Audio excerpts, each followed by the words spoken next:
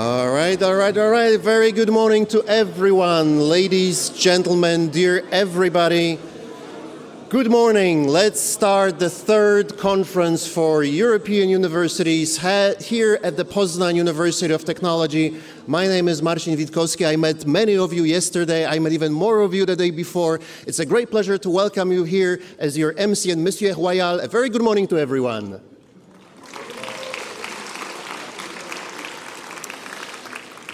Distinguished guests, rectors, members of the European University Alliances, representatives of the European Commission, their colleagues, partners, students and friends from across Europe.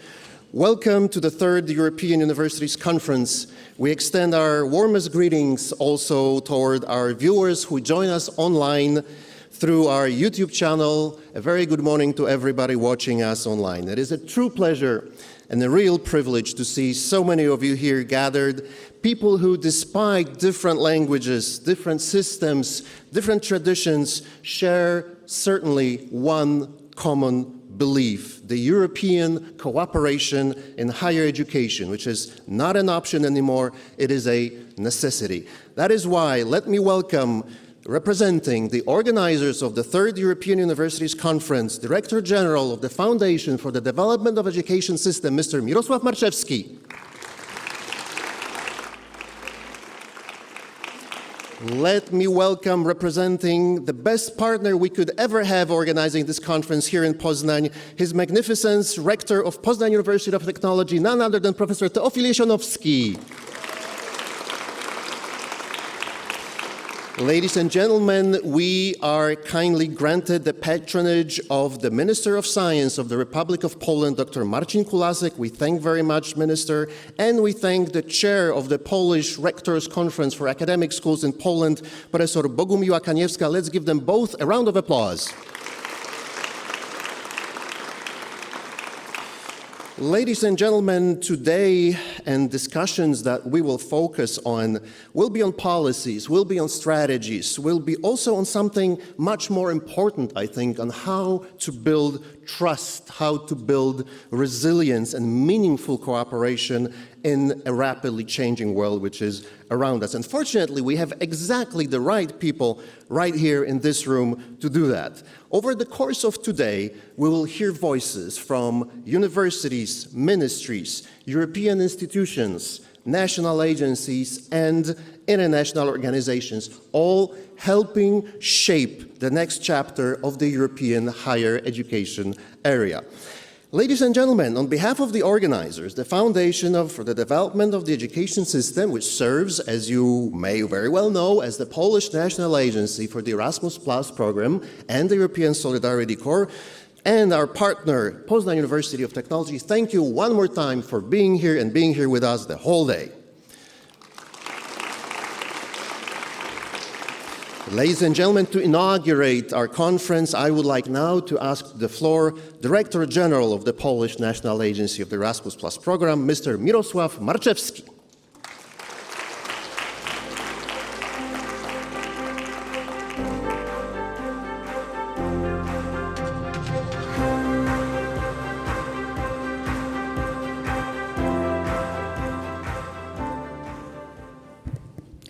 Good morning, Poznan.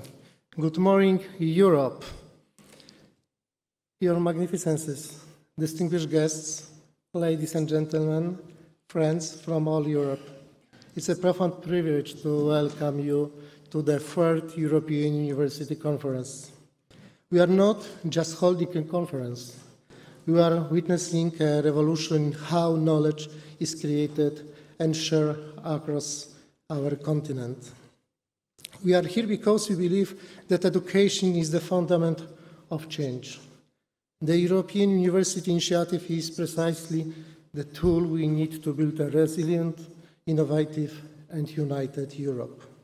This initiative is a flagship of the European education area, designed to move beyond traditional academic boundaries and create inter-university campuses, where students and researchers can move seamlessly between countries and discipline. In Poland, we are just observers of this process. We are its active architecture.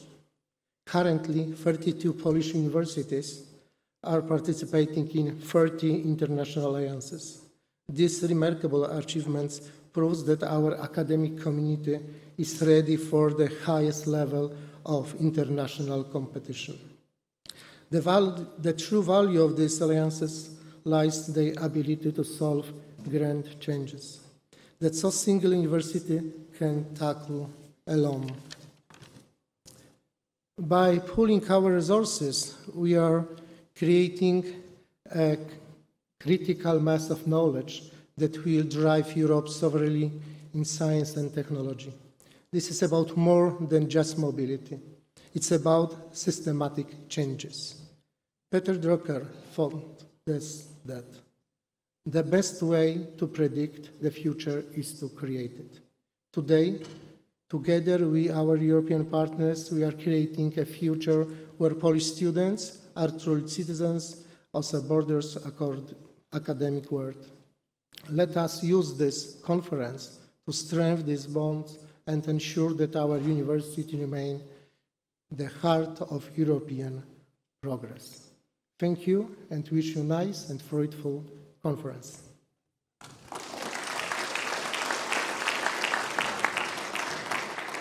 Thank you very much. And now let me ask our co-host, partner, and the best friend in organizing this conference, His Magnificence, Professor Teofil Jesionowski, Director of Poznan University of Technology.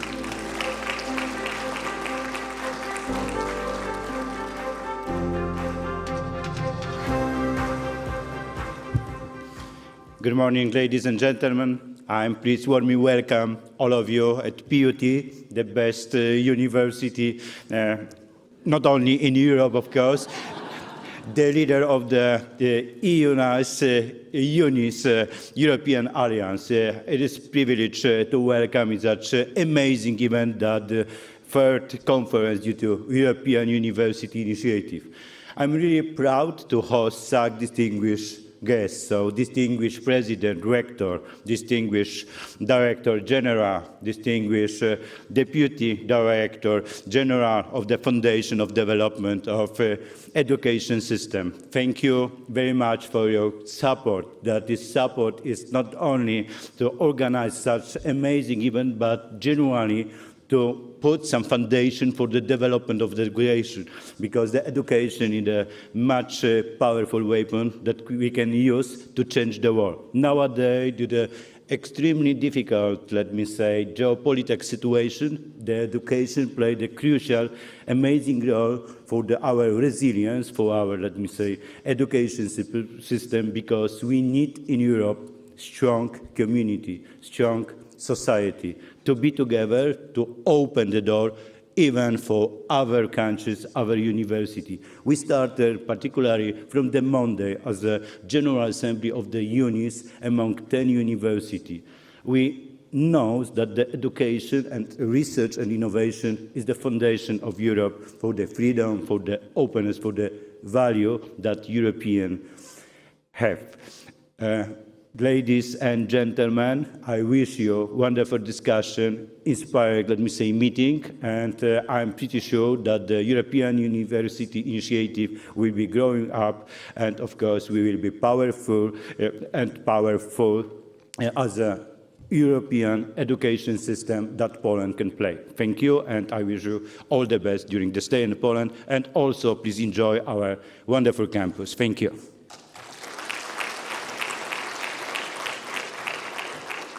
Thank you very much. And I must say to everyone who is from outside Poland, we here in Poznan, we have this running joke that we tell every year. And of course, the largest universities are in our capital city in Warsaw. The eldest ones are located in Kraków down south, but the best ones are always in Poznan. So there you go, Rector Jesionowski. Thank you so very much for outlining this. Also, I'm not sure if you have noticed my tie. This is a very European/international tie. I wear it only once a year for this special occasion, which is our conference for European universities. But among this European community, the top place on my tie is always the flag of Poland. So right now, let me ask for a special video message, which we received from the Minister of Higher Education and Science, Dr. Marcin Kulasek. Szanowni Państwo, Z ogromną przyjemnością witam Państwa na trzeciej konferencji Uniwersytetów Europejskich, która stanowi ważny element wymiany doświadczeń, sukcesów oraz planów na dalszy rozwój inicjatywy Uniwersytetów Europejskich. Cieszę się, że polskie uczelnie są dziś tak aktywne w tym projekcie. 32 polskie szkoły wyższe uczestniczą w 30 spośród 65 istniejących sojuszy Uniwersytetów Europejskich. To pokazuje, że nasze uczelnie chcą się rozwijać, współpracować i mieć realny wpływ na przyszłość europejskiego szkolnictwa wyższego. Dzisiejszy świat bardzo szybko się zmienia. Zmienia się rynek pracy, rozwijają się nowe technologie, pojawiają się nowe wyzwania społeczne. Dlatego uczelnie muszą przygotowywać studentów, naukowców i wszystkich uczestników edukacji do funkcjonowania w nowoczesnym świecie. Właśnie dlatego współpraca międzynarodowa jest dzisiaj tak ważna. Edukacja ponad granicami nie jest już dodatkiem, ale koniecznością. Potrzebujemy silnych partnerstw między uczelniami, wspólnych badań, wymiany wiedzy i doświadczeń. Inicjatywa Uniwersytetów Europejskich bardzo dobrze odpowiada na te potrzeby. Pomaga tworzyć nowoczesne uczelnie przyszłości, otwarte, innowacyjne i współpracujące ze sobą ponad granicami państw. Życzę Państwu, aby dzisiejsza konferencja była inspiracją do dalszej współpracy i rozwoju sojuszy Uniwersytetów Europejskich. Wierzę, że wspólnie możemy budować nową jakość w szkolnictwie wyższym. Dziękuję za uwagę. Thank you. Thank you very much, Minister. We also have a very special message sent to us by the European Commission. But before we play this video, I need to share with my Director General an email that I just received this morning, a very personal message from Director General Ms. Pia Renkilde Hansen, who has underlined to tell you, especially to thank and acknowledge all the work that the Polish National Erasmus Plus Agency is doing in cooperating with the academic world to create this opportunity, which is our conference today, possible, and to explicitly thank the team from the Foundation of the Development Educational System for the work that we're doing. So thank you very much on behalf of Ms. Pia Renkilde Hansen to Director General Mirosław Marczewski. And now, let's play the video from Ms. Pia Renkilde Hansen, Director General for Education, Youth, Sport and Culture at the European Commission. Excellencies, ladies and gentlemen, I'm delighted to join you online at this third European Universities Conference. You're gathered in Poznan today to reflect on the future of the European universities and their strategic role in transforming European higher education. Since their launch in 2019, the European universities have grown to 73 transnational alliances, uniting almost 650 institutions in 35 countries. But the European universities' impact can be measured in more than just numbers.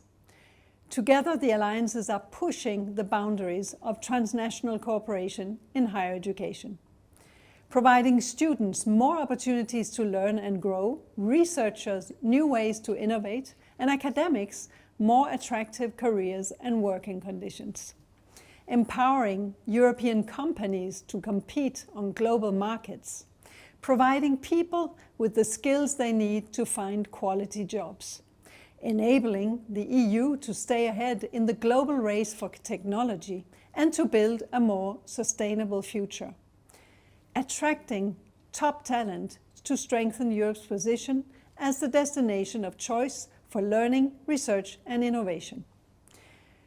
The European universities are leading the way, and I want to thank Rector Jerzonowski for organizing today's conference, for your university's leadership of the UNICE Alliance and its contribution to the work of the European universities. This is the third time Polish universities are organizing a strategic discussion on the Alliance's future, demonstrating how successfully you have integrated into the Alliances and become key architects of their future. Poznan University of Technology is well positioned to lead this transformation. Your university's long-term strategy bridges education, innovation, science and values to form a compelling vision, offering direction for the alliances and the transformation of a European higher education. The European Commission is proud to support the European universities in this endeavour. The alliances are our largest higher education action and one of its greatest achievements, enabled by a budget of 1.2 billion euro under the EU's current long-term budget. As we look ahead, breathing life into the joint European degree label will be a top priority, building on what has already been achieved with the pilots carried out by the alliances. The first European degree labels will be awarded in just a couple of months. The label will serve as a very visible brand for European higher education institutions wishing to build cooperation with other partners and to attract top talent to their programs. It marks a new milestone on our journey towards establishing a fully fledged European degree. This work will continue through our new call for exploratory action. We are pleased to see that so many of the alliances and Polish institutions and authorities have applied to be frontrunners of this work. This is a strong signal that the sector is ready to move forward. Commitment at the national level is key to our success, and I want to thank the European universities for your tireless efforts to pave the way for the European degree. The foundation for the development of the education system for supporting the alliances in this effort, and Minister Kulasek for taking forward this work under the Polish presidency. The Commission will continue its political support for the alliances at the highest level. Our proposal for the next long-term EU budget will offer opportunities for a smart mix of funding to leverage the European universities' transformative potential. We must also think about how the alliances can benefit from other financial sources and co-design financial investment pathways. Ladies and gentlemen, thank you again for your commitment to make the vision of the European universities to transform European higher education and our societies a reality. Thank you very much, Director General Hansen. Isn't that great, everybody? Even if important people in Europe cannot be with us here right now, they always care. They show us that they care, and they send us these wonderful messages. Thank you very much, Director General. If you're watching through the streaming, we warmly greet you, and thank you very much for your kind message. And now, finally, we have one more. We have one more video message recorded for us, especially by the Member of European Parliament, Mr. Bogdan Zdrojewski. Szanowni Państwo, z przyjemnością witam wszystkich uczestników trzeciej konferencji Uniwersytetów Europejskich odbywających się na Poznań University of Technology. To wydarzenie odbywa się w szczególnie ważnym momencie dla europejskiego szkolnictwa wyższego. Inicjatywa Uniwersytetów Europejskich uruchomiona w ramach programów Erasmus+ stała się jednym z najsilniejszych motorów transformacji europejskiego szkolnictwa wyższego. Obecnie 65 sojuszy skupia ponad 560 uczelni z 35 krajów, tworząc nowy model współpracy ponad granicami państw, dyscyplin i kultur. Polska odgrywa w tym procesie szczególnie aktywną rolę. To cieszy. Polskie uczelnie są nie tylko uczestnikami tych działań, ale coraz częściej ich współtwórcami, a także liderami. To dowód siły, ambicji oraz międzynarodowego potencjału naszego środowiska akademickiego. Temat konferencji – kształtowanie przyszłości uniwersytetów, zintegrowana wiedza, potencjał i kompetencje trafnie odzwierciedla priorytety, przed którymi stoi dziś Europa. Nowoczesne i elastyczne systemy kształcenia, w tym mikrodoświadczenia oraz rozwój kompetencji przyszłości przy silniejszym powiązaniu między edukacją, badaniami naukowymi, innowacjami, zwłaszcza te synergie, które są pomiędzy programami Erasmus+, a Horyzont Europa. Także odpowiedzialne umiędzynarodowienie łączące otwartość, wolność akademicką i bezpieczeństwo. Ważne jest także sprawne wdrażanie patentów i ich ochrona. To niezwykle ważne tematy w kontekście przygotowań do nowej perspektywy budżetowej Unii Europejskiej oraz przyszłego kształtu programu Erasmus+, nad którym pracuję. Uniwersytety pozostają fundamentem europejskiej konkurencyjności, odporności i wartości demokratycznych. Życzę Państwu owocnych debat, odważnych pomysłów oraz trwałych partnerstw. Przyszłość Europy kształtuje się na takich kampusach jak Państwo. Dziękuję bardzo. Thank you very much, Mr. Zdrojewski. He's also the Erasmus Plus rapporteur, which is so close to our heart, so thank you very much for doing this for us. And thank you to all distinguished speakers so far. I think that your remarks, all of them, remind us that the European University Initiative is not simply about mobility or not simply about administration. It is about something much, much stronger, about connections and competitive building, a competitive Europe through knowledge.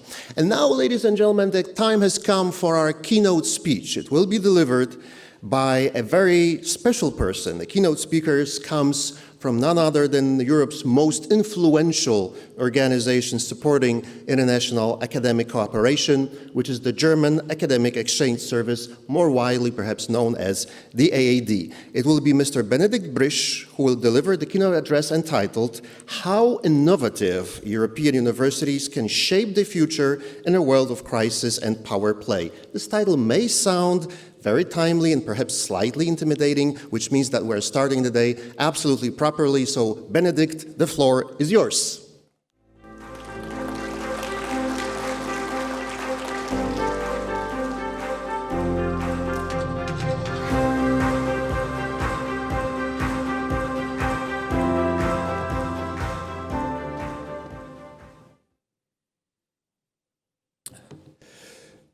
Dzień dobry Państwu, szanowni uczestnicy konferencji. So I did my best to pronounce at least a few words in Polish. And dear Director Maciejewski, dear Magnificent Rector Professor Jesieniowski, dear Magnificences, Rectors, Professors, colleagues and friends of European and international higher education and research. First of all, I would like to express that it is a true honor for me as a representative from the German Academic Exchange Service, the DAAD, to be invited by our Polish colleagues who host this conference to speak to you today. And I would like to add that I would like to thank you for bringing me to the beautiful city of Poznan. I had the opportunity to walk through the city center yesterday afternoon, full of sunshine, young people, great architecture, and today the wonderful campus of Poznan University of Technology. I enjoyed it very much. I'm grateful to be here.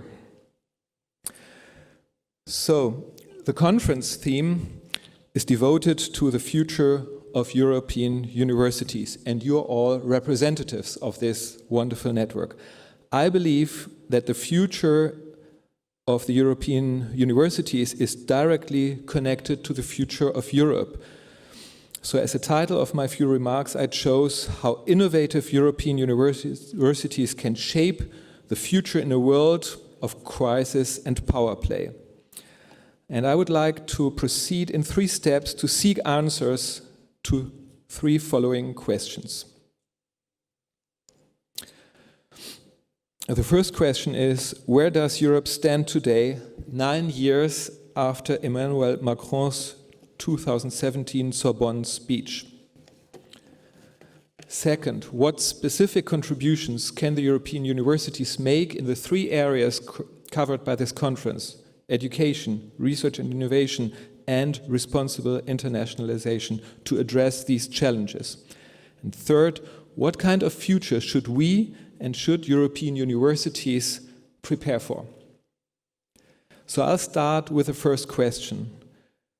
When Emmanuel Macron delivered his Sorbonne speech in September 2017, giving decisive momentum to the European Universities Initiative, it had been just 1 year since the Brexit vote. So I'm bringing you back to that time. And that Brexit vote then led to the United Kingdom, unfortunately, leaving the EU. populist movements were gaining ground, and social media was increasingly fueling division and fragmentation within our societies. International politics had taken on a more confrontational tone, and technology companies appeared to be amassing unprecedented power. Many found this deeply unsettling. Macron presented his vision as a new initiative for Europe, and among its proposals, the creation of European universities. And this has proven to be particularly successful. As it was already mentioned this morning, since 2017, more than 65 European universities have been established, bringing together over 570 institutions across 35 countries, and many of them are present today. This early and strategic effort mobilizes Europe's most valuable resource, human intelligence, expressed through science, innovation, and collaboration across diverse cultural and academic traditions. It was the right response then, and it remains it today. As we gather here at the third European Universities Conference with representatives from across the European Union, we owe this opportunity to that initiative. At the same time, it calls on us to reflect what challenges lie ahead and how will we address them.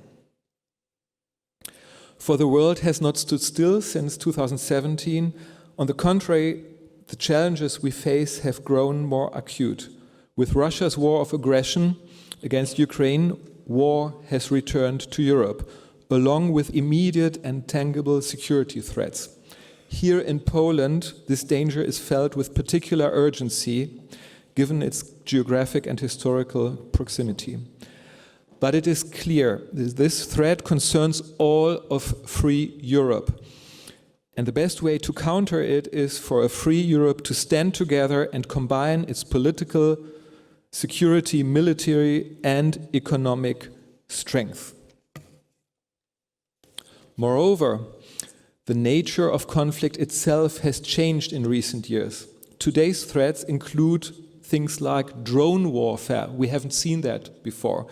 Artificial intelligence on the battlefield, and hybrid strategies that target infrastructure, energy systems, and public perception and psychology.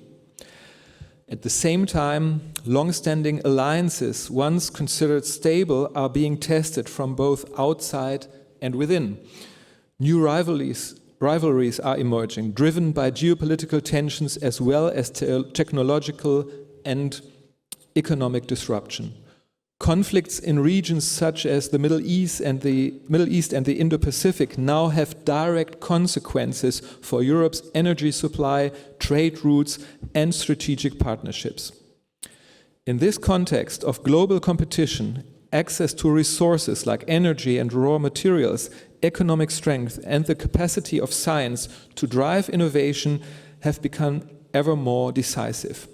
Europe's role and relevance in the world is being challenged not only by assertive major powers, but also by the growing strength of emerging economies that are increasingly shaping global dynamics and asserting their interests.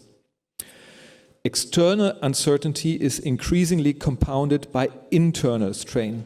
Across Europe, our societies are facing growing polarization and fragmentation. Public discourse is becoming more and more emotional and confrontational. I think we all have experienced that. All too often, people prioritize winning debates and even humiliating their opponents over listening and learning. Discourse focuses on division quite often, rather than finding solutions or agreeing to disagree sometimes and maybe finding a compromise. The principles of open and respectful debate, essential to democratic societies, are too often being disregarded. We must also recognize that these internal vulnerabilities are being actively exploited by external actors through disinformation and targeted influence and propaganda, amplifying uncertainty among citizens.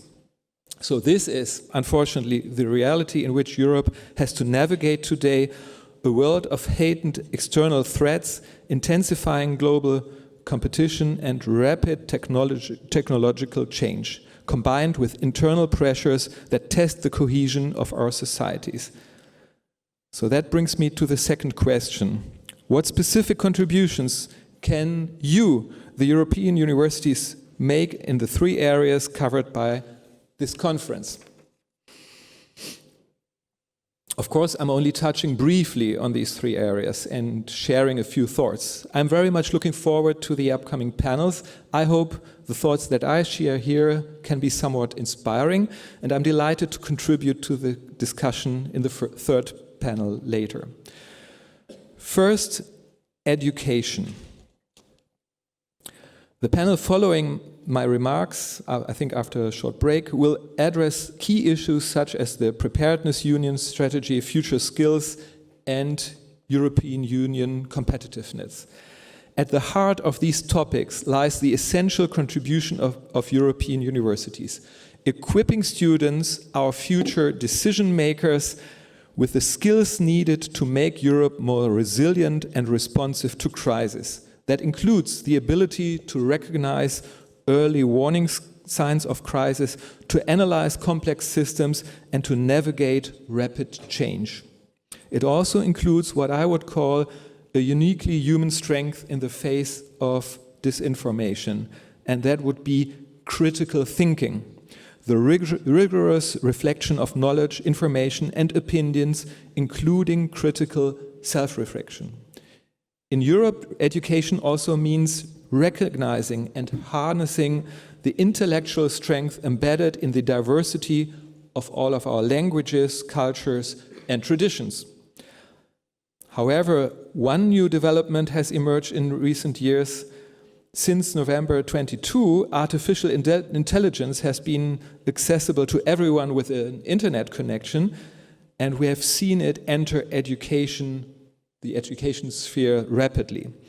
One of the greatest risks of artificial intelligence in education is that we use it not as a tool to expand our knowledge and skills, but rather allowing AI to take over the process of learning, of translating languages and acquiring and applying knowledge.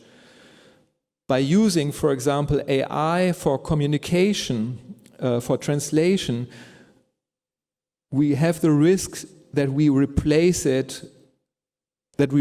learning languages by using artificial intelligence for translation.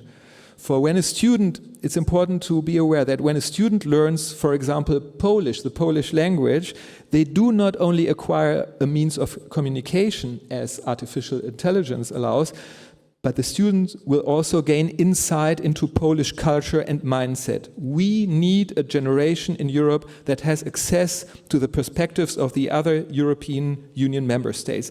While no one, of course, can learn, or probably few can learn all European languages, learning several languages strengthens mutual understanding across borders and contributes to the cohesion of the European Union.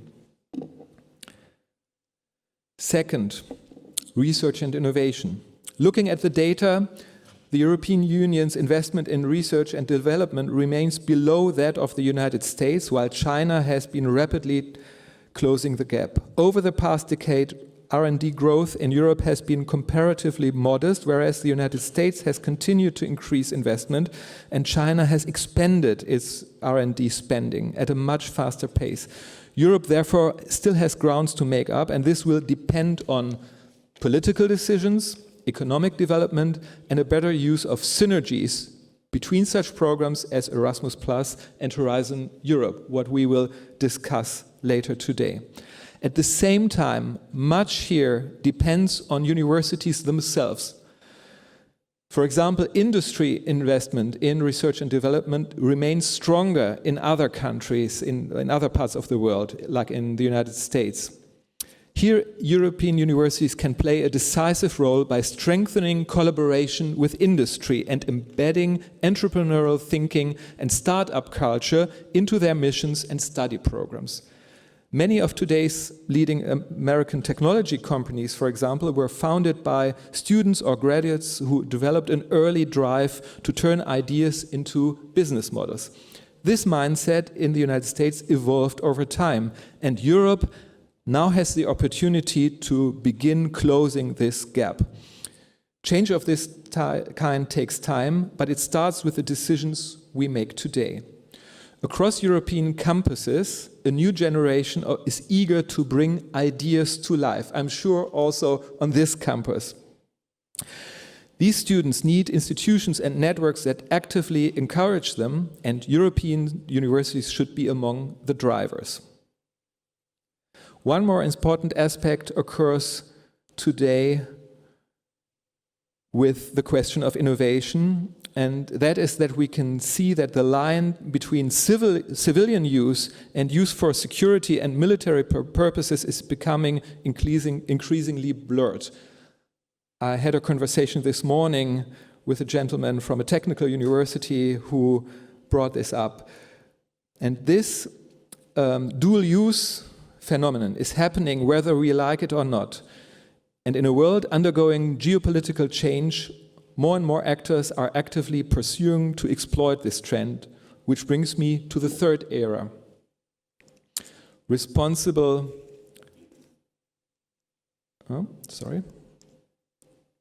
internationalization. As I just mentioned, greater innovation also entails far more dual-use risks today than in the past. When it comes to research security, the goal is often described as striking a balance between the openness of international academic cooperation and research security. That is certainly true, but I would go one step further and emphasize the combination of both openness and security.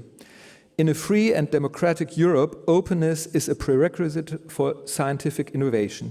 In turn, innovation is essential to our strength in terms of security and economic competitiveness. Conversely, there can be no openness without security. If our security is compromised, for example through threats and espionage, we also risk losing the openness that enables scientific exchange and innovation.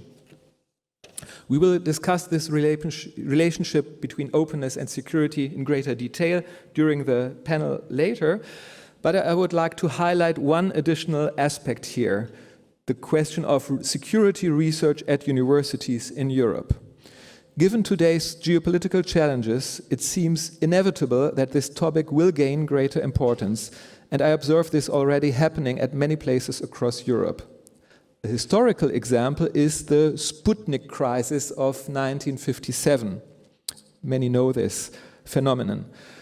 In this year, 1957, when the Soviet Union launched the first satellite into space, in response, the United States established DARPA, the Defense Advanced Research Projects Agency, whose projects involved a large number of universities and still involve a large number of universities and help bringing the United States back to the forefront of security-related technologies, while also generating civilian innovations such as the internet, GPS, and much more that we live with every day.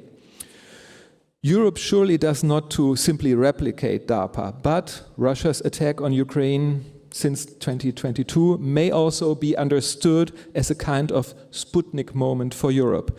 If Europe requires more research and innovation in the field of security, then European universities seem particularly well suited to contribute because they are founded on the European ideal and together with international partners can make a distinctly European contribution to security and responsible internationalization. I'm coming to the end of my few remarks and come to the third question on what kind of future should we and should European universities prepare for. A famous quote about the future is often attributed to the Danish physicist Niels Bohr, who said, or supposedly said, prediction is very difficult, especially if it's about the future. So this is of course funny, but it's also accurate because predicting the future would require taking into account parameters that have not yet occurred and that we don't know yet.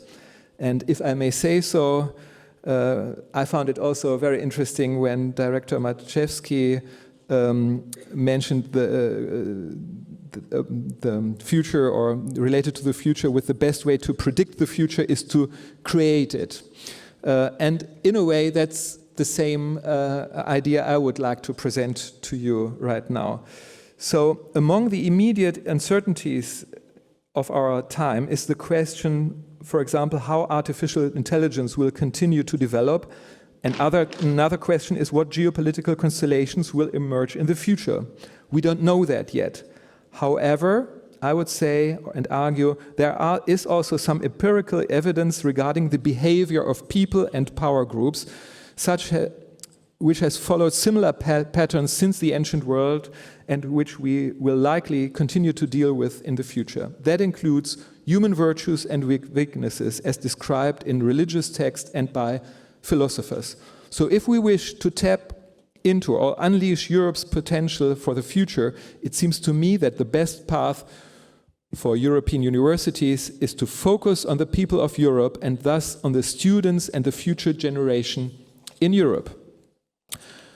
To unlock Europe's potential, what will that mean in the future? What kind of Europe do we want to be in the world? Does Europe want to be a major power or a modest one? Will Europe confine itself into niche areas, or will it find new strengths through networks with strong and reliable partners around the world? As Niels Bohr said, the future is unpredictable, but the capabilities that European universities develop for their students, researchers, and European citizens will be decisive in determining whether we play a shaping role in the future and whether we can determine our own destiny.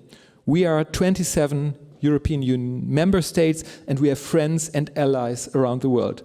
No single European country is strong enough on a global scale, but together we are strong and can stand up for our interests in our world of power plays. European universities are the best institutions for educating a new generation of Europeans with the skills necessary to face future challenges and bring Europe closer together.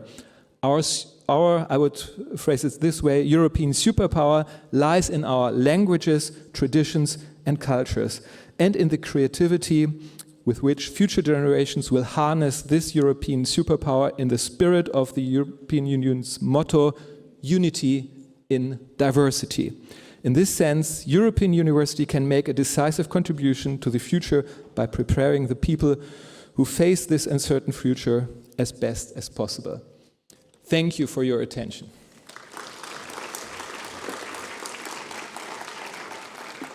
Thank you very much, Benedict. Stay a moment here with me, because Ben has used some Polish language, and I'm sure that you being here in Poland for a while, you already learned that there are only three most important expressions in the Polish language that you must learn. First one, Ben has already used at the beginning, saying dzień dobry państwu, which we can practice all together. Now it says dzień and dobry, okay? So when we say dzień dobry, you say, there you go.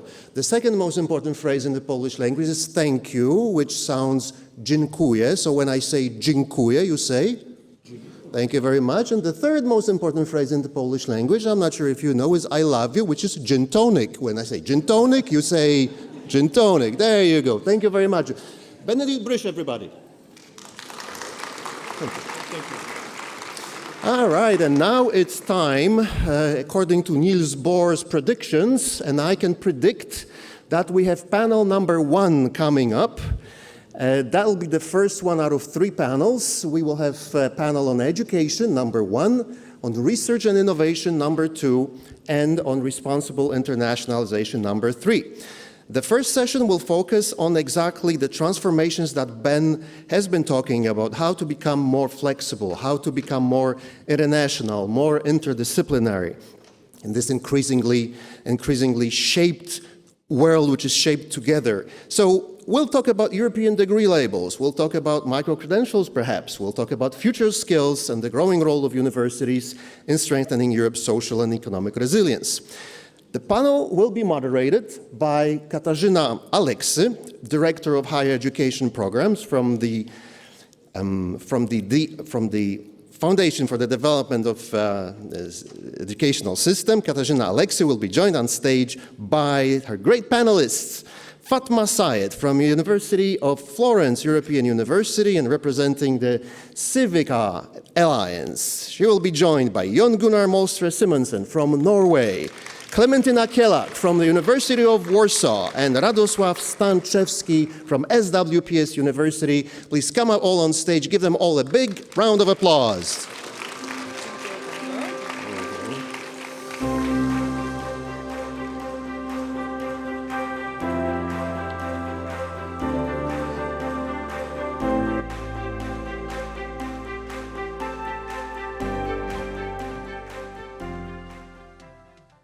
Good morning, everybody.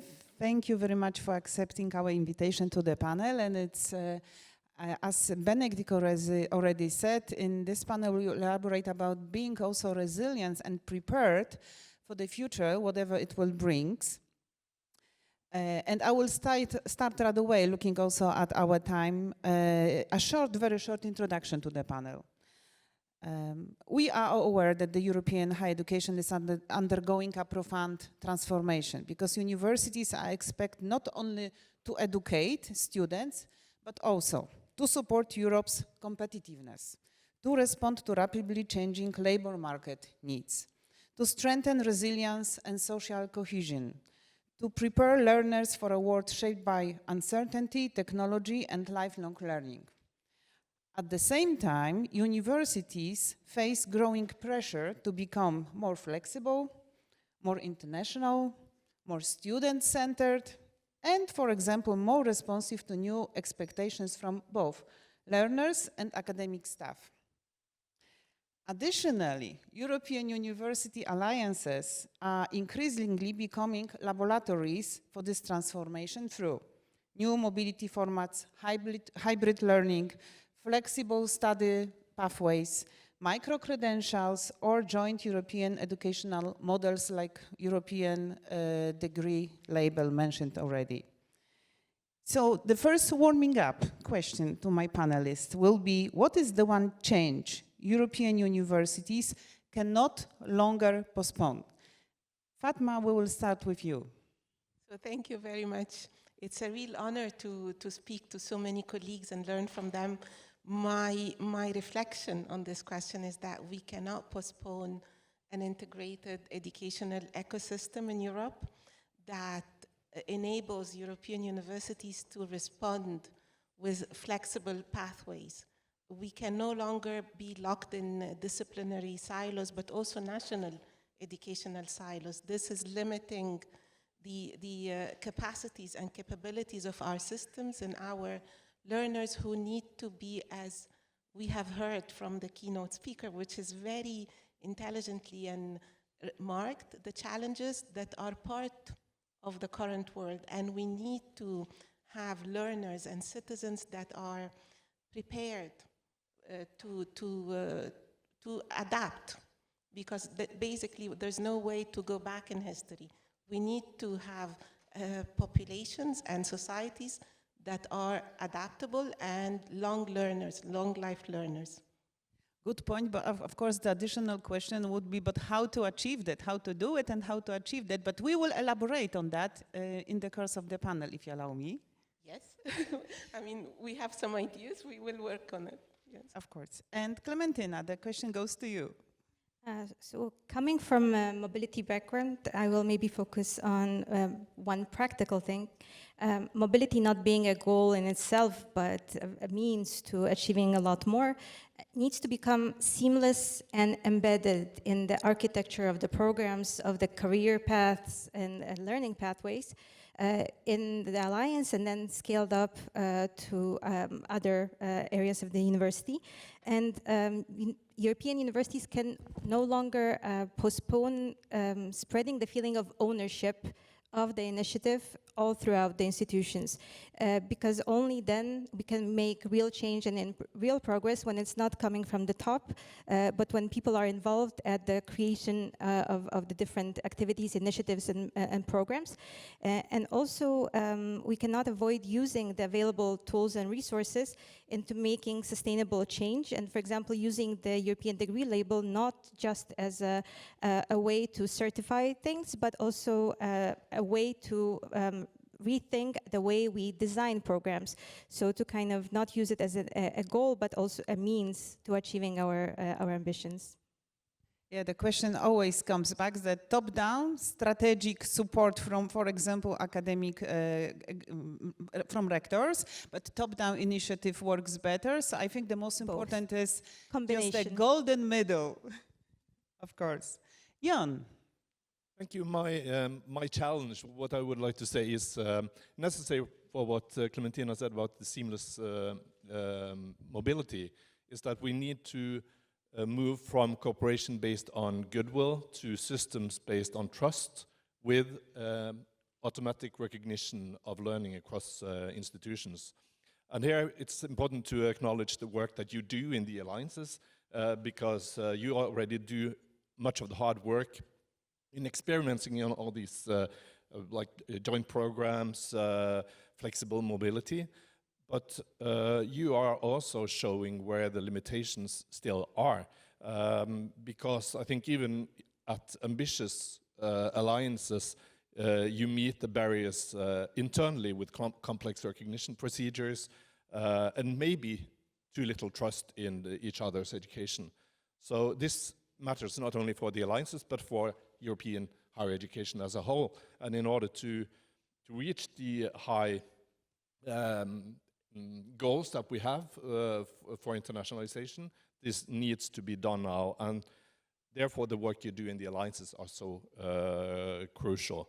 So we agreed on this 25 years ago with the Bologna process, but implementation is still uneven. We have to build the trust into our systems, and that's why our work and your work is so important. Yeah, it's always surprised me, and I'm always surprised by that. So many years after the Bologna process, and so many things were achieved on the way, but the automatic recognition, we are still, although we are doing our best, we are still in the process of achieving that goal. And the last but not least, Radosław. Being the last is always problematic because you have all of these smart people that said all of these smart things. We will change it with the next question. Already.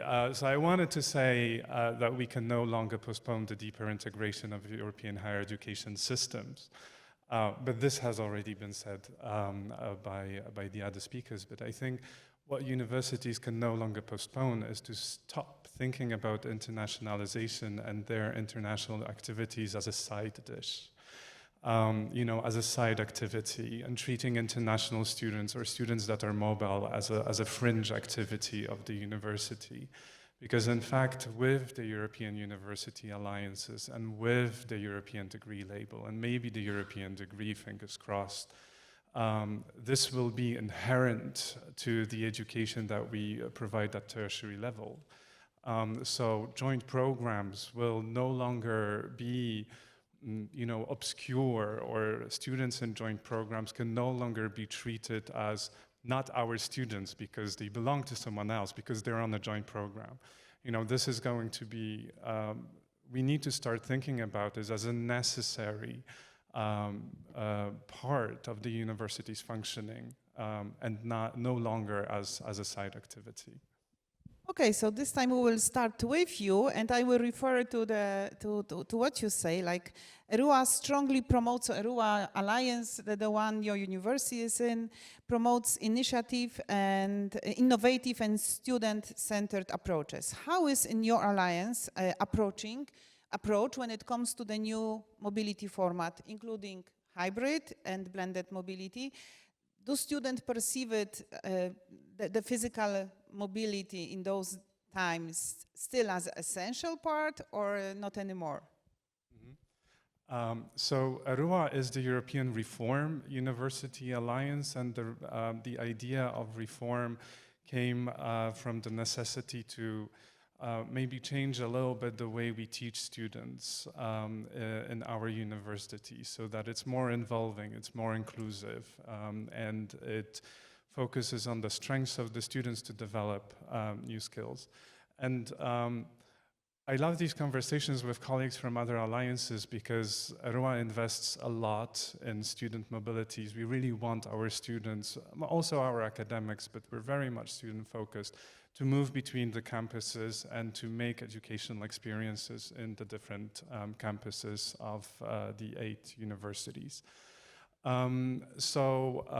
We've put aside a lot of funding for actual physical mobilities, apart from the mobilities that we realize under the standard Erasmus program. So we invest part of our European Universities grant to allow students to go to our partner institutions. And we do it through different ways, from faculty-led programs where the students travel with one of their teachers to do a short course that is delivered jointly at a partner, through intensive modules that universities organize especially for students from the other alliance universities, and also summer and winter schools. And it's hugely popular. So your question was about, do students still want to be physically mobile? Yes. Yes, they really want to travel, they really want to go and take part in activities at the other universities. So I think, of course, the blended formats are also very popular, but blended means that there is a physical mobility component, and students want to go. And I think it's important for us to allow them to go, create this possibility and create an environment for them to go to a partner university and take a course there. And it's important for all the reasons that the keynote speaker addressed. Europe needs to integrate, we need to build strength in our diversity, also linguistic ones. So we also have virtual courses, we also have online courses, but in an online course, the student will not have experience with a different education system, except for the teacher that they see online. They will not be able to interact freely with the other students, not only in the classroom, but also outside of the classroom. They will not have contact with another language. It's great when they go to France or when they go to Italy. We have some, French speakers or Italian speakers, but they can also go to Bulgaria or to Greece or to Lithuania. We have a Lithuanian partner where a lot of students that come to our campus, they speak Polish, which is very surprising. But this is fantastic. This is really, really European. Virtual formats, of course, they are gaining ground, they are gaining popularity, mostly because they're convenient, you don't have to leave home, you don't have to invest the time, you don't have to invest the money, even if you do get the grant, and you still can get a certificate and possibly a micro-credential doing an online course, and this is of course very worthwhile. But I think the physical mobility is still the main area of our activities in terms of educating students jointly and internationally. And we really do believe that physical mobility is the way to go. In short formats, in joint programs. We love joint programs. They're a lot of work, but we love them.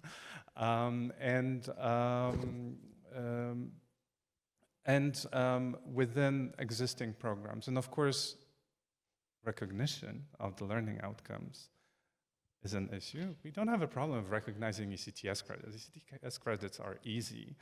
But the recognition of the learning outcomes, this is where the problem lies. And I think this is also one of the elements that we have to focus on, like you said, in the future of European higher education area, because without that, we're going to get stuck.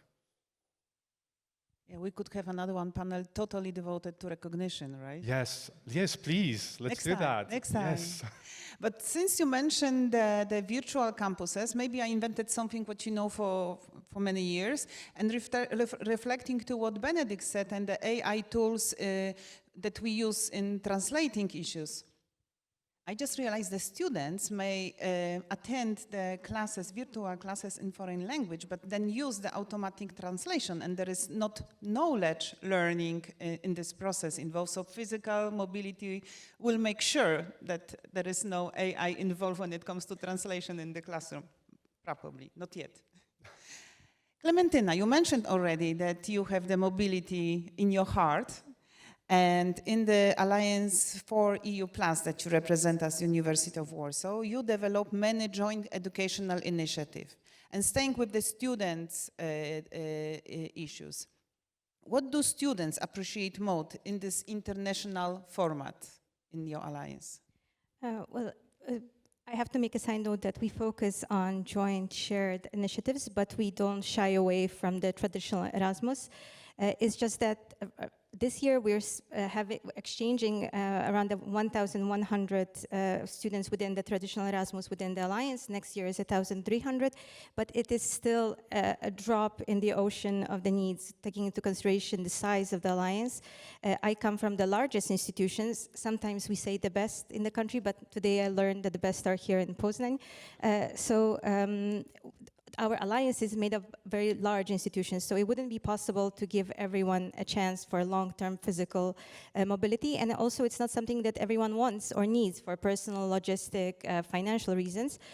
So we have a large offer of joint courses, shared courses, virtual learning possibilities, and I think what students value the most is the flexibility, the wide offer of interdisciplinary activities, the chance to cooperate in international interdisciplinary teams, working together on the health case challenge or tackling climate-related issues is something that they appreciate greatly. And sometimes we also have a problem with curbing the enthusiasm. We started pre-pandemic as an alliance, and towards the end of the first project, we had money left. So we told academics, you can experiment, you can work on different formats, different programs, we have the money. And they did. They created interesting educational projects that involved several shoulder mobilities outside, all different kinds of formats that are appropriate for their discipline or their area of expertise. But now that the money is not as abundant as before, we have to ask them to fit it into the more standard or maybe not so standard yet, for example, blended intensive programs where the rules are a little bit more rigid. So now it's a struggle to bring it into those formats.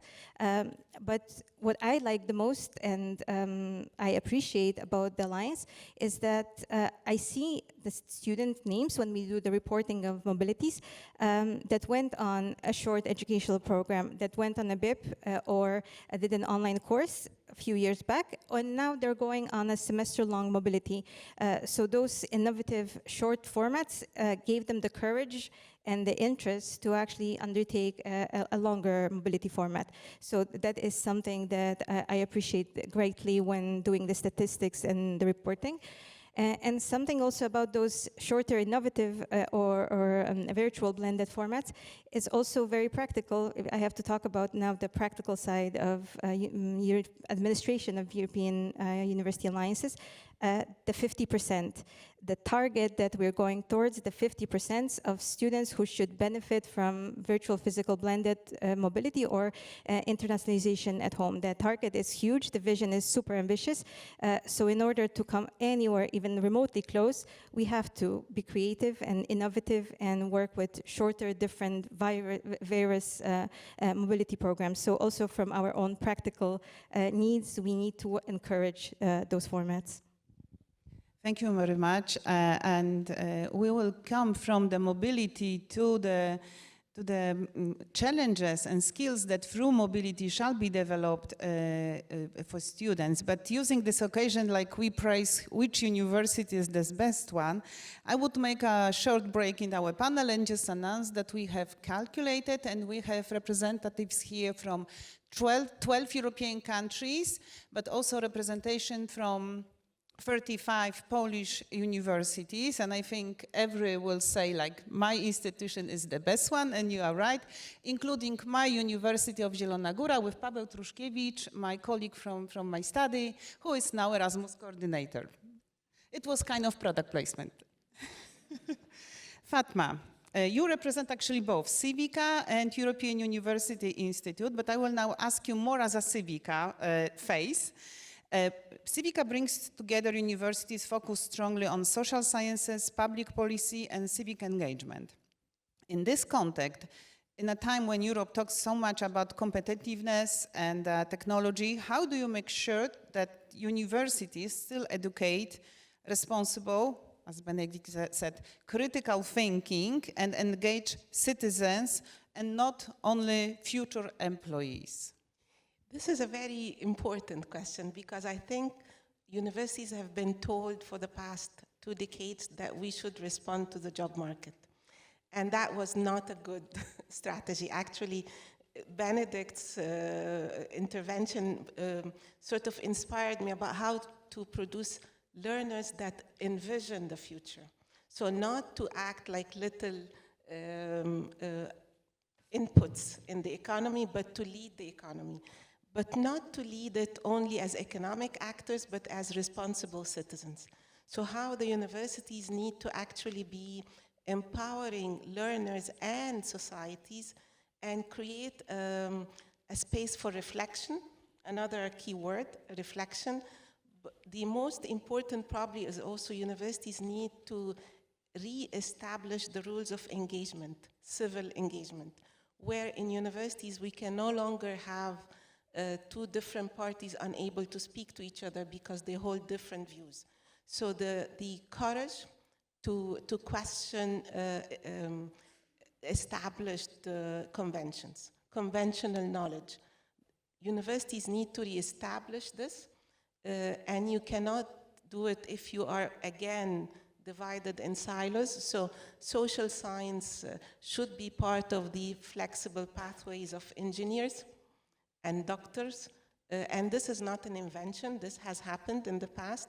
So a medical doctor should be able to speak about music and psychology and engineers. So this, we need to establish round citizens. And Civica is a social science university, but I think that we need again maybe to rethink the alliances, to reintegrate them, not to divide them by silos. This we can start. Another important, I think, important element for all universities, we are starting at the European University Institute in our little reality, is the establishment of the third space. By the third space, we mean a scholars hub that convenes academics and professional expertise in establishing translingual academic literacies, academic teaching and learning pathways, professional development, where both academics and professional experts from within the university facilitate long life learning that is also open to alumni, where you do not lose connection with your alma mater just by graduating, because you still need to upgrade, also intellectually, not only at the skill level.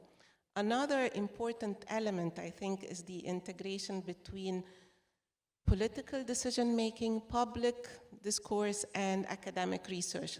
Most of the time we watch the news and we listen to our university debates, and these are 2 different worlds. And I'm actually very grateful for another, I'm sorry to speak again about the European University Institute, where I come from. It's a research university established by European Member States Convention, and it is now establishing a center for academic policy expertise with the European Parliament. That is, academics will be informing public debate in the European Parliament. Usually this has been done by internal in-house think tanks to the Parliament, and now it's moving to a university. So again, encouraging university researchers, students, early career researchers to be not only siloed in their disciplines and in their campuses, but publicly engaged, and publicly engaged in a structured institutional manner. Thank you, Fatma. I know also from Małgorzata Chromy, somewhere here, presence in the room, that you will organize this July, Małgorzata, correct me if I'm mistaken, the third meeting of the ambassadors of your Civica Alliance. So this is also, sorry? Thank you. So it's also good to mention, to think also about the alumni, first students and their involvement, and then future alumni of your alliances as a future policymakers. But yes, you mentioned already that maybe the collaboration, the lobbying, or the tension between universities and the European Parliament, also Commission, and I'm referring now to Jon, because national agency, as a national agencies, we are just somewhere in between the European Commission and European University Alliances. This is initiative centralized, so directed from Brussels. On the other hand, universities are very close to the national agencies, so will not be pretending we don't see the need for any support that we can provide. So how can national agency better support universities in moving from individual projects to long-term strategic transformation? Yes, we have an important role, both in this, being between the institutions and the alliances and the Commission, but also the national authorities. So I think in addition to our role as funders, we have also an increasingly important role as facilitators for systemic change, help creating the conditions for transformation by supporting the institutions beyond individual projects and alliances through guidance, information, but by maybe even more importantly, by creating arenas for exchange and mutual learning, such as this conference. And in our case in Norway, we have a close dialogue with the universities and with the ministry, and obviously also with the Commission through our role as a national agency. So we create meeting points we can share, where the institutions can share experiences, discuss challenges, and scale what works. So this role as connectors is very important also when moving then to more strategic and long-term cooperation. So this is I think where we can add value, is to bridge policy and practice and help translate the political ambitions into workable solutions at the institutional level. And also let me say that we are part of a project funded by Erasmus+, the Future for Alliances.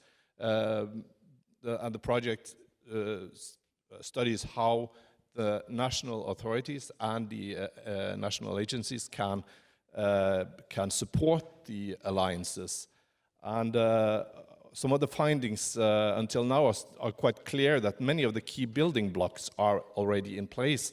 I mean, across countries, the frameworks exist, the tools exist, and we have a growing body of experience from the alliances. But we now need to operationalize this, to move from the potential to practice, and to implement the approaches not only within the individual alliances, but across European higher education. And this is somewhere where we have a role as an NIS. Thank you. For those of our guests who are from unis, I will maybe additionally mention that we, Polish National Agency, we also try to support our universities within the European University Alliances by organizing such conferences like this one. You may think, oh, third only, but to be honest, last year we would organize the conference. If not the Polish presidency, then there was official presidential conference at the University of Wrocław. Professor Patrycja Matusz is probably also somewhere here in the room. So in fact, there is a fourth kind of national discussion of European University Alliances. We organize seminars. You probably see our publishing house. We also produce some materials. promoting Polish universities, but also, for example, last year conference on joint and double programs. The conference was mostly addressed to the most advanced universities, European University Alliances. But I have another one question to you, Jon. Are current Erasmus instruments flexible enough for ambitions of the alliances? Or maybe something is missing, something could be elaborated in the new Erasmus perspective? How they are used in the most effective way by the universities, the Erasmus tools? Well, it's a very good question. I think the instruments are to a large extent flexible enough, but they are not always used strategically, and they are not sufficient on their own. I heard that Pia Hansen said that in the new program there will be, I don't remember the wording, but something like a flexible mix or something of actions. And I think that's important. And I see that the alliances, you are using the tools in a quite diverse and flexible way, using mobility funds in increasingly flexible ways to support new forms of cooperation. And this flexibility should be should be preserved in the new program. But Erasmus Plus is not only for the alliances, it's for the whole higher education sector. And mobility funds are limited, and they should not be earmarked for the alliances. But still the alliances are clearly important pioneers and drivers for change. So you need to position yourself, or the alliances need to position themselves strategically by building strong competitive projects, then to attract funding, both from Erasmus Plus and from other sources. And an instrument like the cooperation partnerships, it's quite flexible, but it's also competitive and not specifically designed for the alliances, so they can be difficult to align fully with the strategic and the long-term structural initiatives in the alliances. And then the Commission has, in the proposal for the new program, there is a possibility for more flexibility from the Commission side with more targeted calls. And I think that could change the Erasmus Plus or make it into a more powerful tool of change. However, it can also reduce the predictability for the institutions and the alliances, which I understand you need the stable frameworks to plan strategically and over the long term. And then the third point is that we need the program to be more, to simplify the program and to secure proportionality, because it is experienced as too complex by some. But you as alliances, you are probably better positioned to use the tools than many other institutions. So I think they are flexible, but flexibility alone is not enough. You need strategies, you need strong institutional leadership, and you need predictability. Can I add one thing from a university alliance perspective regarding Erasmus in general? Money. Because now we're at the stage where the budget is still being discussed, and the news is sometimes optimistic, sometimes less optimistic, so we're patiently waiting. But my observation, and I don't yet have scientific evidence for that, but from discussion with colleagues from different alliances, the number of Erasmus mobilities within alliances is always increasing. Everyone is reporting an increase.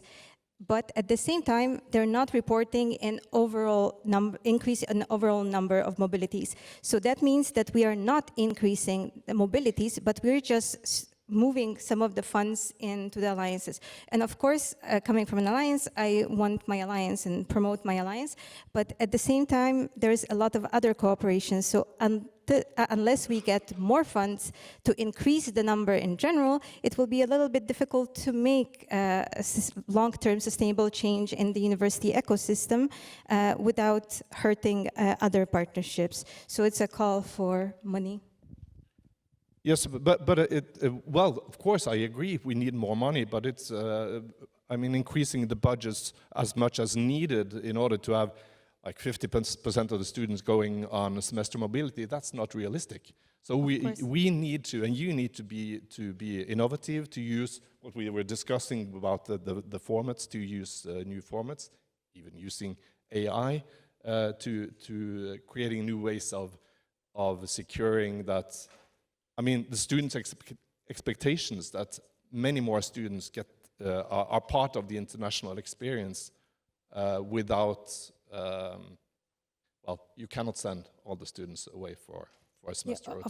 Of course, not expecting that, but just expressing a fear that the growth in Erasmus mobility within alliances is not going in hand with the general increase in mobility because the funds are just simply not there. We are still in a pretty privileged position in Poland that I still have funds, but I know colleagues who have to make sacrifices and they cannot organize BIPs or send students on BIPs just because there are the funds at this stage in the project. Thank you for this interaction. Actually, I could have a water break. Thank you. But I heard two things. Clementina, I had already the picture like the like hamster in the wheel. The faster the hamster runs, the wheel is running fast. So this is the kind of self-speed that you want to achieve in universities with, for example, number of the universities. Or mobilities. And the other sentence that I heard, it's not even the question about if Erasmus is flexible enough. It's about if universities are flexible enough to use different streams, different fundings and programs. I would even mention solutions to continue the work, to do the project, to be in the alliance, to increase the numbers. So congratulations. Radosław. I wonder if universities are truly ready for a generation of students, that are expecting more flexibility, personalized, flexible pathways, learning pathways, hybrid learning, you already touched upon that, and immediate relevance to the real life and career. They actually start working, being already at the study. So are universities ready for that as, you know, long-lasting, for many years, institutions, houses, structures? Wow. I'm a psychologist by education, so I'm going to say it depends. No, I think universities are not resistant to change because, in fact, what we do is research, we do science, we develop new knowledge. So we question existing schemes and develop new ones, and then we teach them to the students. So of course, universities have been functioning for centuries in constant change because the world is changing. I think in the minds of university leadership, there is this feeling that we have to adjust, and universities are definitely aware. And it's very visible because they discuss it very openly of the changing environment in terms of demographics, in terms of the needs of the economy, the labor market, the employers, and so on. There is definitely an understanding in universities that the model of education at tertiary level will have to change because of the external factors. Now, whether they are truly ready depends on the number of things. And again, I'm going to go back to how universities perceive their role and how they perceive internationalization. Because if you treat innovation in teaching and learning, and if you treat internationalization as a fringe activity of the university, then you are absolutely not ready. for the new generation of students that want different formats and they want more individualized learning frameworks. But then, if you do understand that this is the need and this is the future of higher learning, then you enter at another level. And we just discussed this. We need deeper integration of European higher education areas, and we need more flexibility in national systems to be able to meet the requirements of internationalization and meet the requirements of the new formats. And meet the requirements of automatic recognition. So at first, you have the level of the institution, how flexible the institution is to adapt to these new models, and how flexible the institution is in interpreting existing rules and regulations, and whether, kind of how ready they are to make use of the existing possibilities within the regulations. And then, of course, you have the personal level at the universities. Whether if you go with a new proposal, if you go with a new program, will you be met with eye rolls, or were you able to create a culture that accepts the change and adapts the change, and welcomes the innovation in teaching and learning? And it is, of course, a personal thing, but it is also the question of the organizational culture that you create within on your campus. But then you have this regulatory level. Again, without rethinking how European higher education models work, how the regulations work in the 27 member states. And the European higher education area is not just the 27 countries. And without introducing more flexibility to the model, I think we will not reach the potential that European universities, and I'm not only talking about the alliances, but all of the European universities actually have to meet the demands of students. And we risk losing students from higher education because students are now thinking really hard, should I commit for a number of years without the ability to earn money to sustain myself? Am I ready to commit those years to develop certain knowledge without really knowing or without a guarantee that it will fit the needs of the future? So we risk losing students to shorter formats happening outside of higher education without proper quality assurance sometimes. We risk losing students to basically the job market immediately after high school.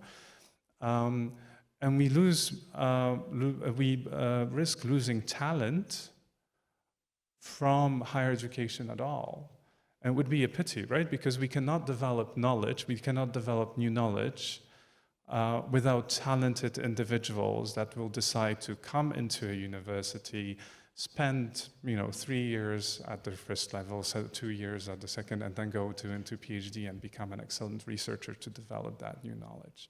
So I think the feeling that we need to be ready is somehow there, and the European Universities Initiative contributed tremendously to that feeling. But I also think that there are certain challenges that the universities are facing internally within their institutions and within their cultures, and externally because of the regulatory frameworks. Because I'm being inspired by you and Clementina regarding the funding models, because the European degree label and Erasmus exchanges we need to be rethinking funding models for students because there's a risk of socioeconomic divide. So it's the rich kids who can afford to complement the Erasmus funding with their family's budget to go for international mobility. So of course we have benefited from generations of Erasmus students, but how many we have lost, as you are saying, to a job market that probably did not invest in their capacities. They are lost visionaries for our societies.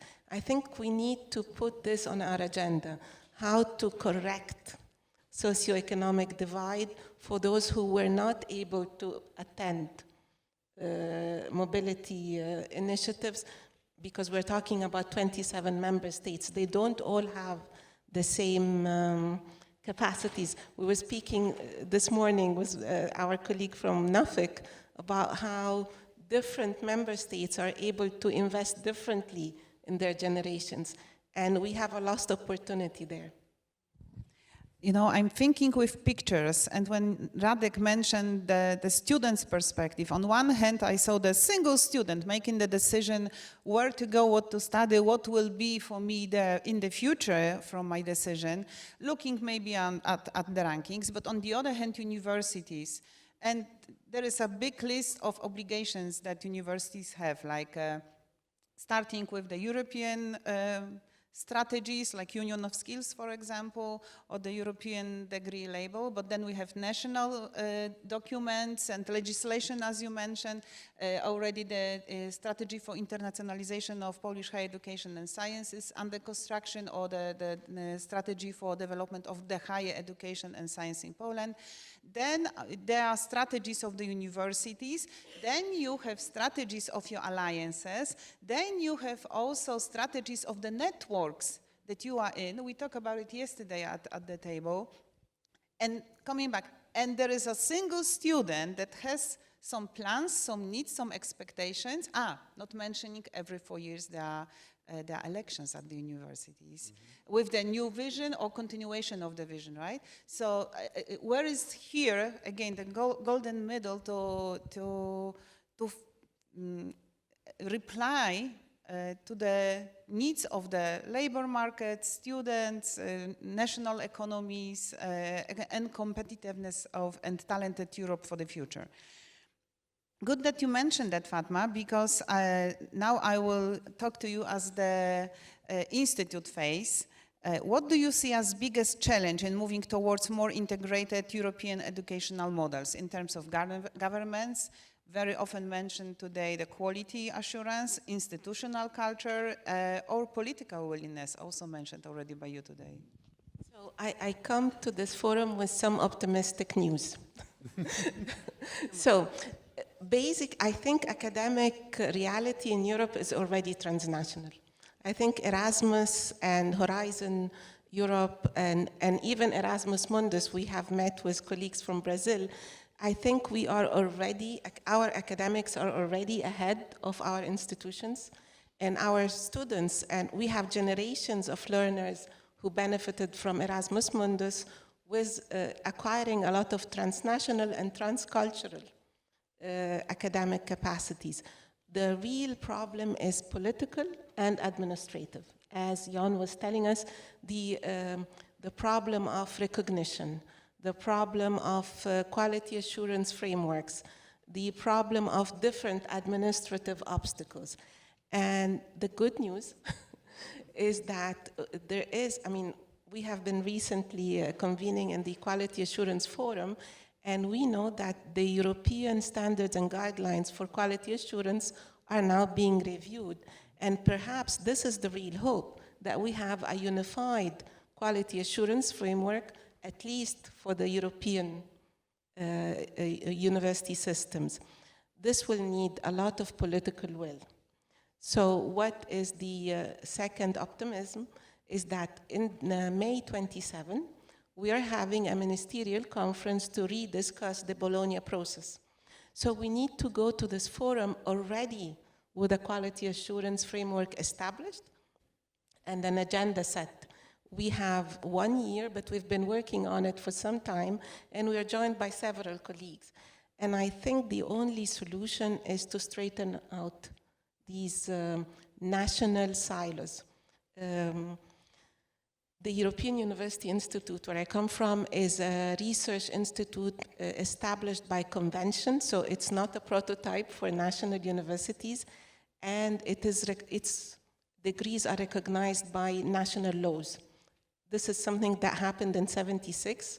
I don't think it is easily replicable to recognize degrees by a national law, but it's easily replicable to follow an agreed framework of quality assurance standard guidelines, with some flexibility for sure, to also recognize flexible pathways of education. But we can get there. I mean, when we speak to colleagues, this seems very difficult, but I think we can. I mean, our students who have benefited from Erasmus, our colleagues in the academics who have been working on Horizon Europe research and have developed collective problem-solving capacity. I think we are having this bottom-up approach, as you suggested, but also I think our politicians are more and more convinced. We had a ministerial conference in Florence on the 7th of May, and the theme was, actually there was a Florence Declaration where 24 ministers of education committed to the protection of university autonomy and academic freedom, which we cannot take for granted in such time. But most importantly, the creation of an established educational and research European space. And this can only happen by reducing administrative obstacles. The third is, and this comes again to our vision for the future, the revision of quality or the revision of values on how to evaluate academic universities and institutions in ranking, where you can also take public engagement and civic education in as one of the elements of valuing these institutions and not only pure metrics. I think we are getting there because we are having universities that require this, alliances that are pushing for it, the commission that is helping. I think we can get there. Okay, so another topic for another one panel, rankings. Are they beauty or are they practical? Noted.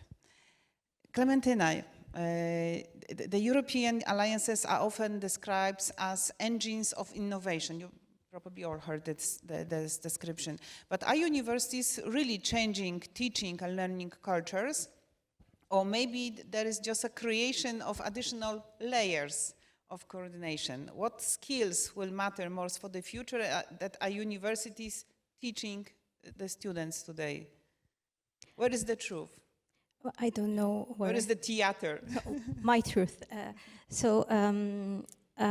I think that the universities, European universities and universities in general, are drivers for innovation. I think this is happening. Maybe it's not going as quickly as it should, but we are huge institutions. We need momentum and to move forward. Are they adding extra layers to coordination and kind of adding to the complexity? Yes and no. We cannot say that there are no extra layers. They are, but they're not necessarily obstacles and they're not necessarily something bad.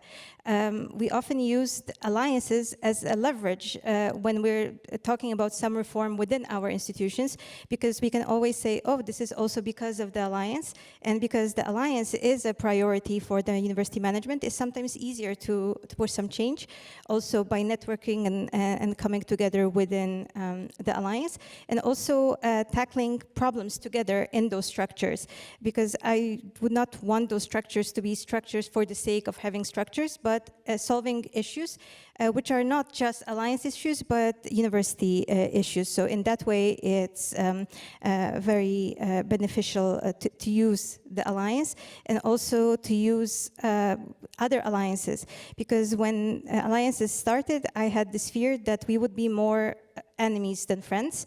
Then I thought, okay, we can be frenemies, a little bit of both.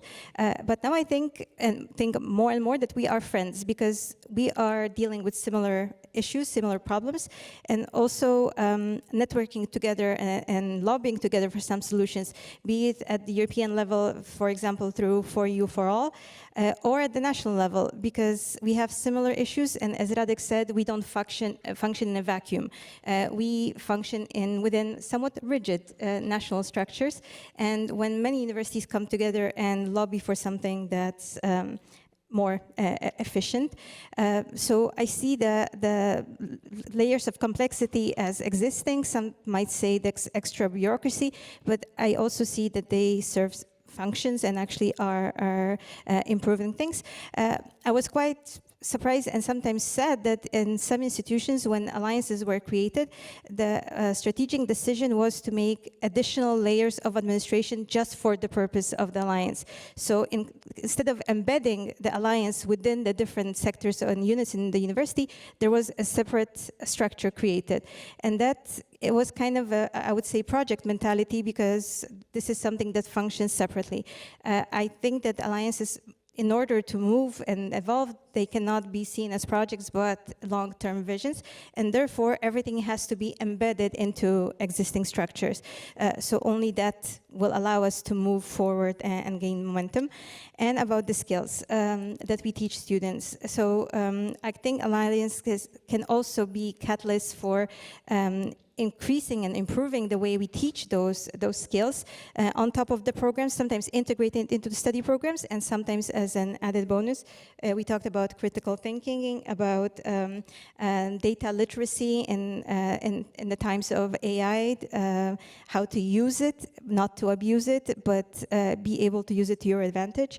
About lifelong learning, because we have to prepare our graduates that this is not it, that this is not the end of their education. In the 21st century, it's an ongoing process even after you get your degree.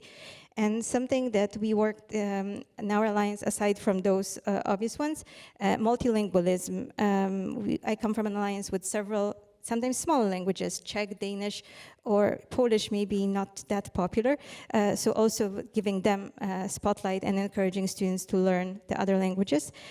And Europeanness, what does it mean? To make sure that students have the feeling of belonging and that they do care about the European project, especially in those times.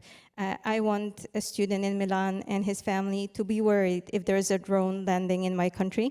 And in the Alliance, I do see that more and more people do feel the sense of belonging to something together that in the turbulent times of shifting politics is something very important. Even if they cannot name it, we can help them to name it, like European values, right? Jon, do you see already visible changes in Norwegian universities participating in the alliances? For example, in teaching models, mobility formats, students' expectation, but also institutional culture of the universities. Do you see already? Do you notice? Have you conducted any research, or it's just the perception of national agency? Well, I can say some of my perceptions first and then some research afterwards. In Norway, we certainly see some visible change and a lot of initiatives in developing new cooperation models, mobility formats, innovative ways of providing education across institutions, micro-credentials, even some joint degrees, shorter programs like hackathons. And the most important initiatives are probably those that combine the academic strengths of different partner institutions and also are cross-disciplinary, while also meeting the needs of the students. Very relevant comments from you, Radek, on today's students or prospective students. And also, of course, the needs of the wider community, the industry, and the working life. So there is a lot of innovation going on, and also some serious attempts at changing the institutional culture, strong leadership, engagement, etc. But in general, the changes are often more gradual and more indirect, uneven, and maybe slower than the policy might suggest. So, first of all, we do not really know if the student mobility is steered towards the alliance partners, or whether the alliances succeed in increasing the student number of mobile students and staff. And then to the research, or to a study that we commissioned, a recent study on the use and value of Erasmus Plus in developing educational provision. So in this report, if we first look at, in general, at Erasmus Plus, the impact is clearly significant. The report shows that Erasmus Plus has become a key driver for developing education in Norwegian education institutions by supporting new courses, updating curricula, often integrated into the normal study programs. However, and also increasing the international collaboration, the new networks, etc., and raising the quality of education. But at the same time, the development is more, the innovation is more incremental than transformative. The projects, the institutions use the opportunities more in more traditional forms in general, rather than very new ways of providing the education. And if we turn in this report to the alliances and the Norwegian alliance partners, the picture becomes more nuanced because alliances clearly shape the ambitions. Institutional leadership expects educational development to align with the institutional and the alliance priorities. But in practice, the links are actually quite weak. So the projects funded by Erasmus, they have little, often very little or no concrete connection to the alliance activities. In fact, some of the respondents expressed irritation about being asked about these links, which tells us something important about the current reality, because it's this top-down versus bottom-up challenge. And while alliances are top-down, while development of education is bottom-up, it's discipline-driven, and the academics tend to follow the needs of their, of course, the study programs and the existing networks more than alliance structures. And by some, I think by many, the alliance is perceived rather as an arbitrary group of institutions, to be honest. That does not necessarily match the needs of the discipline. But we see that there is innovation in short-term mobility, for instance, through BIPs and mobility formats. So I think there is certainly a way to, we are not still reaching the alliances being the engines of change that they are supposed to be at the institutions. Thank you. I will refer to what you, Jon, said, and you, Clementina, because you, on one hand, mention, of course, alliances are networks. You mentioned about the network of the network, like for EU for all, like the alliances are also integrated with each other. So I wonder, Fatma, if Europe is becoming more integrated educationally or just simple, more administratively connected? Actually, listening to you, Jon, about how alliances are top-down, I remember when I was involved in drafting the Civica project to apply for it in 2018, I think it took a visionary leader, a president that at the moment that was, I don't know if it was a coincidence, he was in Sciences Po and Macron was talking about the universities, European Universities Initiative. And initially, even though I was working on it, I had not seen it happen. And the professors at the European University Institute thought it was an administrative way to get funding. This was the assumption. That is another administrative project to get more funding for the university. We sort of tried to be as creative and ambitious as possible in our application. the work package 5 for doctoral education, and we didn't know what will happen. And what actually has fascinated us is that we were led by our own students. So those who were benefiting from Civica exchanges and Civica projects were the ones who pulled the more senior academics into it. And now there's more demand for it. And now we're applying again for another. So it is true, something can be an administrative vision, but if well thought and if well funded and well prepared with an intelligent administration, this can work. And this can work very well for the European degree label, which sounds like a complex view from the Commission, and universities are skeptical because they have to sort of amend their regulations and struggle with the recognition procedures that are very challenging.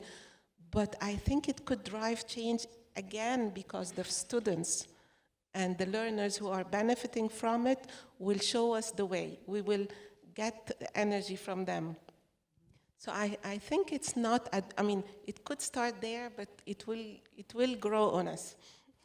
Okay, thank you. There is no good conference on European universities without mentioning President Macron in 2017. However, even he could not predict how his idea will be developed in times.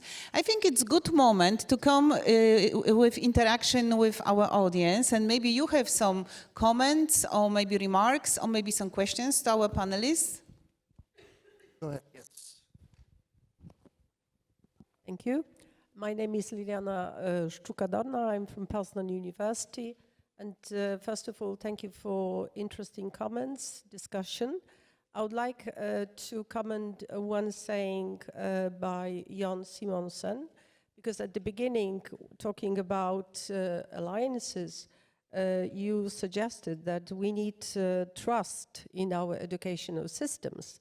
I represent UNIS as a PUT, and 9 other universities, and we do have trust, but apart from trust, we need regulations.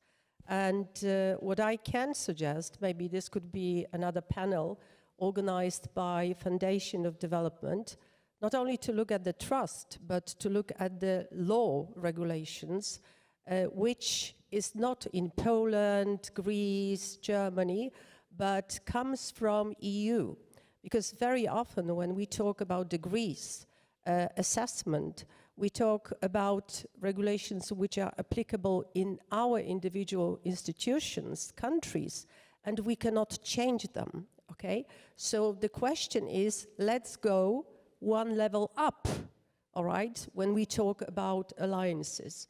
We all have goodwill, and I think a lot of us would like to benefit we would like to create good programs for our students, taking into account lifelong learning, but sometimes there is no solution how to omit national regulations. So my comment to the discussion, and especially to the alliances regulations, will be, let's move forward talking about what can be done to make our life easier in our native countries, so we can accept and we can trust in our educational systems. Thank you. Thank you for the comment. If I may refer, if you allow me, that's a huge challenge. I agree with you, but there's a challenge. On one hand, to create a law that is very flexible and gives the autonomy to the universities, and as the wording is quite general, rather giving the intention than the solution directly. On the other hand, we all, even in our private life, but also in professional, we then ask for additional information. If we will proceed like that, is it okay? And of course, we know what's in the front. It's the control that will come to our office and will ask and check if we are okay with the law. It's the same with the National Agency for Erasmus. On one hand, we provide general guidance to the autonomous universities. On the other hand, a lot of mails our team is receiving asking for more precise recommendation or guidelines in specific cases. Actually, it's another one question. if the law should be developed for the bad weather, so, with all these obstacles, or for the good weather, but then what will happen if the bad weather will happen? So very unpleasant role to be in the role of the legislator. Maybe you would like to comment on that? Well, I think as alliances, you are also in a position to challenge the both national and European levels in influencing, in advising, and commenting on and using your experiences also in advising and trying to change the system. But for me, it is also an important challenge for you to use the flexibility that is already there and to challenge and to push the borders within the system that are already there, while at the same time trying to change it. Because I think there is flexibility in many countries and across countries, so try to use it. Perfect. One more. Martin, you have one comment from Fatma. Okay. Yes, maybe to follow up on Sylvia's comment, I think there's the question of accountability, which we have spoken a lot about trust and recognition, but we also need to be accountable to guarantee the quality of our education. And in this, the external review, the accreditation agencies could become European, not national, because now accountability is designed mostly as a national framework. And if we go as a European, politically more sort of frameworks, then we should establish accountability measures, because you're right, we cannot have trust without accountability in education. Otherwise, we risk to go for the good weather while we are under the water. Yes. But also, we were talking about student expectations, and we have been working on quality development in higher education in Norway also for a number of years, and we see that the students, they, if you ask them, they want accountability. They want to have everything should be open about the degrees and things, and that may limit also the innovation. I mean, of course, you need quality assurance, but for the alliances, you need to innovate. I'm not saying you're going to break the rules, but you should definitely be in a position to move the borders and the system. Yeah, don't break the rules. I think, yes, and this is why I was talking about the deeper integration of European higher education areas, because we're right now in silos, and very often rules in one country contradict rules in another country, and it makes it all a very complicated experience to create a joint learning initiative or a joint program or a joint degree. But I think this landscape is also slowly changing, and I think the European Universities Initiative has pushed European governments to adapt to the new realities. So we have new countries joining ECARS, so kind of allowing the European approach for quality assurance in joint programs. So recently we had the arrival of Italy. Who knew the home country of the Bologna process was not part of ECAR until 2024. We have arrivals in Central and Eastern Europe. And this is a tool that is actually very practical for alliances to maybe not circumvent the national quality assurance rules or recognition rules, but somehow use this opportunity to create a joint program that is automatically recognized in all of the countries where it's taking place. And of course, Norway is a very special example because your universities are self-accrediting.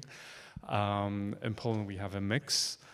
which also adds to the difficulty. But I think that governments, especially quality assurance agencies, follow the lead of their governments. But governments, especially, are seeing the need for better integration and more flexibility in their higher education systems to better adapt to the needs of joint programs or joint learning offers. So yeah, that's it. Thank you, Radosław. Do we have any other comment or question from the public? Don't be shy, that's the last moment before coffee break. Come on, let's go. Okay, I don't see anybody unless yes, no, yes, no. If not, we can give our guests some more time, Marcin, but then coming back to this recognition, I see that there is a really interesting topic. Is flexibility, we are still stressing all the time the flexibility in learning pathways and in everything. Is flexibility compatible with quality assurance and academic standards? Clementina, how do you think? I think yes, and it is our job to make sure it is. Because it is what students expect, the flexibility, and when we provide it, we also have to provide a certain standard of what is offered. We are often pushing the envelope, as you said, as alliances, we have to try. We're not breaking the rules, but we are trying to go as far and test the waters, because if you are to be innovative, you cannot just follow the standard path. You have to find your own. But I truly believe that the flexibility, which is essential, is not in any way in contrast to quality and to high quality of the offer. Okay, thank you. And I have a question to actually all of you, so I'll ask you to answer it. What is one difficult decision European universities will have to make in the next 5 years, knowing that we are just around the switch from old perspective to new perspective, not knowing yet the discussion from the next panels when it comes to the research, and we know we haven't touched that, but you know that what is missing, the part in the European alliances is the research part, not mentioning the European Social Fund as a funding stream as well.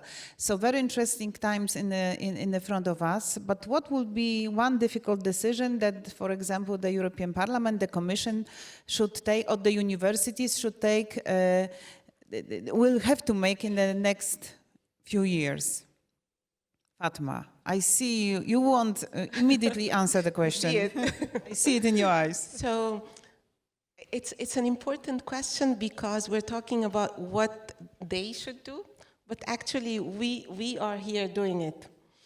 That is, we need to change the educational model that was created in the centuries for a different society that we assumed erroneously that it was a stable society that was producing employees and scientists to work in stable institutions. The educational model now needs to transform and form learners and citizens.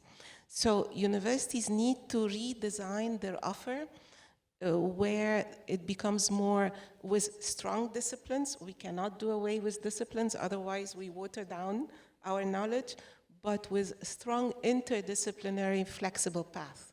So one can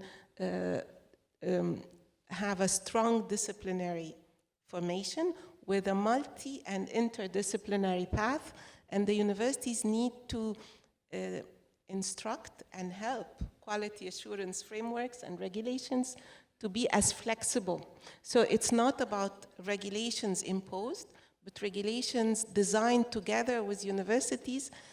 We need just to have the courage to admit that we can learn also from other models, because we are not reinventing the wheel, and create a global learning experience. Again, I'm sorry to speak again about alumni, but by alumni I mean you're not out of the university sphere by leaving it. You're still connected, not as a potential donor, but as a continuous learner.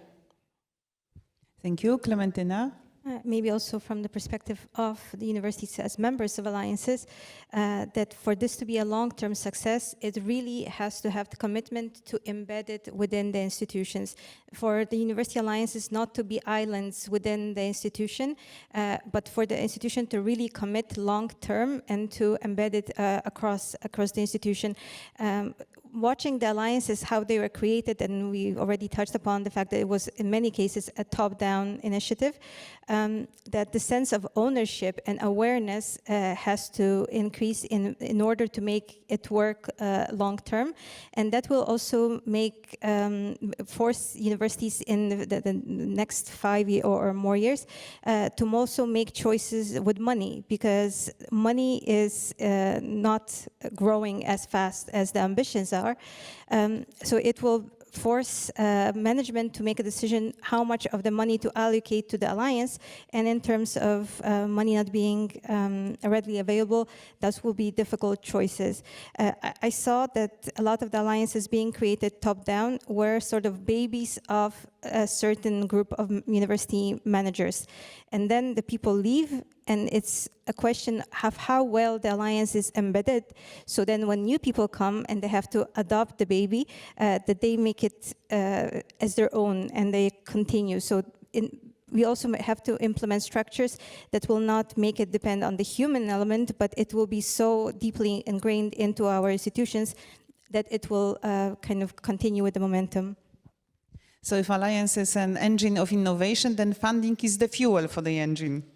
Yes, without money and more money, it will be difficult. So from the outside world, we need more money and less rigid regulation. Oh, that's a dream, but let's keep our fingers crossed for that. Jan? I see that I, in some way, represent the funding side here, but what we can offer is then limited as far as it is now to smaller partnerships and to mobility. Firstly, I would like to challenge you to tell us as national agency what you need from us. But my next challenge and the difficult decision is similar with you, is what the decisions that need to be made by the institutions and that are part of the alliances, is then how far you are willing to go to integrate through alliances, similar to what you were talking about, and what role the alliances should play in the core missions of the institutions. Because deeper cooperation, such as joint programs, shared governance, common systems, digital systems, we haven't talked about that, but it's really also a challenge. That can clearly strengthen the quality and international relevance, but it also requires the institutions to adapt their internal structures, reprioritize resources, and in some cases even give up a degree of autonomy. So the real question is then not whether to cooperate, but how far to go, and how central the alliances should be to the institutions. Should it be more or less an international collaboration in addition to alongside the existing structures, or should it actively shape the development of education broadly? And this is, well, you mentioned the next panel on research. This is also not only a question of education, but obviously also on research, because talking about bottom-up, I mean, research collaboration is really bottom-up, and the principle of academic freedom is really important. So you have to choose whether to and how to include also the research components into the alliances. This requires significant investments, or everything I'm talking about here, organizational change and long-term commitment. And also what we have not been talking so much about is priorities, that the alliances and the institutions need to prioritize and need a space, a flexibility to prioritize, because you cannot do everything at once. You have to start with something and as a part of the deeper integration. But really you have to choose how much you will prioritize this transformation of the institutions, alliances, and of European higher education in general. Thank you. You mentioned many times cooperation. That the question that we will not discuss today is how about the rest? I mean, for example, Seal of Excellence. How about universities that are associated partners? How about those who have no Seal of Excellence but were just behind the line? And they are also great, and sometimes it's just good luck why somebody is a little bit 0.1 point higher or down. So that's also the question of extending the network of European alliances. The numbers mentioned today, 470, right, institutions involved. I think it's much more involved in the network in the family of the European universities. Radosław. Again, I'm the last one, and a lot of smart words have already been said, but I think what is important for universities individually to understand that they have to make the alliance part of their culture and their identity and their everyday activity. And it's a huge task, and it's very difficult to kind of embed the feeling of being part of an alliance in all of the students and all of the academics and all of the administrative staff. But without this, the alliances will struggle with delivering what they promise to the European societies. And another thing is and somehow related to what was said before, to not rely on the European University Initiative as the sole source of funding or the sole source of their activities and the alliances. There are so many different sources of funding where you can also include the associated partner, where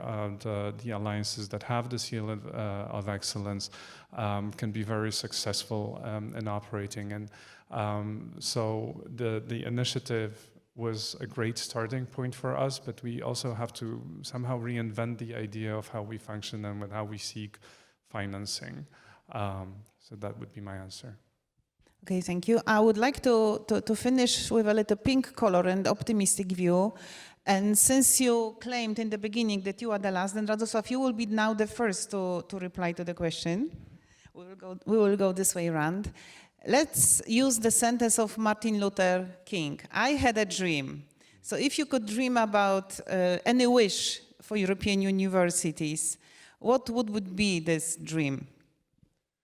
A fully integrated European higher education area with central quality assurance, with no fragmentation, just a single regulatory framework for our activities. Ambitious dream, but we'll keep fingers crossed for that. Jon? I think then I will take the student perspective, but not saying that the students should do everything they would like, but that they have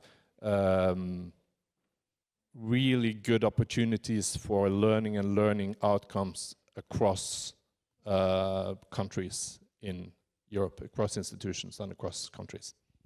Thank you.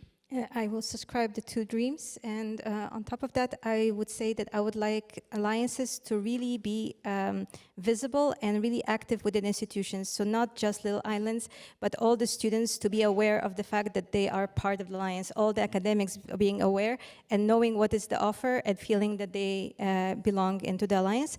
And another thing that you made me think of is the seal of excellence, because I especially admire those who continue without funding and those who still do a lot of things and they don't have the label, they don't have the money, but they are continuing their operations. So for all the alliances to know that even if there are no, well, there are different sources of funding, but the main label, main source of funding, that they've committed so much, they've gone so far that they will continue. You are totally right. It's very much appreciated that without funding, but they still continue. They're very active also in the EU for All activities. So the universities continue the work. It proves that it was not about the project. It was not about getting funding for some activities. It was because they believed in the idea of European alliance. And Fatma, the last but not least. So I'm lucky to be the last one because I build on all your dreams and I share them. I particularly think that the alliances will, and I think will lead the European degree label, which will be one way of achieving integration, I think. An additional maybe dream goes back to your initial comment, Rado, about the internationalization. Europe going beyond its little or large but little world into the global integration. So Erasmus Mundus is another tool that we can use. Again, I'm mentioning the colleagues from Brazil with their dual degree models. I think there's a lot of opportunity for Europe to attract international competencies, so to grow its own capacity and attract international talent while keeping security. I think this is possible, and Europe can and will become a world game changer. We are seeing it now. Europe is keeping a good balance, even though we don't see it because we are shocked by the world events. But I think we are keeping the balance, and we are here talking and visioning the future. Thank you. As you are probably aware, a panel discussion is not about giving the answers, it's about maybe even more asking the questions or putting another one puzzles to the complex structure. So I hope our panel contributed a little bit to the discussion that, as Marcin will probably say in a moment, will be continued during the coffee break, but I will leave the space for him. In the meanwhile, I would like to thank you very, very much for being with us, for sharing your experience and your knowledge and shaping the panel. Thank you so much. And thank you also for being with us. Thank you so very much. Now, please stay on stage and we'll take a very nice family photo for you. So if you could please stand up and gather around the center. Okay, closer together perhaps. All right, closer together. There you go. You can do it in front of the tables. There you go. All right, and everybody else, we're inviting you to proceed to your left-hand side and towards the coffee break. I'm announcing a coffee break that will last 15 minutes, perhaps 20, but let's meet back here not longer than 10 past, 20 minutes to 12. Thank you. See you. Dear everyone, ladies and gentlemen, welcome back after this amazingly short but intensive coffee break. This is the best time for networking, we know, but not the last one. There will be other coffee breaks and a lunch break for you to continue the great networking between friends and professionals here. Ladies and gentlemen, we're now moving from discussion to evidence. And it is my great pleasure to introduce the presentation of the study which was commissioned by the Polish National Agency for the Erasmus Plus program and the European Solidarity Corps. It is entitled Implementing the European Universities Initiative in Polish Higher Education Institutions, and it was based on both effectiveness and outcomes. And to deliver the presentation of the outcomes of this study, I'm asking to take the floor Professor Patrycja Matusz from the University of Wrocław, together with Dr. Julita Piękosz from the Polish National Agency. Let's give them a big hand.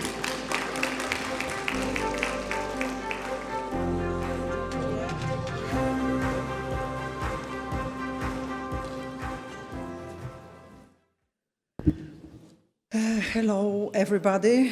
Thank you very much for the invitation, and we have only 15 minutes, so it's going to be very fast and very quick. As we can see, we are representing one research team. It looks good because we have the same outfit. It's the research team outfit.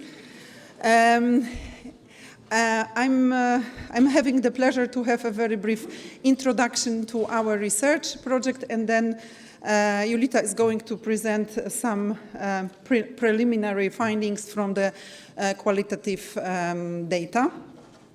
I would like to start with a very short introduction of the current state of the art of the research about the European University Alliances.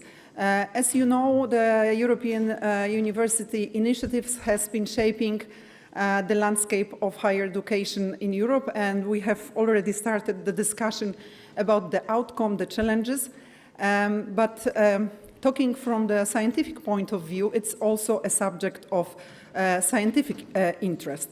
In the last year, 2025, it has been some reports from the European institutions, mainly from the European Commission. You are all familiar with the report by the European Commission about the outcome of European University Alliances, followed by the report of the European Parliament, but also other institutions, networks, like European University Association has published some reports about financing and various aspects of the operational side, I would say, of the European University Alliances. However, speaking as researchers now, because I am not only the Vice Rector of the University of Wrocław implementing my own Arcus Alliance, but also in my parallel life, I am the researcher. So looking at it from the research point of view, it's more about the outcomes of the European University Alliances based on the annual reports or by the reports for the European Commission. And there are several interesting research questions around the alliances. For me personally, the broader view of the governance, the in-depth change of the higher education landscape, also the role of the alliances and the partner institutions as agents of change in the higher education, not only within the university, but on the national level and up to the European level. So there are several questions, and I am very happy to be part of the project by the foundation. Why are we special and different? And hopefully we would be able to deliver the result in the autumn this year.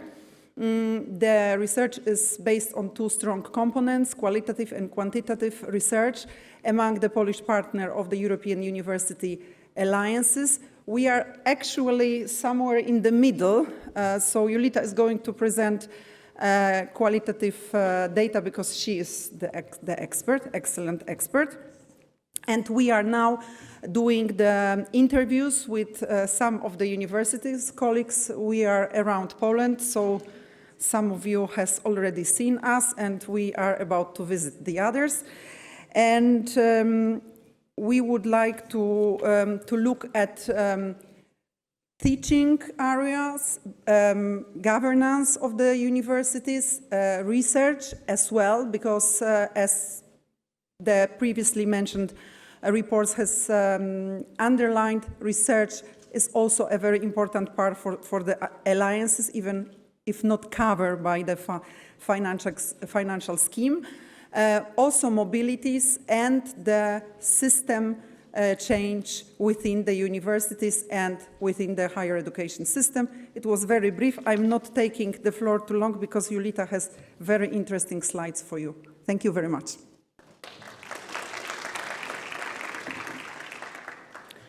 Dzień dobry, good afternoon, and I would like to thank Patrycja for giving us the bigger picture of what is happening in the area of research field and how does the research that we conducted as FRSA fit into this context and that it's filling out a major gap. And yes, I believe that our research is valuable because this research, in this research we do not only want to measure the EUI effects that generate for Polish higher education institutions, but we want to develop indicators which allow us to monitor this effect over time. So we're going to turn back to the same institutions over time and compare the data and measure the progress.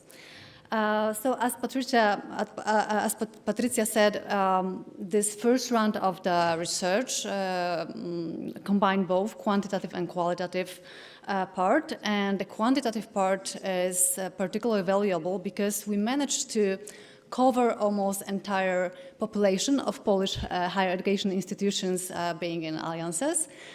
So only 31 out of 32, but it's still quite impressive. If there are any sociologists in the room, you know what I'm talking about, because we usually work with samples.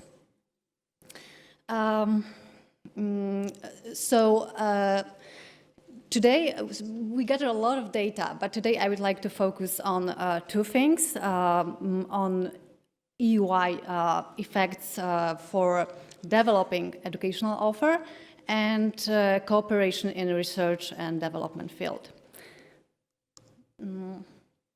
But before moving to this question about the changes and impact on Polish higher education institutions, let me just briefly set the context.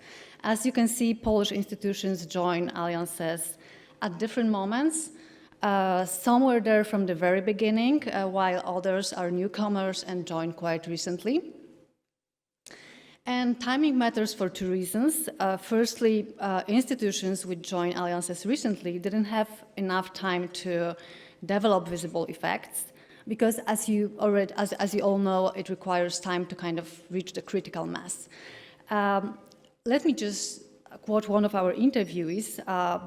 While she compared the first phase of being in alliance, she compared the first phase of being in alliance to wading through trickle, because everything was so slow and required a massive effort.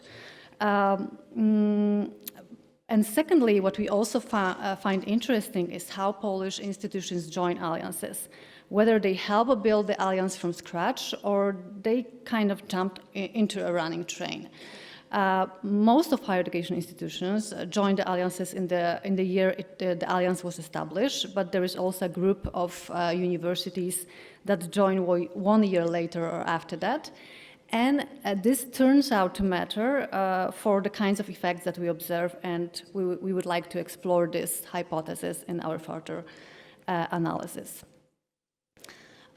One of the key ambitions of alliances was the creation of European campuses and joint study programs. In practice, we see that this is still difficult. In our study, only 35% of Polish higher education institutions, so 11 out of 31, have introduced joint degree programs at least at one level of study, and most often these are at master level. And these programs are not fully joint degrees, where in the end student gets one diploma, but usually double or multiply degrees. And similar picture we can see when we look at joint studying modules, so shared courses components that students can complete within their regular study programs. Only small percentage of higher education institutions apply these forms. I don't have a slide for this, but in terms of student numbers so far, when we look into the data, we see that these programs reach a relatively small group of Polish students so far. But it doesn't mean that little is happening in educational offer. Quite opposite. Polish higher education institutions are more active when it comes to shorter formats. If we look at the intensity of applying these additional educational initiatives, we see that more than half of Polish universities applied from 3 to 5 educational initiatives, and around 1/3 have 6 or more initiatives in their offer. The most common formats are, I would say, traditional ones, like training and workshops, summer and winter schools, open lectures, or study visits. Less popular are those more innovative or maybe not that recognized, like MOOCs, COILs, challenge-based learning. During qualitative interviews, our interviewees quite openly admitted that reaching the target of 50% student mobility is rather unrealistic. And I think that it generates two things. Polish higher education institutions experiment with mixed mobility models, including blended or hybrid, blended intensive programs, virtual mobility, and of course, traditional physical mobility. If we look at data on student participation in mobility programs in the academic year 2024-25, we see that blended intensive programs financed through Erasmus+ were the dominant mobility format in case of 43 of higher education institutions being in alliances. And secondly, across physical, blended, and virtual mobility, institutions use diversified funding models. So it means that they combine Erasmus Plus funding with Alliance resources, but they also apply for other public programs. So I would say that being in Alliance kind of encourages Polish higher degree institutions to look for additional funding and be more creative in this area. Although European Universities initiative was primarily thought as an idea for cooperation in educational area, our study also shows that Polish universities also place strong hopes on strengthening cooperation in the area of research and development field. Over half of Polish higher education institutions declare that their alliances have a research and development strategy. And as you can see on the slide, almost all of them cooperate with partner within Alliance in this area.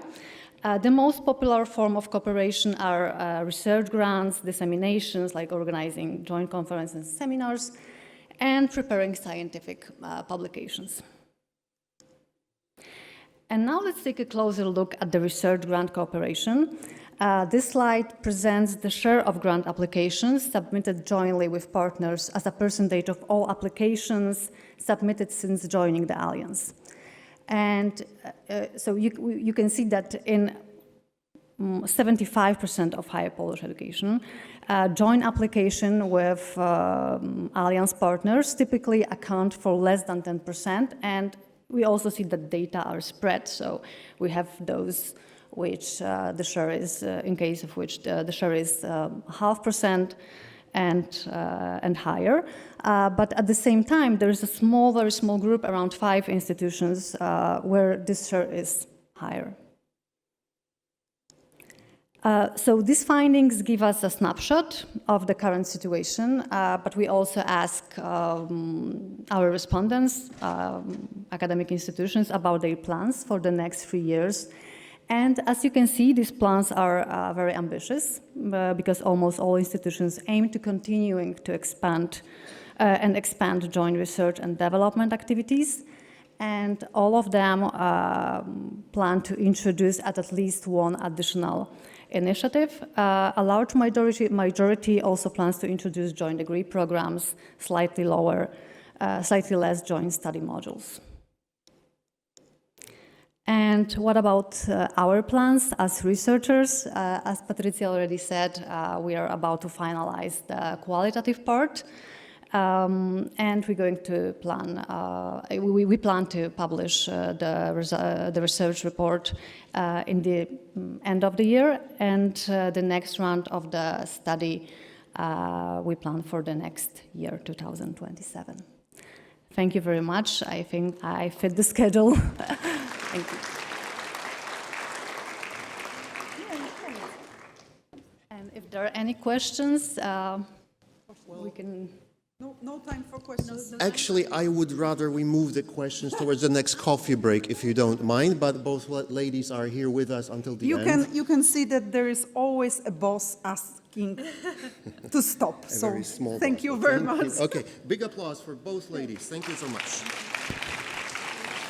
All right, ladies and gentlemen, and now it's time for us to move on to the next panel.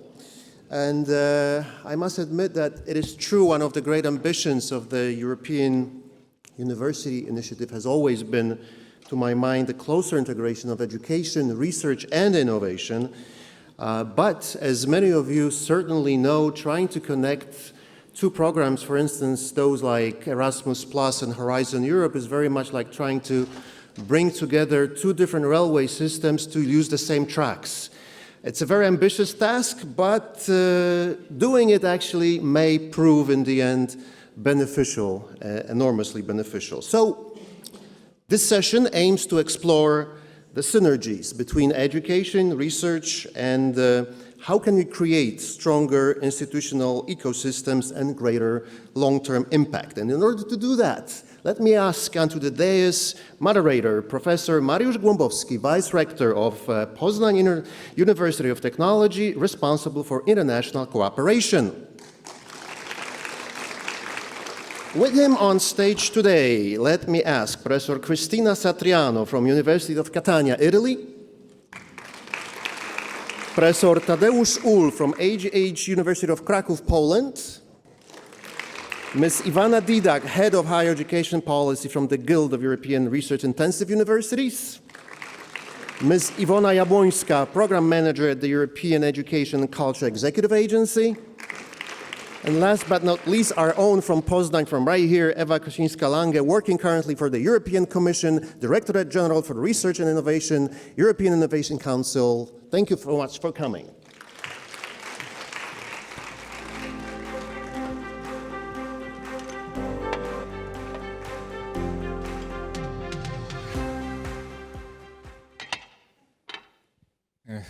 Ladies and gentlemen, dear colleagues, dear panelists, and dear family members of UNIS family, not only from Europe, but also from Brazil since tomorrow. So it's my great pleasure to welcome you to this session on research and innovation, devoted to the question that has become increasingly important for European universities: how to unlock the full potential of synergies between Erasmus Plus and Horizon Europe. For many years, we have spoken about the knowledge triangle of education, research, and innovation. Yet in practice, these dimensions are still, maybe two, maybe not, often managed through separate instruments, separate administrative systems, and separate institutional cultures. Erasmus Plus has been highly successful in supporting mobility, educational cooperation, joint learning formats, and the European Universities Initiative. Horizon Europe remains the principal European instrument for research excellence, innovation, competitiveness, and broader societal impact. So the question before us today is therefore not whether both programs matter. Of course, they clearly do. So the more demanding question is whether whether Europe has created the conditions, incentives, maybe requirements, for them to work together in a way that produce real institutional transformation rather than parallel success stories. So this matters greatly for universities because we are not only educational providers, we are also research institutions, we are also innovation actors, regional anchors, and international partners and talent ecosystems. So European universities, European university alliances illustrate this clearly, very clearly. They can become long-term platforms for shared governance, joint curricula, mobility, research cooperation, and innovation support for regional engagement. But only if these institutions themselves, creating them and being partners and programs, are designed to reinforce one another rather than remain administratively disconnected.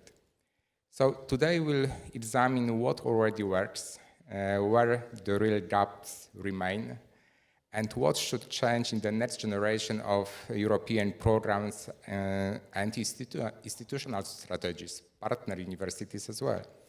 So we'll ask where synergies are real, where they are overstated, and what concrete mechanism could make the connection between education, research, and innovation more effective. I'm very pleased to moderate this session with an outstanding group of panelists representing complementary perspectives: University Alliance leadership, technological innovation, research-intensive university policy, Erasmus Plus program implementation, and the European Commission's research and innovation agenda. So for the remaining part of the panel, I would like to move us through 4 phases of reflection. First, the current state of synergies. Second, the operational gaps. Then the questions of institutional impact. And finally, concrete recommendations for future, maybe also related to some European programs as well. So let us start with diagnosis, where we are. So there's the warming question to all of you.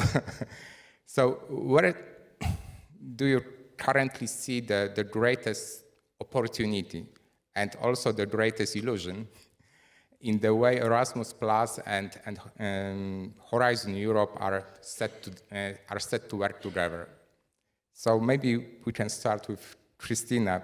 Perhaps you can start with the perspective of the European University Alliances and your experience with UNIS, UNIS for You, ReUNIS projects, and so on. Thank you. Sure. Thank you. Thank you, Mariusz. And I will talk from the perspective of UNIS, actually, and particularly through the work that we are doing in the Knowledge Square, so where education, research, innovation, and service to society intersect and connect. And I will answer yes. I mean, there is a synergy. I want that a synergy is in place, is there. And the dedicated work package that we have within UNIS, which is named Building Bridges among University, Business and Society, has really this precisely designed objectives. So to find interconnections, to find a way where really the education can scale up the competencies, the skill to prepare new generation of researchers that can in turn be a service of society, and also the other way around. So following a challenge-based approach, so collecting any challenges related to sustainability, the broad concept of sustainability, but also the Sustainable Development Goals, so a very quite precise framework where we can move and try to find these connections. It is also true, I must say, that being honest, the synergy sometimes exists more in the policy side than in the practical, in the operational point of view, because universities are asked to integrate all the different aspects. So, as I said, education, research, innovation, transfer to society, but they face several challenges. So moving within the Erasmus Plus framework from the educational point of view, they have, and trying to find a connection with the Horizon Europe view. The Horizon Europe perspective is also difficult moving in this, I would say, fragmented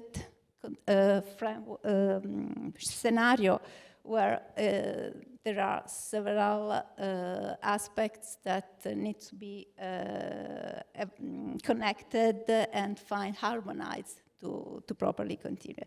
So I think that the real challenge is not to demonstrate that a synergy between Erasmus Plus and Horizon Europe it's a valuable issue, but the challenge is to make this operational, feasible, and somehow sustainable for the institutions, because this is what the European Alliance do. So they go to a transformation of the university in that direction. And yeah, that is my point. Thank you. Okay, thank you very much. So, Tadeusz, I would like to ask you to look at this from the point of view of technology-intensive research, implementation, infrastructure, and so on. If you can share your opinion in this. Okay. Thank you very much for the invitation. That it's an honor to sit here and to talk about so important part of our university life. That's I am engineer. I am represented Universech. This is an alliance which is sectorial alliance. We are focused on the space. That's it will be a little bit different than general university alliance, because we are focused that my university decided to start the faculty for space technologies concentrated on the realization of these university duties. That means that we are a little bit overlap the education and research, and maybe it's much easier for us to manage both. Yeah? But in my opinion, there is as an engineer, because I'm thinking as an engineer, there is three missions for the universities. One is education, which is most important. The second is research. And the third is a service for society. But in different universities, there is different overlap of these missions. In one university, this is a big overlap, and the other universities, they are a little bit make in the parallel way, not so much overlap. That creates a problem, because if it is overlap, it's much easier to convince people to make the same time research and education. That's we have in the Universal Alliance. We have just now we won 2 big research projects together with our partners. One is a co-found, that is 45 PhD students, and just now, a few weeks ago, we won the doctoral networks with 15 PhD students, but of course all of them are focused on the space. Yeah, that is one of the first in the world, the program on the circular economy for space, which is very interesting and for us, and also we include the PhD students for that because this is obligatory of that. It means that we overlap education and research.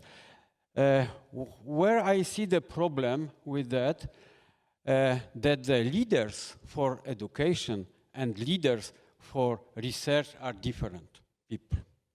That is a problem. Because leaders of education are involved in the alliances, but leaders of research are a little bit on side of that. Yeah? And if we will have the leaders of research in the alliances inside, means that also the programs like Erasmus Plus and Horizon will be overlapped, a little bit overlapped.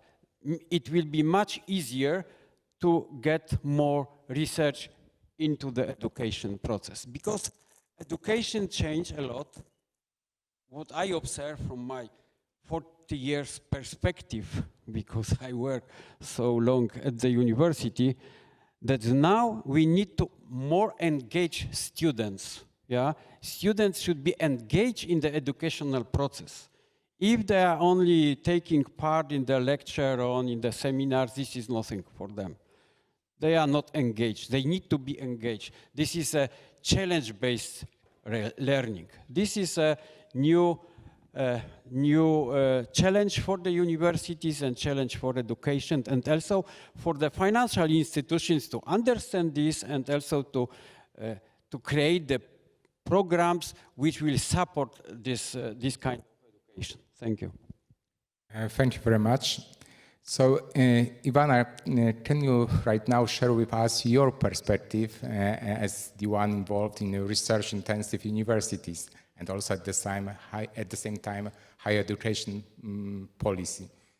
Yes, well, first of all, thank you actually for bringing this topic in the discussion. This is a topic that in our network, we are a network of research-intensive universities, we come back to it all the time. And the reason is because there's a lot of challenges behind it. Of course, when we think about university professors at the individual level, they are usually researchers and teachers. So in a way, we say there's no division between the two. And of course, we will all like to see more synergies between education and research, but this is not really the institutional reality, you know, and some of the reality was already mentioned just now. To start off, well, the career progression is still evaluated based on research. So the research excellence still has kind of a greater attention and recognition compared to teaching excellence. Universities are funded per student. So in a way, education is cross-subsidizing research because there's not enough funding for the overheads that comes with third-party research. And also, the research priorities of an institutions are unevenly kind of matched with the teaching provision, because the teaching is student-driven, so it's subject to what students wish to learn and study. It's not always the reflection of the institutional priorities. And then you add the administrative reality that sometimes the departments for education and departments for research don't always talk to each other and work together. So this is a very different kind of institutional reality that we need to, this is the environment that we have when we talk about synergies. And maybe just as a kind of general reflection, moving from the institutional level to the policy level, I think we're all in favor of greater synergies here in the panel, so we don't need to discuss that. But I think in the discussion on synergies, we also need to make sure that we respect the objectives of the different EU funding programs. So Erasmus and Horizon are very different programs. They have a different purpose, equally valid. And when we ask for more synergies, I think we should keep that in mind. So how to do synergies without compromising the principles that these programs are based on. And of course, coming from the perspective of research-intensive universities, for us, Horizon Europe is about research excellence. It's funding the best research ideas. So that's kind of just the general framework of synergies that I would like to bring in. Okay, thank you very much. For sure, we'll address this issue later on as well. So, Ivona, could you reflect from EACA, EA, or ETSA and Erasmus Plus implementation perspective? Yes, so thank you very much. I'm very happy to be here. I can talk European Universities Alliances for hours, but let's stick to the subject today. So I have this experience in research. I was there, dealing with different research projects like Marie Skłodowska-Curie or ERC grants, EIT and others for almost 20 years, and then I moved to Erasmus.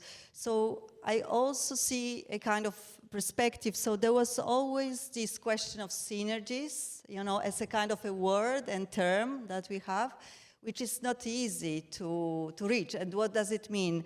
So what I can say is just that what happened in Erasmus in 2019 and 19 is really, I think, a kind of a game changer if I compare it to my previous experience in general, because there were already programs supporting different institutions in Europe, including universities. For research programs. Then there was EIT with these regions of knowledge, etc., etc. So there was already a lot of somehow investment in excellence in research to defragment the area, to create these synergies between the institutions. But what happened in Erasmus, it could have happened maybe in research as well, but it happened in Erasmus, is that this initiative, European Universities Initiative, was launched, but in a different manner, with a highest level of institutional commitment as a backbone of the initiative. And I think that this is a kind of a game changer, because this allows the universities to be strategic. Of course, the angle is education. Because whatever we can, talk about quadruple, quintuple helix and whatever, all these in the Erasmus must serve education. Research should serve innovation, innovative pedagogies, etc., etc. So there is this kind of game changer, because in general, what are the European programs? These are tools that the institutions use for their purpose, to serve their interests, to serve their needs. And then I think what is happening now is maybe that because of this maturity you can gain as universities, you can also be more conscious in the way you work, in the way you choose, in the way you decide on what strategically you need and what is your goal. Because it is not only applying for funding to apply for funding. If there is a goal and strategy behind, any project is transformative. You just need to capture this transformation and how these projects serve you. Okay, thank you very much. So Eva, can you complete this round giving us your perspective, the perspective of DG Research and Innovation maybe as well? Yes, of course. But first of all, thanks a lot for the invitation. I'm super happy to be here. It's my hometown, and I used to be in this very room many times before as well at different events. So it's really a pleasure.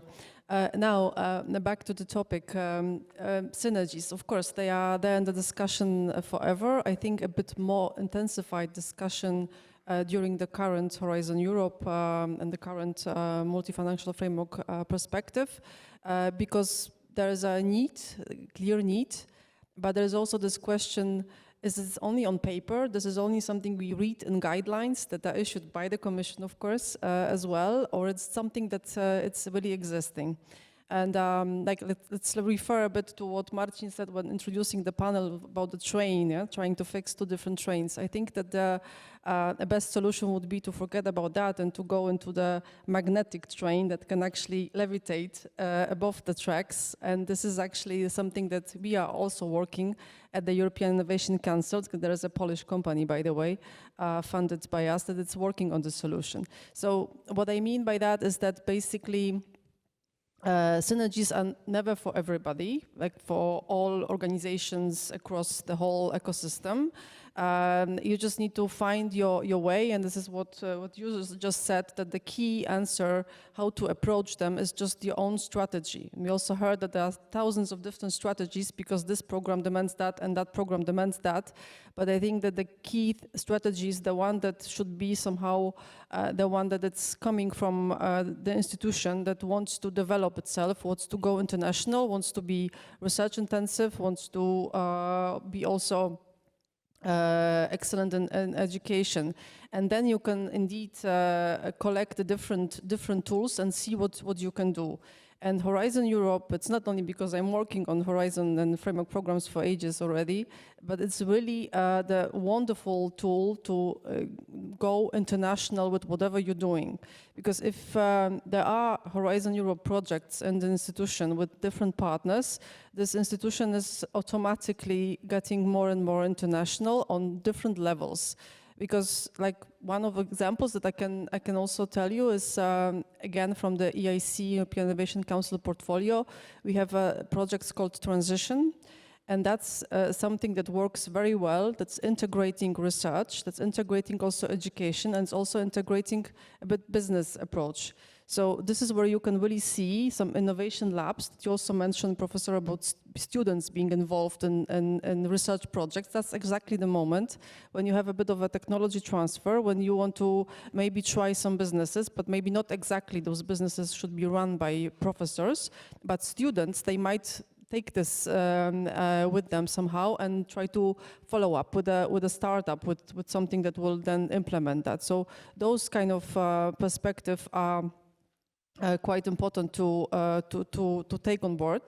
But then, like going back to the core of synergies, is it possible to fund both kind of things from this program, from that program? Well, not, because double funding is obviously not possible, and Erasmus will not start funding research, and Horizon will not start fund education. But there are different possibilities across the program, the Horizon Europe program, that are really designed for European universities as well, but not exactly that popular. So this is something that was also quite surprising for us, because there was a call, a few additions under the widening part of Horizon Europe was called European Excellence Initiative, that was not exclusively, but mostly indeed designed for European universities alliances, but it was not that popular. So this is a bit of a question still, why, what happened. It was normally every single call in Horizon Europe is oversubscribed, but that was not the case. So somehow, maybe of course something was wrong with the design, and we are always as a Commission happy to hear feedback. But this is more probably a structure thing that also was mentioned by my previous speakers about different parts of universities being responsible for different programs. That might be also one of those reasons. But mentioning all this, I think it's quite important to really start with this strategic approach to if you are representing a research-focused university, of course, that what is there in general as funding, not only Horizon Europe, not only Erasmus, but everything else.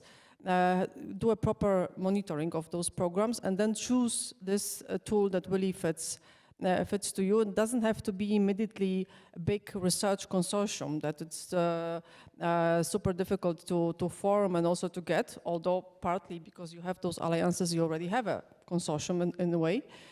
But also to kind of look for some coordination support actions. Sometimes that's easier to start to lead a bit the ecosystem change in your countries, because that's also something that it's quite important, and universities are very much needed in that respect.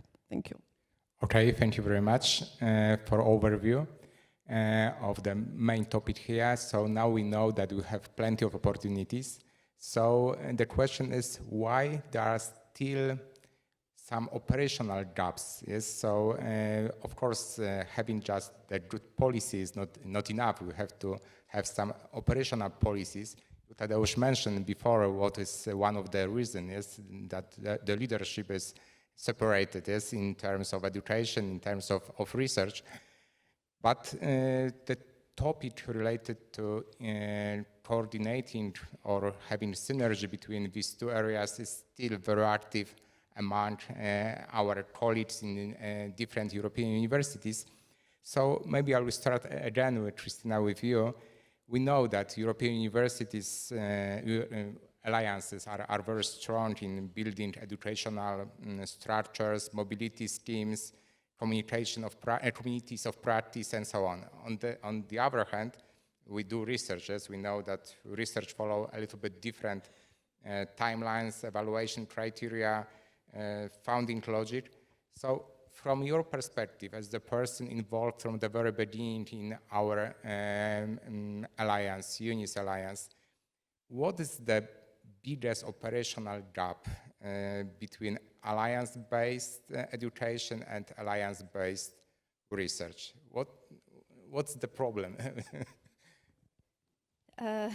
Okay, I would say that the big problem is a barrier which is, as you said, not conceptual, because the idea, I think, is very clear for all of us, but is a structural. So there is a kind of misalignment between the different timelines, for instance, for the Erasmus Plus and the Horizon Europe timeframe.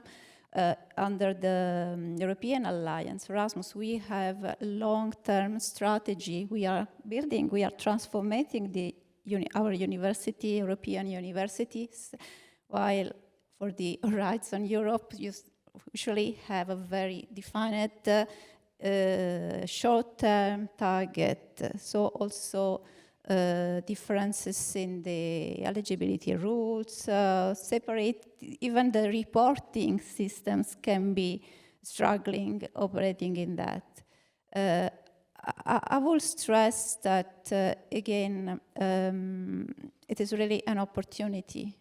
As a researcher, I like to think that the European Alliance is a laboratory, is a space to experiment. We heard before the report that we have several ways of educations, and that we can have training, summer school, any different types of mobility, but this can be building to translate into something which brings more close to research, and so probably from the researcher point of view, taking strongest connections with what is the real ecosystems where we have to operate. This can definitely help to close this gap. Okay, thank you very much. So, Tadeusz, I would like to invite to ask you about some other issues being present in areas where technology research, technology-oriented research is important, where our students, our researchers have to have access to laboratories, test beds, access to industry partners. Do you think that European programs, instruments are flexible enough to allow all the faculties, PhD students to have a clear path from education via research to innovation, or there are still some obstacles which unintentionally can reinforce fragmentation instead of allowing very clear path for researcher in technological area, in technology-oriented areas? Okay. This is a difficult I'm sorry for this problem to discuss because there is so many obstacles, but what we are doing, we are trying to omit these obstacles and to go ahead. There is some contradictory requirements in the Horizon programs and Erasmus programs. Yeah, for instance, if we required in the program, this is not, we are not discussing Marie Curie program because they are oriented to the career development and so on. There is okay, but there is not really research programs. Yeah, that's in the research program. It's a requirement of the research excellence. That's why my practice, what I am doing, because I realize several research projects, I need to have the best researchers to make smoothly, to achieve the goals, to give the excellent results, and so on, but not, I am not involved the students because I need to spend the time, I need to spend the money for educate it. This is a practical approach. There is in theory it's possible, but in practice this is impossible. That's, in my opinion, we need what I said, overlap between Erasmus and such a horizontal projects, because we need extra money to involve the students to the projects. It should be financed from different sources, yeah? I have some records. I work for 2 years in United States for different projects also. Each project, if research project, which was financed, has 3 goals. One was a defense. It was obligatory to check how the project will influence the defense sector. That was one. The second was a scientific goal. That should be. And the third was education. I had a project in MIT that we developed some devices, and that was financed by the 10 automotive companies. They spent the money for this project. We had 3 PhD students in the project, 2 postdocs, and I was a supervisor of this project. And we gave all these companies, competitors, the same report from this project. They were very happy of that. But you know what was the biggest value of this project? These 3 guys. These 3 PhD students, there was experience in that, and these companies fighted for these guys to be employed in the company. This is a knowledge transfer from the project to the company by transfer the people. And they fighted, really fighted to have these guys on board at these companies. In Europe, there is not such mechanism. If the project is a research project, we need to have the research excellence, to have excellent ERC, for instance. We need the research excellence. We don't have the gap for the students to be involved, yeah, because students cost, students take times to be educated and so on. This is my experience. Okay, thank you very much. Now I would like to ask you, Eva, what is still missing? What is the problem that still some promising educational research ideas fail to become innovative projects? So synergy should also be treated as something helping us in this area, yeah? Just to have a clear pipeline promoting very good research, educational ideas. But sometimes at many different universities, we still see that it is not the case. So what is your experience, your view on this topic?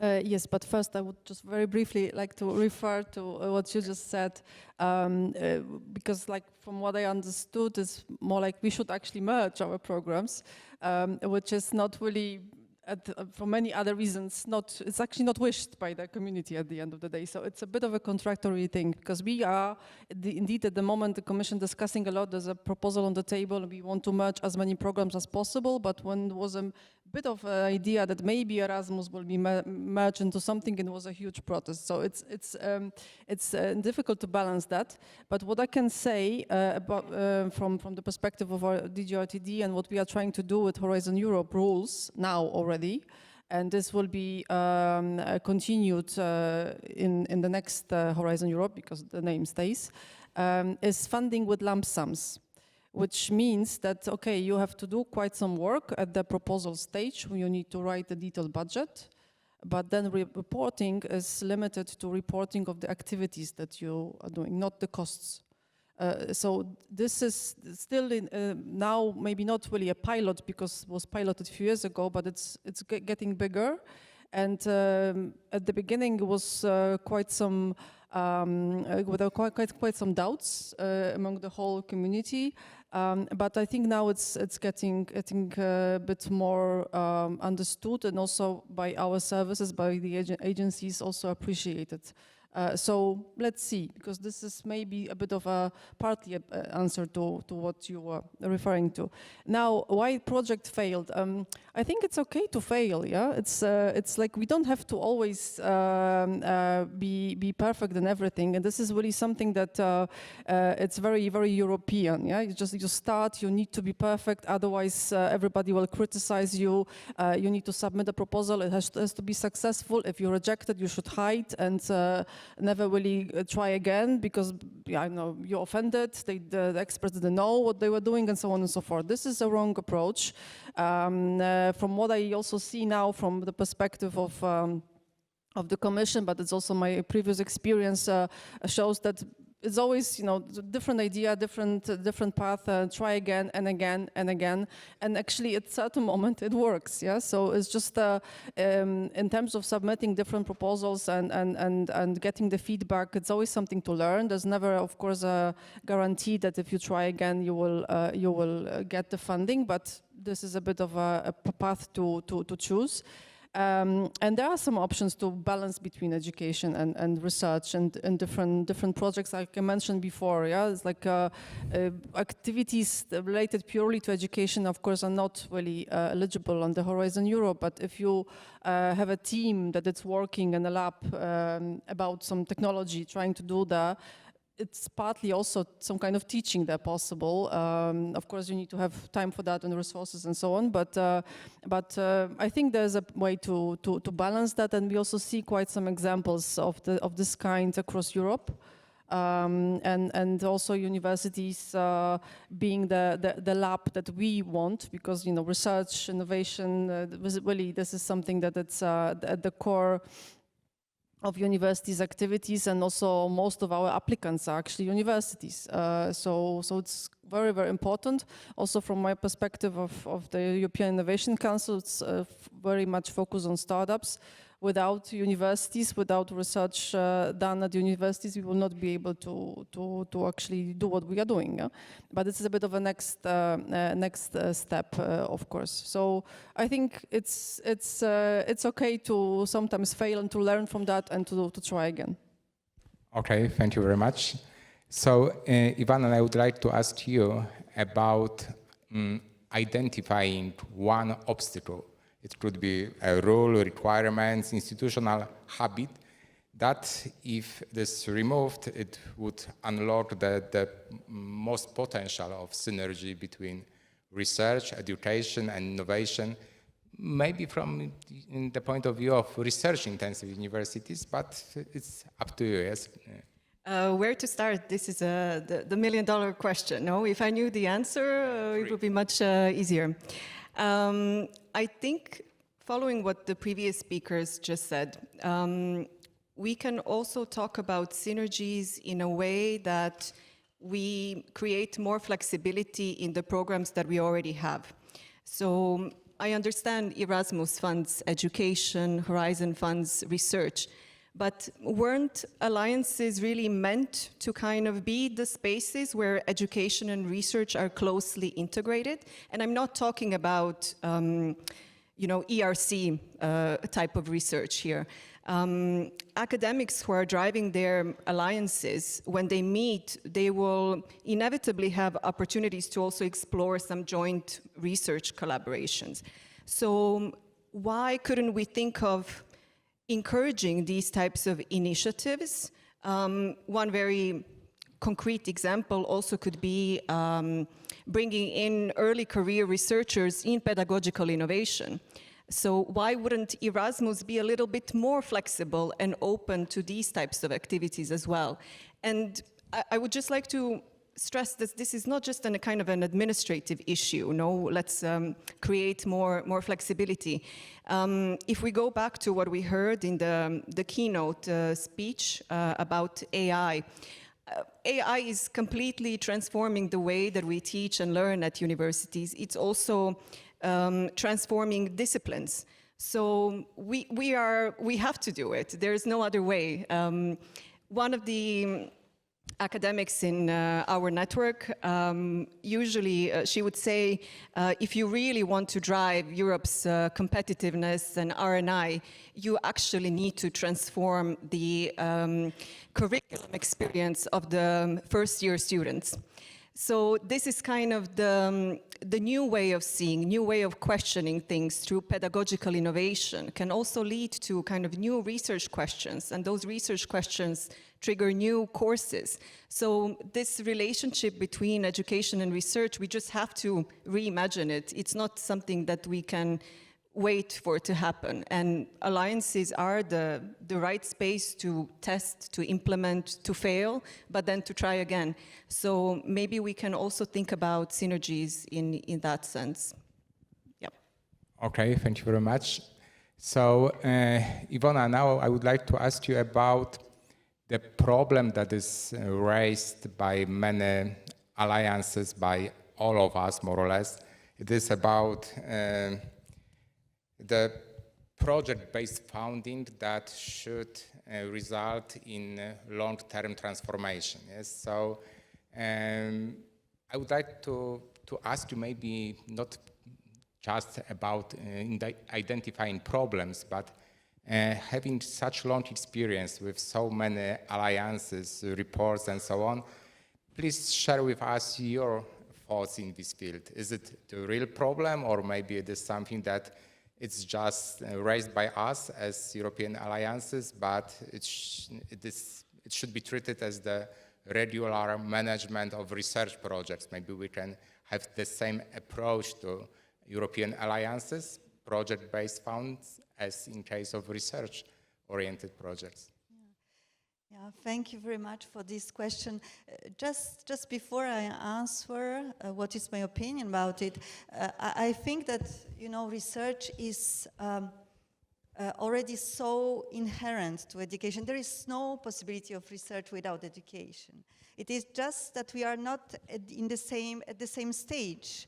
We are in the earlier stage. So this is about educating students. It is about attracting to some types of careers, to some types of fields as well. So there is a huge responsibility of the universities already via education on what would be the next generation of researchers, how the research will be performed, because it is not magic. You do not become researcher magically, You were at school, you liked some kind of subjects, like, I don't know, mathematics, chemistry, and others.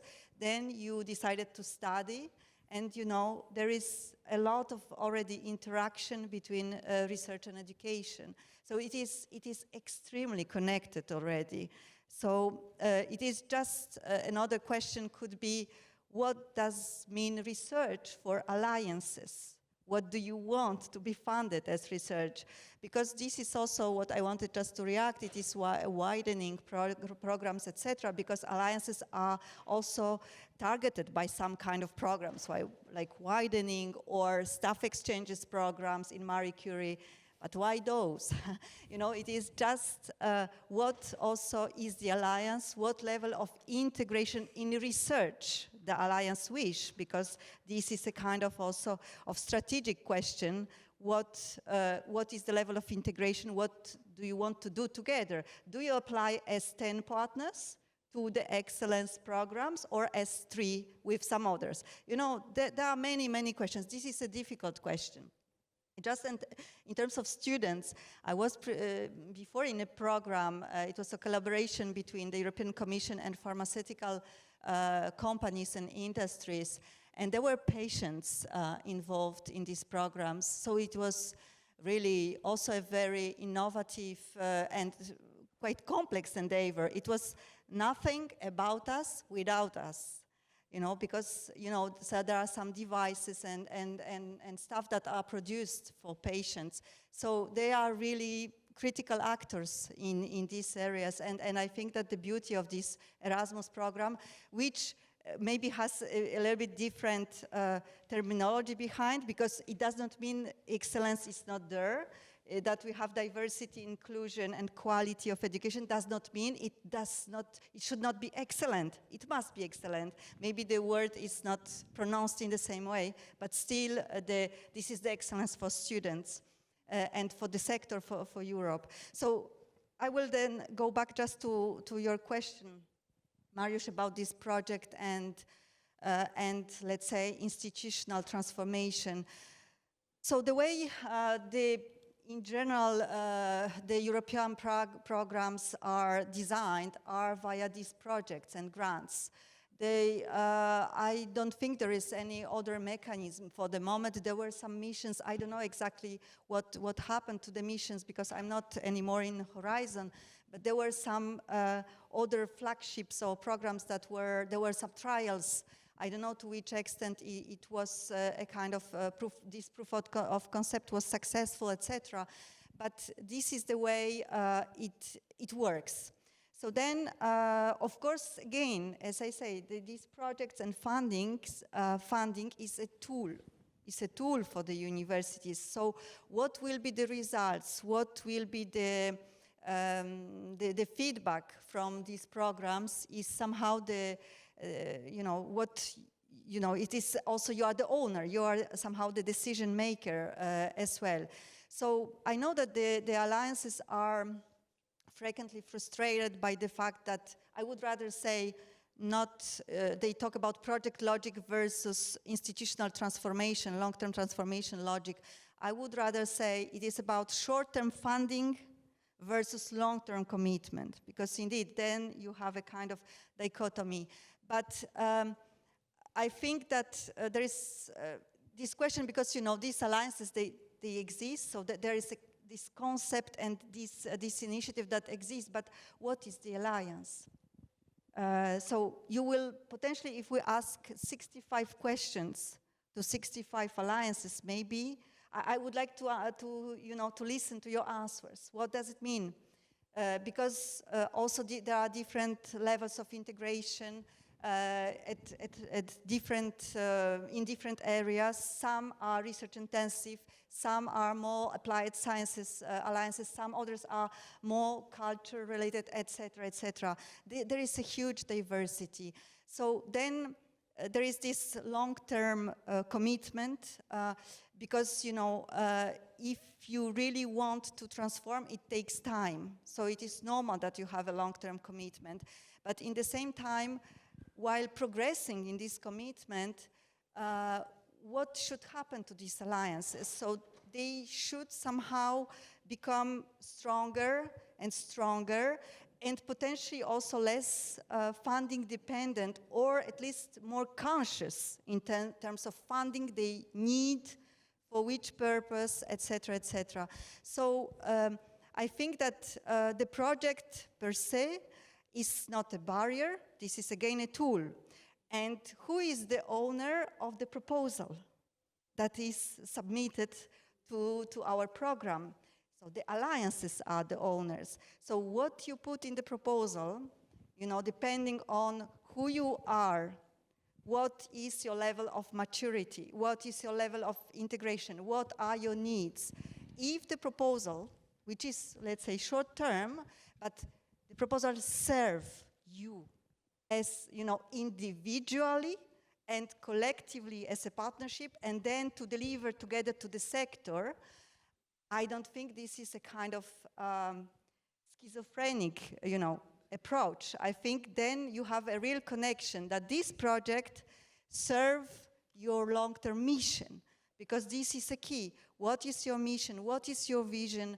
Who you are, who you want to be together, and then whatever you do, you know, you have like a kind of a tree.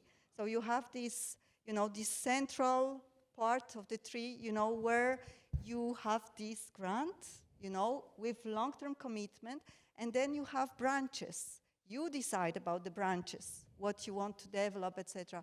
But I think that these synergies we talk about cannot only come from any policy or any body. It is also about you. How you see these synergies, how you synergize. The same if you have this kind of grant. Indeed, we fund also some aspects related to research, to the research strategies. Maybe this is a bit overlapping with widening.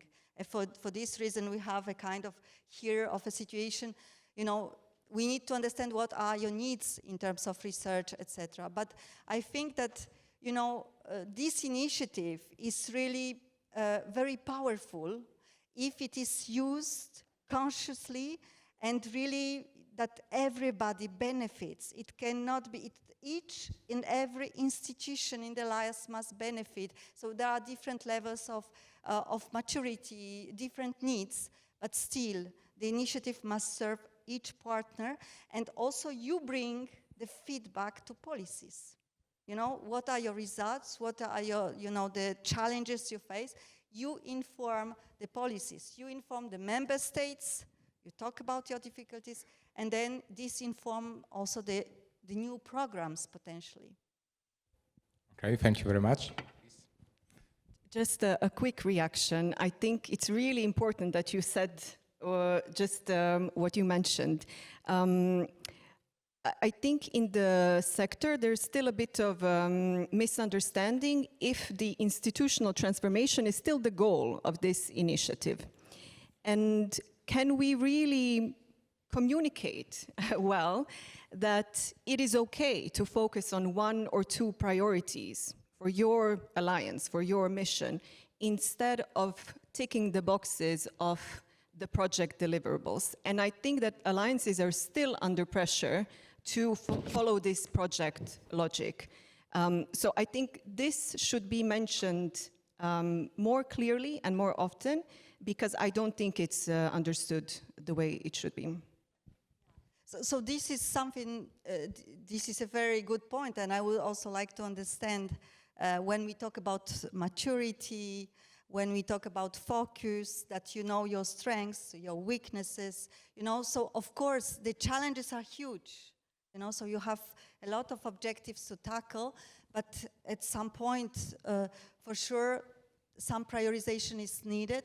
I don't know if it was sufficiently expressed in some of the documents or calls, but in the same time, somehow this is linked potentially with the maturity of the initiative as well. So you start from a very broad and large range of objectives and challenges, and once you mature and mature and mature, and you see, you know, where you can operate and bring the most of impact, then naturally there is a kind of evolution potentially of the initiative. So maybe this is a little bit, you know, a kind of progression of the initiative. Maybe it is not yet visible. I don't know exactly how this will evolve, because we work with the Commission on this aspect.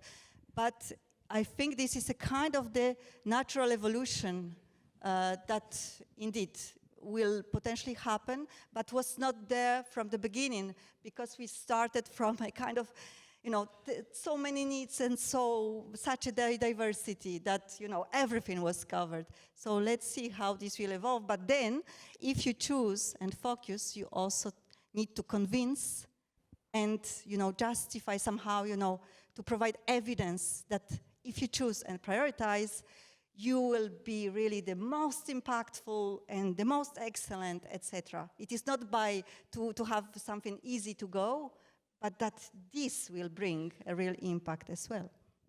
Okay, thank you very much. Christina, would you like to add? Yes, I was very much in agreement with what you just said. I think that thinking about having the big vision about what is also next, it is important that we focus not only on the, let's say, quantitative indicators of impact of success in promoting, fostering research connection within the Erasmus Alliance, because we can count, we have that, we can count them, we have incubators, activities, shared infrastructures, we have internships, a lot of summer school, a lot of parts, but I think that is it's also a point of qualitative indicators in terms of culture, the way that you approach, and the concept of multidisciplinary, the cross cooperation, to have like a really pipeline from the education to training to first research to challenge-based approach to connect to research and the society, and so just I want to add that point to say on the sustainability behind the end of the project in itself. Okay, that was a definition of the alliance. In my opinion, alliance makes sense when we see the added value, that we cooperate, that we are doing together and so on. But that's, of course, we joined this alliance, which we are in Universec, because we saw big advantage, because our partners had a good link with stakeholders, with big space companies, that we noticed that this is a challenge for us to be in this community. Space community is not so big. Then we needed to have the gate to be the partner. But from other side, that's me as a manager, I am doing the decision after the analysis of the risk. Means that if I am doing the project, my risk is that I spend the money according to the results. Means that the goal is to achieve the excellent results, that I am not thinking about the educate somebody, to give them the better skills. This is a goal of education. That means there is no synergy between these educational projects and these research projects in practice. Yeah, that's to have the good projects. I need to make the excellent team with skills which are checked before because of the risk. Yeah, then there is no gap for education. That's each, in my opinion, it should be changed. It should be changed. Each project, research project, should have the extra goal, which is education. That's important. It should be extra money for that. That is impossible if you have the strict money. For instance, in widening project, we have 20% for the research only. Yeah, that is a role because we applied twice about the widening projects. We are waiting for the results. But there is a very strict definition of the budget. Yeah, there is no budget for education, for instance. Thank you. Okay, thank you very much. Eva, would you like to add something about? I don't feel in a position to comment about how to design European university alliances. I don't think that's my role here, but I can just say that from the perspective of Horizon Europe, again, like we need consortia to apply mostly. There are some exceptions here and there, yeah. This is a challenge always to get the partners. You need to have excellent partners, you need to have trust in them that they will deliver and so on and so forth. So one option, and this is a very desirable result also, probably not included in deliverables of Erasmus, but in principle is to really build on this cooperation and not only on the partners from strict alliance, but a bit broader. Because if you have a consortium that is composed only of universities, it's probably not the best approach to Horizon Europe program. But if you can add a company here, some more specialized research institute there, then it's getting really something that we like, so to say, very simply, and those consortia are then successful. I heard what you said about this funding for education. It's still, I think, not that easy for us at the moment. But there are some ways to at least partly, as I mentioned before, cope with this. And also one last thing is that those projects from Horizon Europe are really an inspiration in a general manner. They are attracting other projects and other partners, and they are making the institution a bit more attractive as well on the international level. So this is something that it's having this institutional impact as well as one of the tools that you can use. Okay, thank you very much. So I see that European universities having associate partners, both in industry and in other partners, can be very good candidates for Horizon programs, research programs. Yes, please, Tadeusz. Okay, that is adverse to your. That is, if we have the company in the consortium, that is completely different world. They need to have results as quick as possible, in most economic way, and also the big impact for the company to achieve some advantage against the competitors. If we involve to this education, that is not acceptable by the company. Yeah, this is contradictory requirements. But on the other hand, companies need talent, and talent is coming from the university. So. They expected talents from the university. They are not expected talents from the companies and from the projects. That's my experience. Okay, thank you very much for sharing with us your thoughts, information about the obstacles, also recipes how to solve, how to deal with most of the problems. So now I would like to open the floor for questions. Having such a great panelists among us is a good opportunity for us as well to ask questions, to get more information, solutions.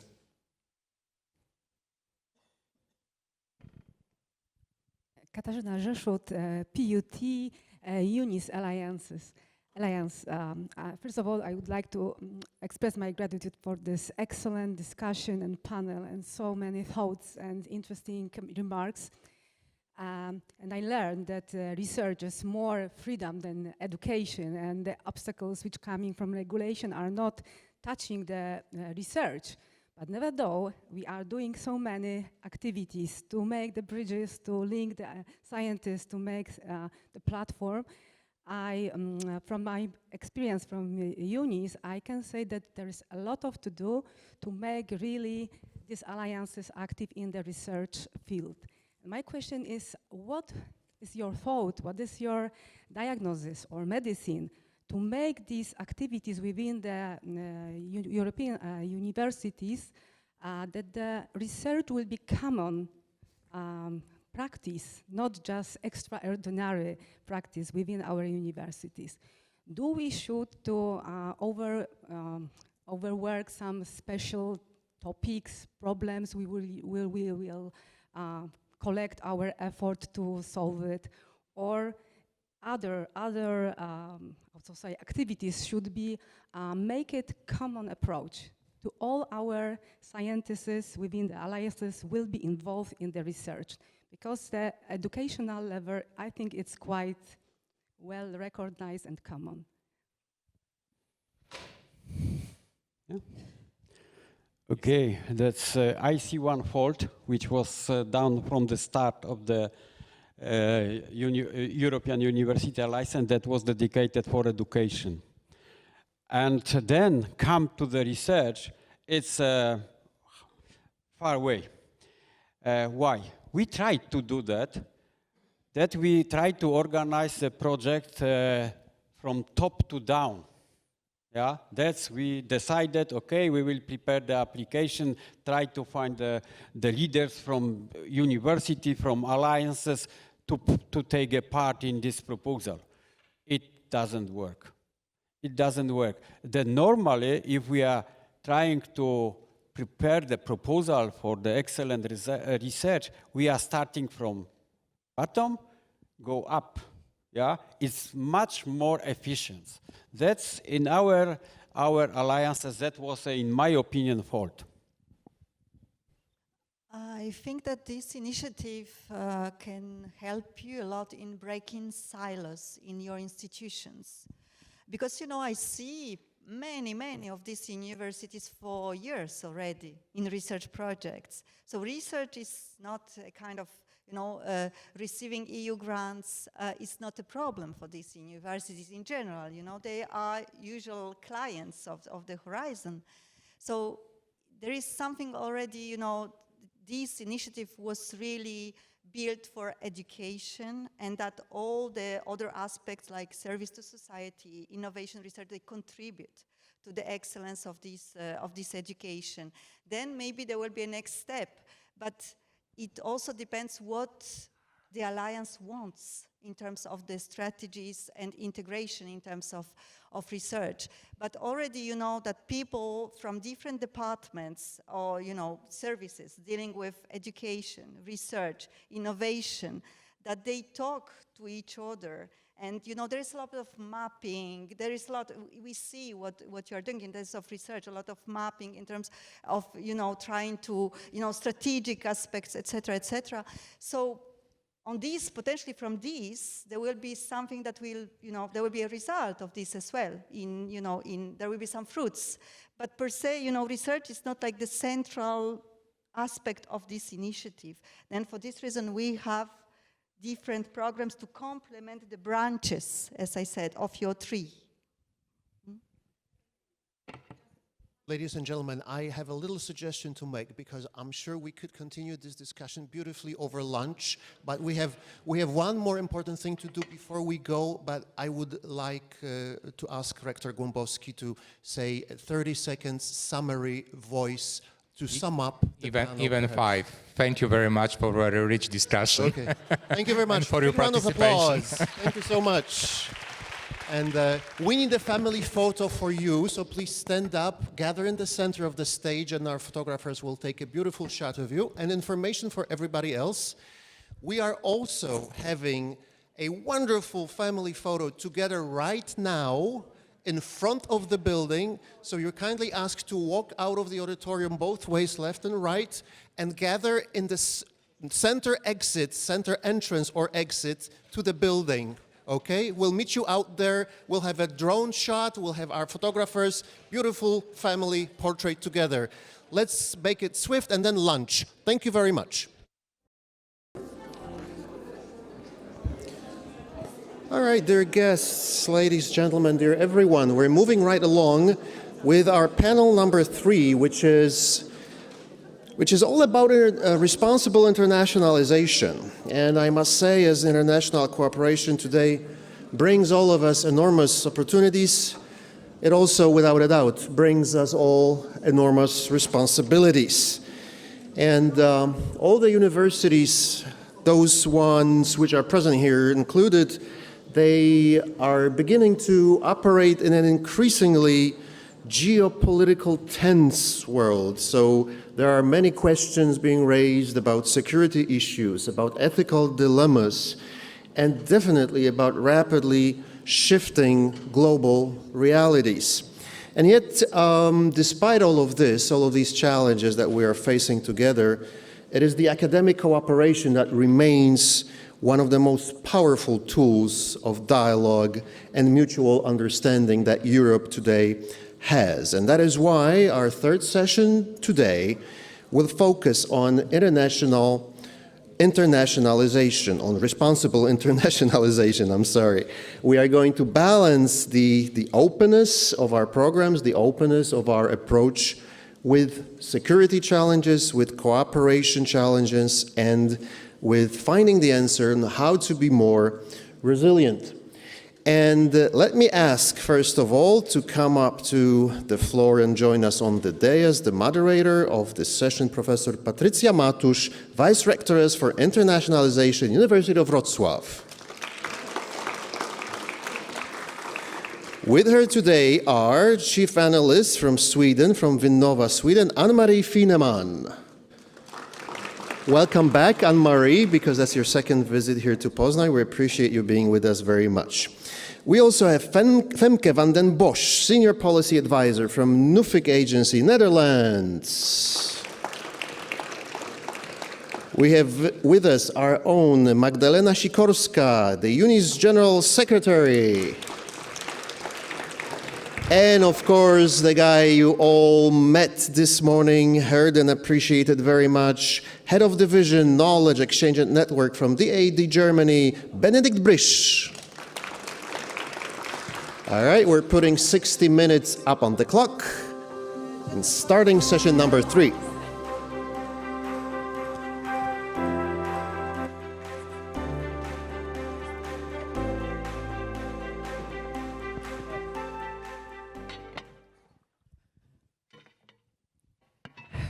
Hello after lunch. I hope you enjoy it. That's the most difficult panel and the most difficult slot after lunch. I also learned a new word on the last conference, that this is a graveyard slot. But we are going to do our best to change this difficult slot into a very interesting and fruitful discussion. Thank you very, very much for being with us. I would like to start with a short introduction, knowing, and we have already started the discussion about challenges around the higher education area in the European Union, connected with the geopolitical situation, but also with all kinds of security threats that we have been discussing in the recent years. So today, having excellent panelists, I would like to explore more how can we combine the freedom of research, the freedom of teaching, freedom of speech with data protection, with the protection of research. How can we develop our partnership and internationalization of our higher education institutions in a responsible way, because the title of the panel is Responsible Internationalization. So a lot of challenging questions for my guests. Let me start with Anne-Marie. I'm sorry, too many notes. I'm sorry, guys. With the very first question. Sweden has been among countries actively developing the national approaches to the responsible internationalization. and what is, for me, even more interesting, the security of research. So from your perspective, what is the current most significant risk universities are facing, and how can we engage in this responsible internationalization? Thank you. It's a pleasure to be back here in Poznan. I was here in 2011 as well on a panel. So, well, frankly, the biggest risk that I see at the moment is that we don't do internationalization. That's the absolutely biggest risk, because as we see it as full of risk, we might be inclined to avoid doing international projects, hiring international scientists, etc., which I think poses the absolute biggest risk, because as we heard earlier today, it's not nice to have internationalization. It's a necessity. We have to do it in order to address societal challenges and also secure the for the economic security and competitiveness of Europe. So that, I think, is actually the biggest problem, or biggest risk, is that because we do need to do it differently. We do need to think differently around international collaboration, and it might be perceived as cumbersome. It might be perceived as adding extra regulation or extra administration in applications for funding, etc., but we have to do it. The alternative is a lot worse. Having said that, though, I think risks tend to vary a little bit depending on scientific field as well as country of collaboration. Also on the size of your higher education institution.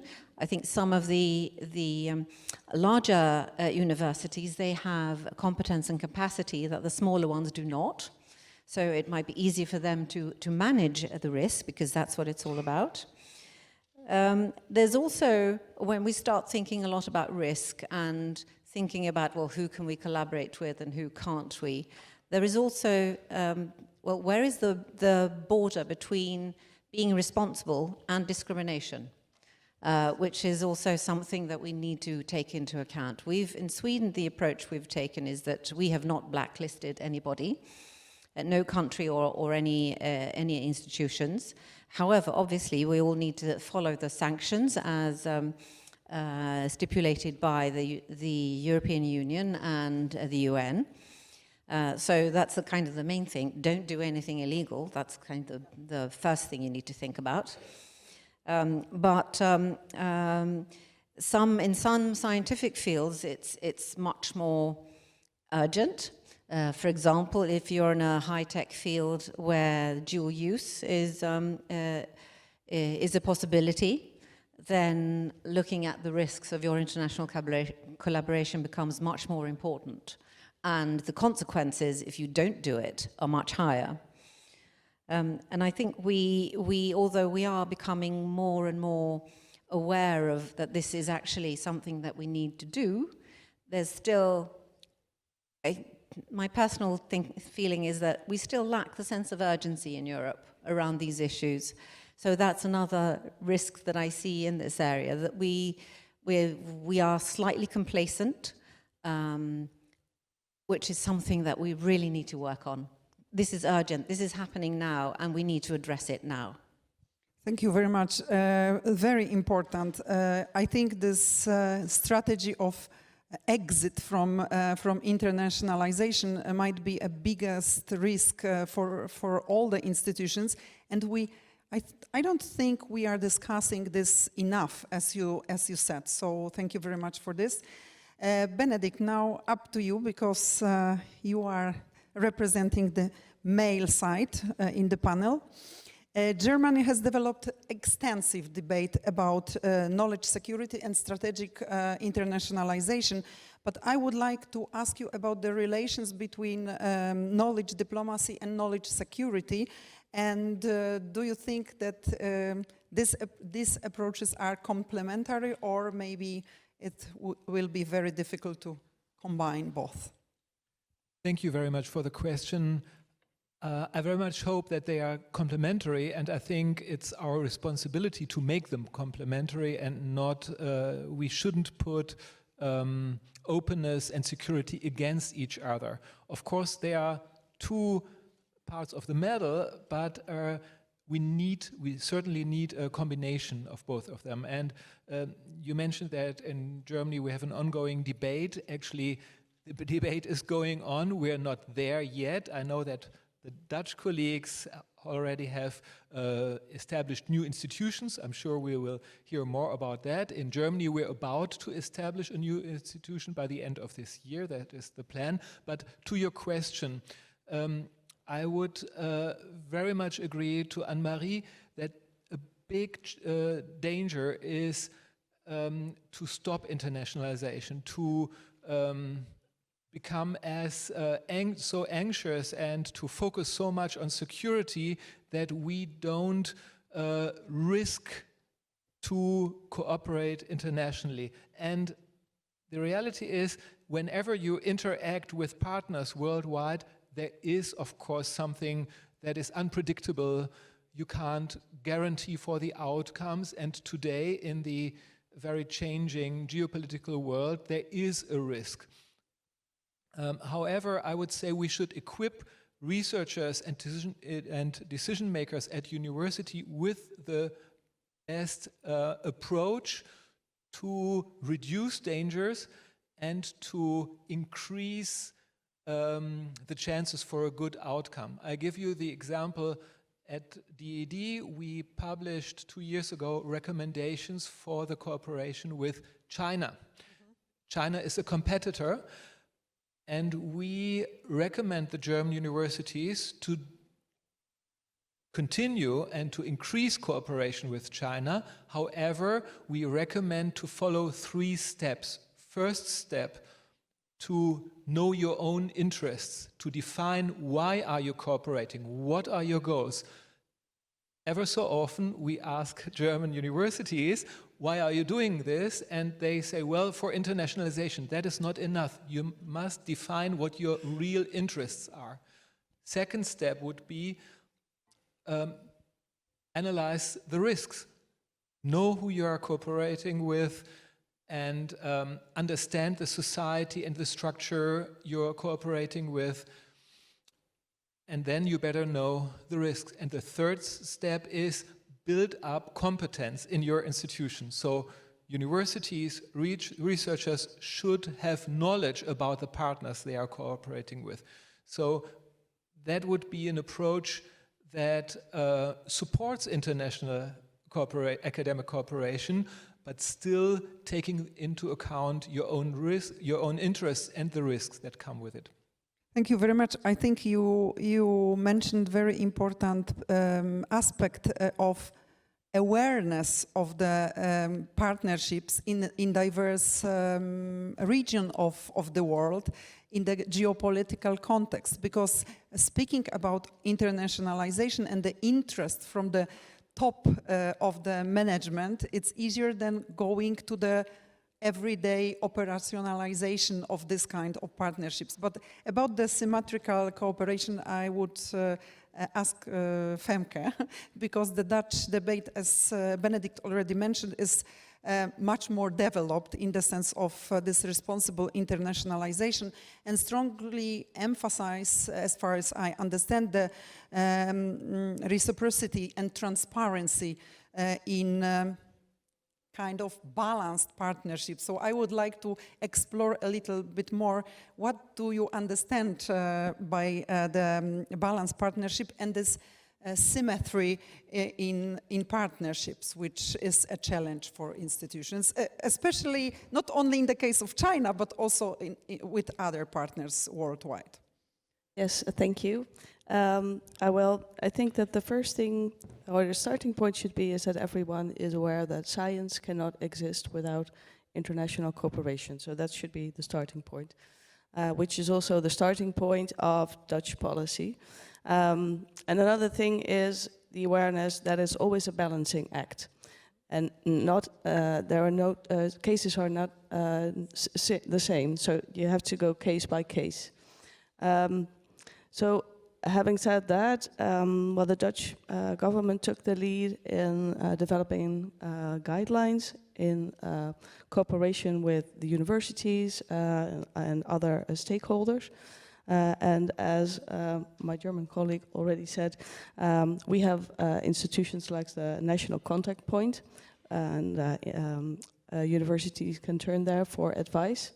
But the most important thing is to know that there have been so much attention for knowledge security and responsible internationalization that most institutions already have their own a coordinator within the university dealing with all the new developments, trying to raise awareness within the organization and in all the layers of the organization, so that faculty boards, deans, researchers, and so on. So yeah, in that sense, there's a broad awareness in the Netherlands of the risks, but always with in mind that science cannot exist without international cooperation, and that it's always yes, provided that, instead of no, unless.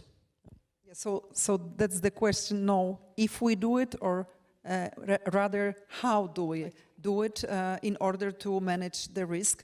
But the very relevant point before I ask the question to Magda is about the level of awareness between the partners, because I would like to go back to the European University Alliances. We connect different partners with different preparedness for risk management, different organizational culture, tradition, legal system. You all know all the challenges around the cooperation within the alliances, and we all, I'm speaking about my own alliance as well, we are all facing the same challenges. So Magda, do you believe it is possible to develop one common risk management strategy within the alliances, knowing that we have so many challenges in terms of legal systems, as I mentioned, and different cultures, and even different traditions in cooperation, because, okay, we have Central Europe, Southern Europe, Northern Europe having different patterns in the international cooperation. Thank you for the question, and thank you for inviting me to this panel. It's a pleasure to be here. So to answer your question, I would say that the alliances should not aim for standardization, but rather for a kind of a shared framework of principles and practices. And in terms of practices, I think this is already happening, because we have 65 alliances plus another 7 Seal of Excellence alliances that are operating in Europe. And we are now working together within these communities. And I think within these shared communities, we can develop different ideas, share and exchange our challenges, but also best practices. And this is how we should also learn one from another, because as you also mentioned, there are those alliances that are already well developed, and that there are those who are just starting. And the meeting like this is also to facilitate these kind of exchanges. So it's good to be here, and good to talk to colleagues also in the context of the responsible internationalization. So to let you know, it was already mentioned, the 4EU4All community that the alliances are inside. Within this community, we have 20 different topical groups that we work together on. And one of them is actually the group that is dealing with internationalization and global outreach. And this is the group that I'm co-chairing together with a colleague from Aurora. And this is actually the platform where we share these best practices when it comes to the internationalization and also this risk that comes with it. So definitely sharing different tools, organizing trainings. So this is how we exchange that knowledge. And we also develop common awareness on research security and geopolitical risks that are there. So this is how we learn from one another, and it doesn't make sense to reinvent the wheel once we already have that knowledge between each other, so we can share. And at the level of unis, I would say that we are also we find internationalization aspect very, very at the core, of course, but I also mean this global aspect in terms of internationalization, because for the alliances, we are mainly working within Europe. This was more to consolidate the universities internally, but now I see this trend that we go well beyond the borders of Europe, and we try to work more globally, and there do come some risks there, as were already mentioned by the other panelists. So when it comes to UNIS, we also are working on different policies in order to create a so-called UNIS constitution. And one of these policies is related to internationalization, actually. So here we think that this responsible internationalization needs to be built around this academic freedom, but then also transparency, ethical cooperation, inclusion, and the mutual trust that we have to build between each other, that was already mentioned. So we do believe this is very much important, and we are definitely working on this. And in this context also, because as I was mentioning, the initiative is more focused on the consolidation of the universities in Europe, but I see more and more within the group of the exchange. We have 60 alliances within this topical group that I'm co-chairing, and there is a more and more movement to work globally, not really to only work within Europe. So we also do this in UNIS. But of course, there are limitations, because the Erasmus Plus framework that we work within our grants does not allow us to work actually with global partners. So in UNIS, we have created our legal entity more than 3 years ago now. And that's the way how we collaborate. So we collaborate with these global partners through our legal entity. And I have to say that actually during our General Assembly that we just had for the past 2 days, we have here colleagues from Federal University of Viçosa from Brazil who came and are also here present. And we've been signing the Memorandum of Understanding with them within UNIS framework, but this was done through our legal entity. So it's also some barriers that you just have to overcome, and such a legal entity does facilitate it.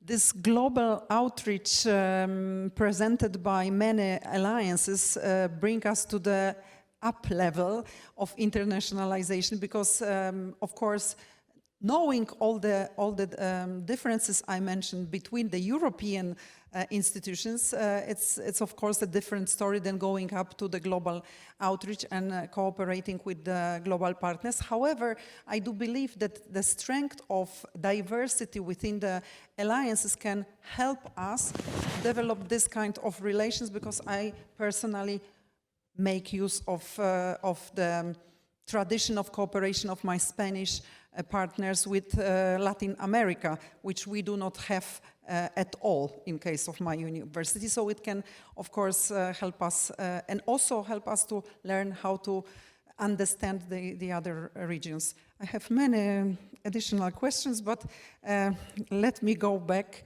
to Anne-Marie. And okay, we know all the risks and we can list them, but how to avoid the over-securitization of our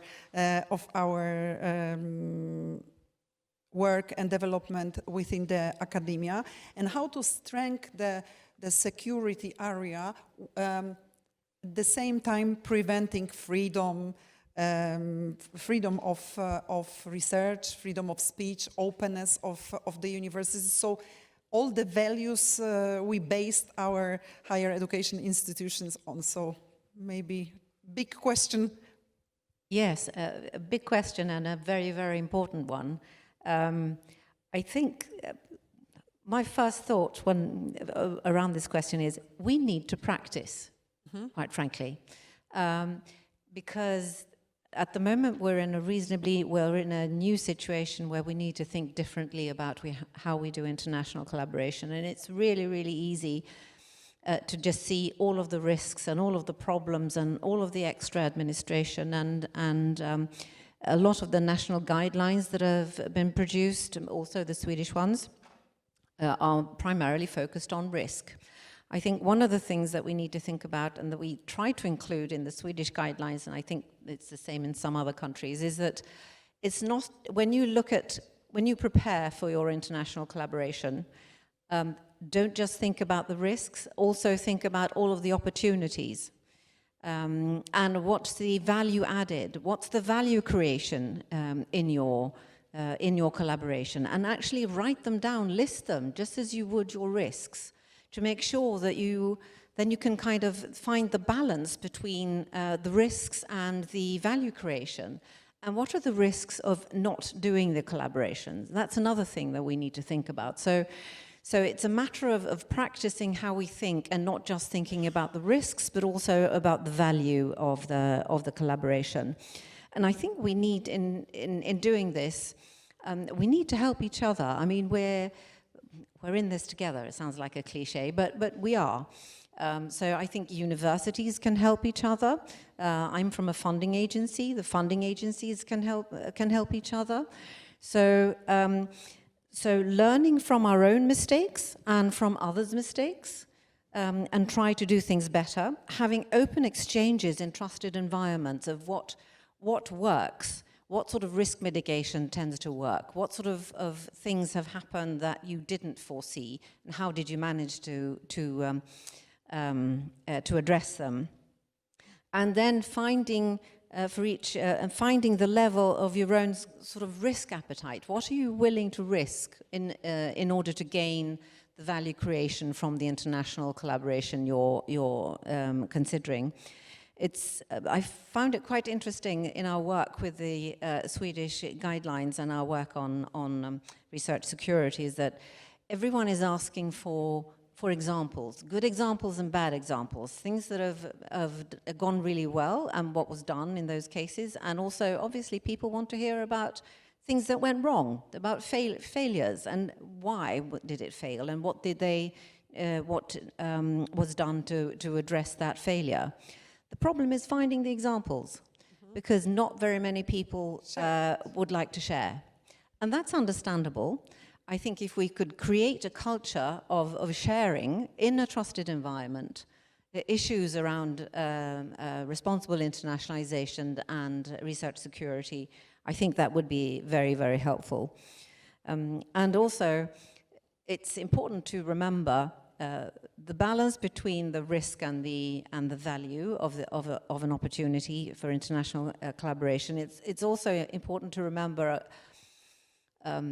to put a proportional amount of work into preparation for international collaboration. So if it's well, you need to do enough to make the risk level suit your risk appetite, as it were, whatever that is. Difficult to kind of define, but that's something also we probably need to practice. Thank you very much. I like the strategy of sharing failures very much, because from failures we can learn much more than with sharing only good practices. I use it while working with the PhD students, and they are excited listening about my own failures in grant applications, much more than successes. So thank you very much. Benedict, over to you. But at the same, we are discussing very much many things from the current geopolitical situation. But knowing that conflicts all over the world, which of course affect the universities and higher education institutions, are very much politicizing the whole debate. And it makes the story much more complex. How to discuss things which are politically sensitive, and how can we build practical mechanisms and frameworks to make an informed decision about the potential partnership, how to avoid this political context in very political field.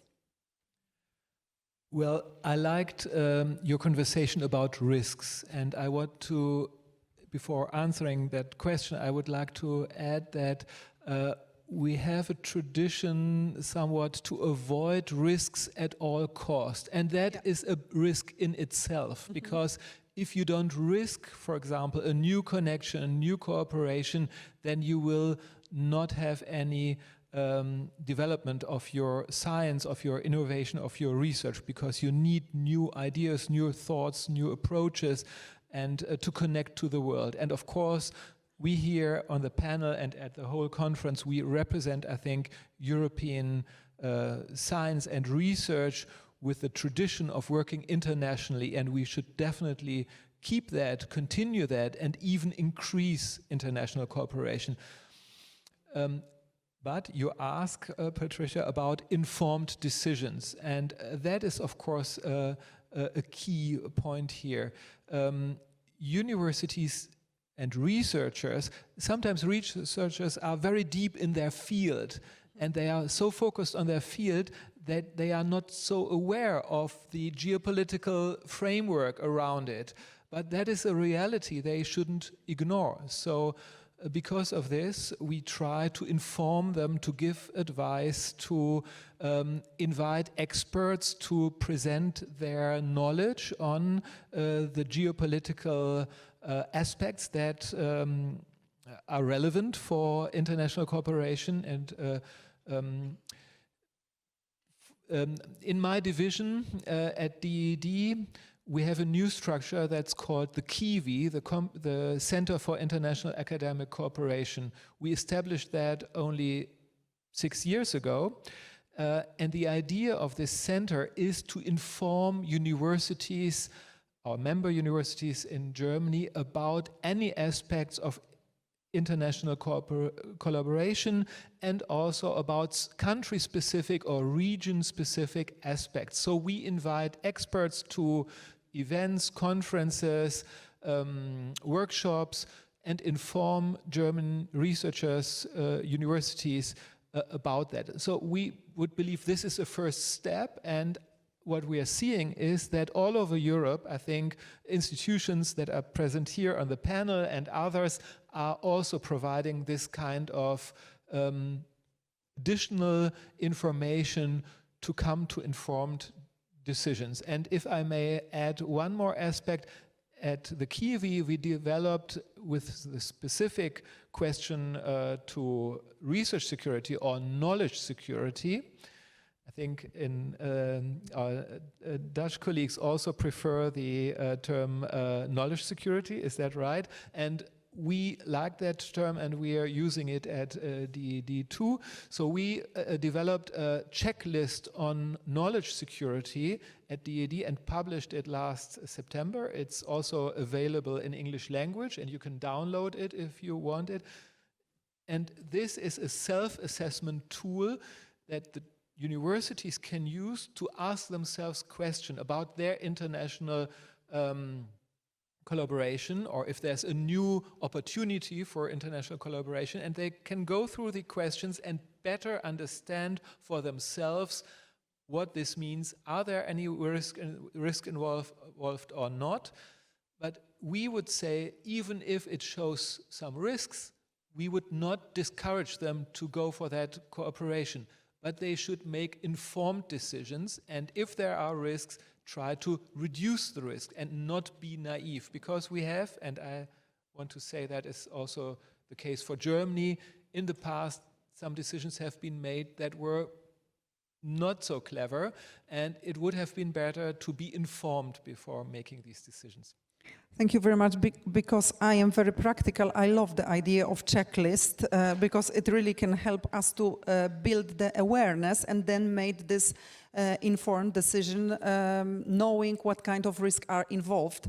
But of course, it doesn't mean not to go. But thank you very much. One thing which is also important from my personal experience, I remember when the Russian invasion in Ukraine started and we asked our researchers to come back from Russia, I remember to had some discussions. Why? We are here doing our research. We don't want to come back, etc. So it's the thing of not being aware of the consequences of some geopolitical situations on an individual level, and it's also a challenge for the management of the institutions to build the awareness. And going back to the awareness and preparedness, I go with my question to Femke, because we are speaking a lot about the awareness and preparedness in the sense of responsible internationalization. Do you think we need to build a new competences among all groups representing the academia? I mean, researchers already mentioned, but also academic leaders and administration staff. Yes, I think it's important that in all the layers of the organization, this awareness comes up, and not only awareness about the risks, but also about the awareness about really seeing the other person and not overreacting. We've seen cases in the Netherlands of unwanted forms of or unintended forms of discrimination. Say, for instance, people saying, well, if we have candidates from Germany and we have a candidate from China and they're equally qualified, probably we'll hire the one from Germany because it's a lot less fuss. That's something that you don't want. So the awareness, raising the awareness goes two ways. It's raising awareness on risks, but it's also raising awareness on the ethical side of this whole discussion. And the way we do that, I think it differed per institution. You cannot compare the Technical University of Eindhoven to the University of Applied Sciences in Maastricht dealing with arts. So it depends on the type of institution, but with an open dialogue and from all layers of the organization. So they talk to researchers, they talk to the deans, they talk to everyone, and then most universities have built a multi-layered model with also kind of checklist with a red flag or a green flag, and always keeping in mind, can we do this cooperation with mitigating measures or not? But it's a different way of thinking instead of the kind of nutty professor just wanting to do their research and not thinking about the world around him. Yes, it is the challenge how to address the responsibility of the higher education institutions in the global world without interfering into the freedom of research and individual choices, which is probably the big challenge for the leaders of those institutions. Magda, we are discussing in Europe the competitiveness, the need for, we are even going into the competitiveness fund.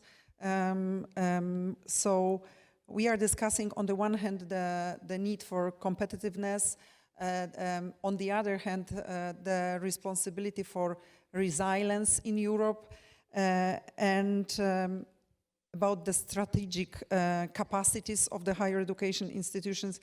What do you think, how the alliances, because we are on the conference about alliances, how the alliances can remain globally connected with this global outreach, at the same time keeping in mind all the security risks?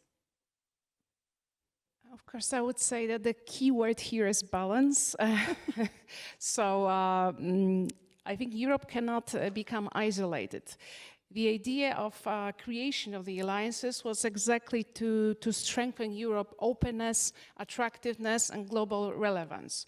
So this was at the core, and definitely after the first pilot phase, when we were building the strength, the internal strength of Europe, now it's the time to open up, but of course having in mind all the risks and challenges that comes with that.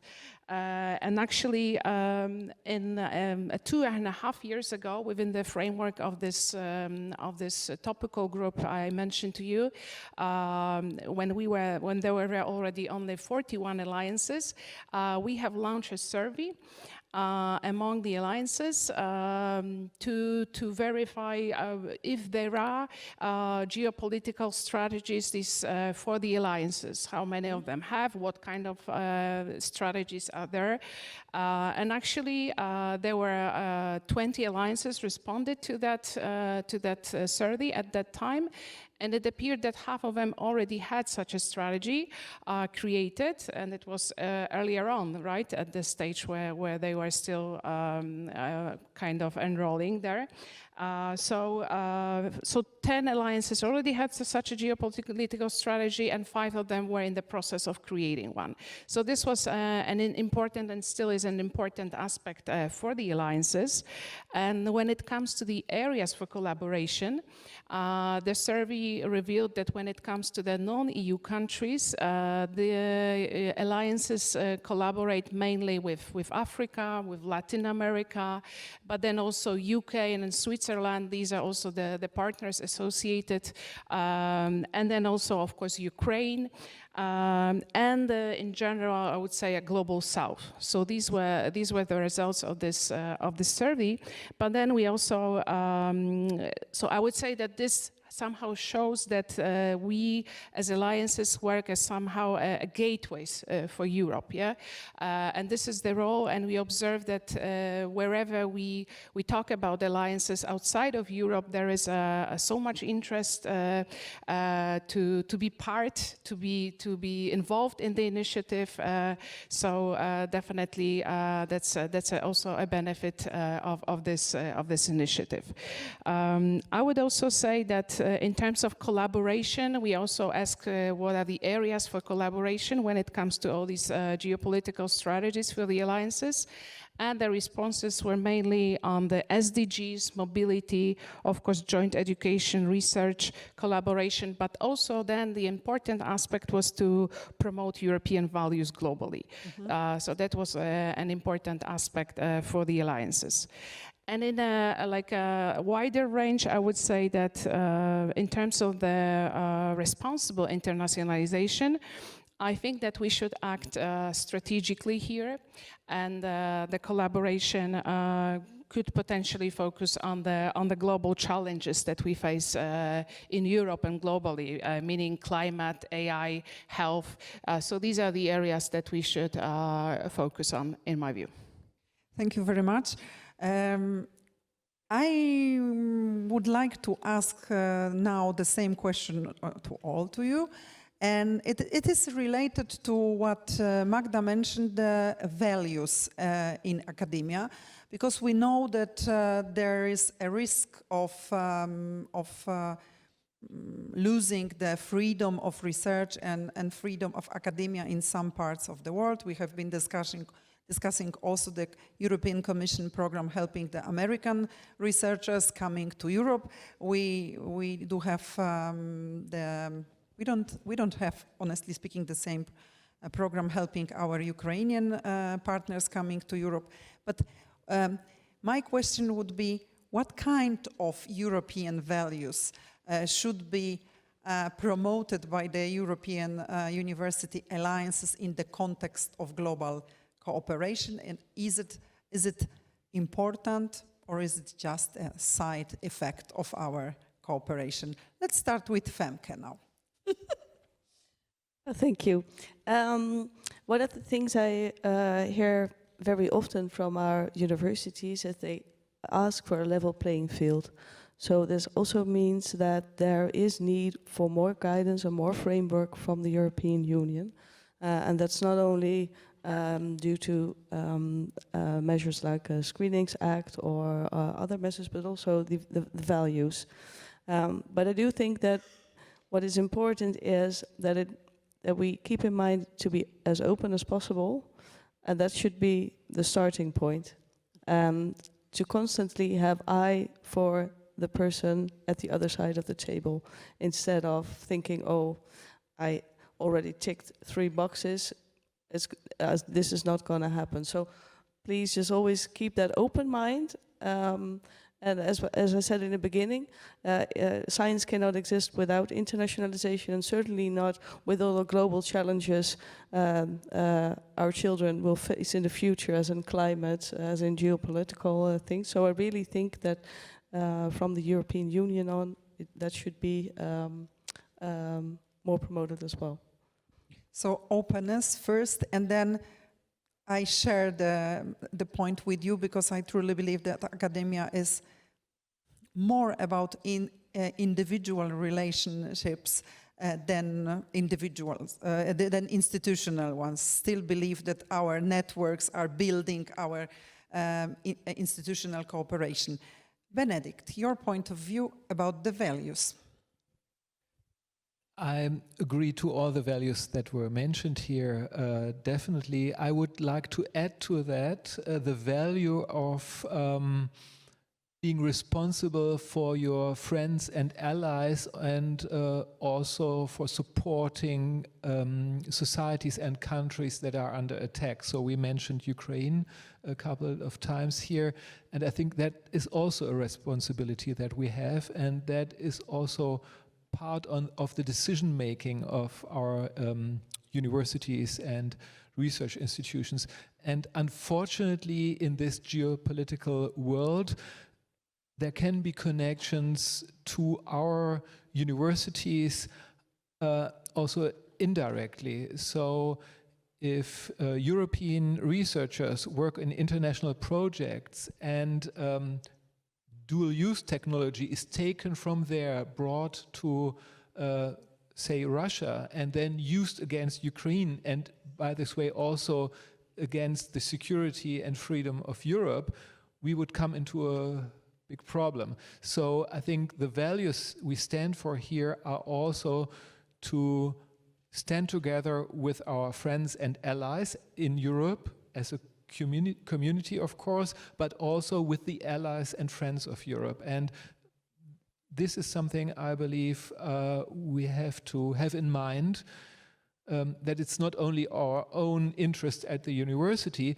but that we are part of a community that stands for openness, democracy, human rights, security.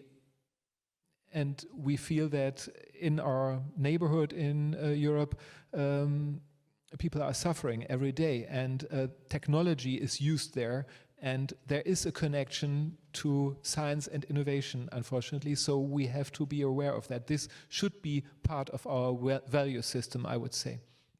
Thank you very much for this. I mean, this is also the responsibility of alliances that I see to teach and to create a truly European citizens of the future, protecting the European values and working on the integration, which is in risk as well, knowing the political situation in all our member states. So thank you for this. Magda? Okay, for me personally, I would say democracy is something I really value. But in terms of a more global perspective, I would say that we Europeans tend to believe that our European values are like the predominant ones. So I would change here the narrative to global values. Yeah, maybe let's talk about them more in the wider context, especially since we are talking about internationalization. So we want to work globally. So let's shift the narrative to global values in general. Okay, thank you. Anne-Marie, you are closing the list of values, please. Thank you. Well, I can only agree with the rest of the panel. Openness and academic freedom, obviously in balance with, there is a, well, if I say we should also value national security, please take that the right way. As I think was mentioned earlier, we need to make sure that the science that we do is not misused by people who do not wish us well. In addition to that, I would like to add, attaching myself to the global theme, the global challenges of values, let's try and continue to work on science to solve the climate change problems. Not everybody is doing that anymore. Also to embrace diversity and gender equality. Gender equality, very close to my heart. Thank you very much. Benedict, so the final question would be, yes, we are having the final round, and then I expect some questions from our public. Final question about what do you think, what would be the biggest challenge for the European higher education institution in responsible internationalization, let's say in the next 5 years? Yeah, that's a very good question and not easy to answer. I would say, as it is the title of this panel, to take responsibility. That is the biggest challenge, because it's so tempting to just to continue your everyday work and to focus on your everyday tasks and your goals in research and in teaching, but to take responsibility in international academic cooperation means to be aware of a very fast developing world, and we're responsible in our societies partially for questions of security, for innovation, for building a future that is also, as my colleagues here mentioned, including solving the climate crisis, gender equality, embracing diversity. I absolutely agree to that, but we must be aware that out there in the world are other actors who are not joining in these goals, and we are connected to this world, so we have to make sure that we take this responsibility. And I would say the biggest challenge is that our higher education and science community in Europe is aware of this responsibility and is actively taking the responsibility.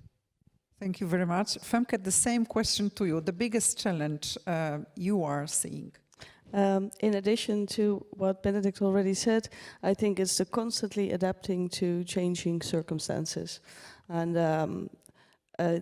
the friends we have today may not be the friends we have tomorrow, as you can see of all the recent developments. So constantly adapting to new situations, I guess that's one of the biggest challenges. It doesn't sound very optimistic, but however, this level of flexibility also in changing our positions, because what you said about friends who became not friends any longer, saying it diplomatically, is something which also need a level of flexibility, because we are trying to develop our long-lasting strategies for years, and very often we are facing the changes, and we have to monitor also the strategies in order to be able to adapt. And final question to Magda and to Anne-Marie now.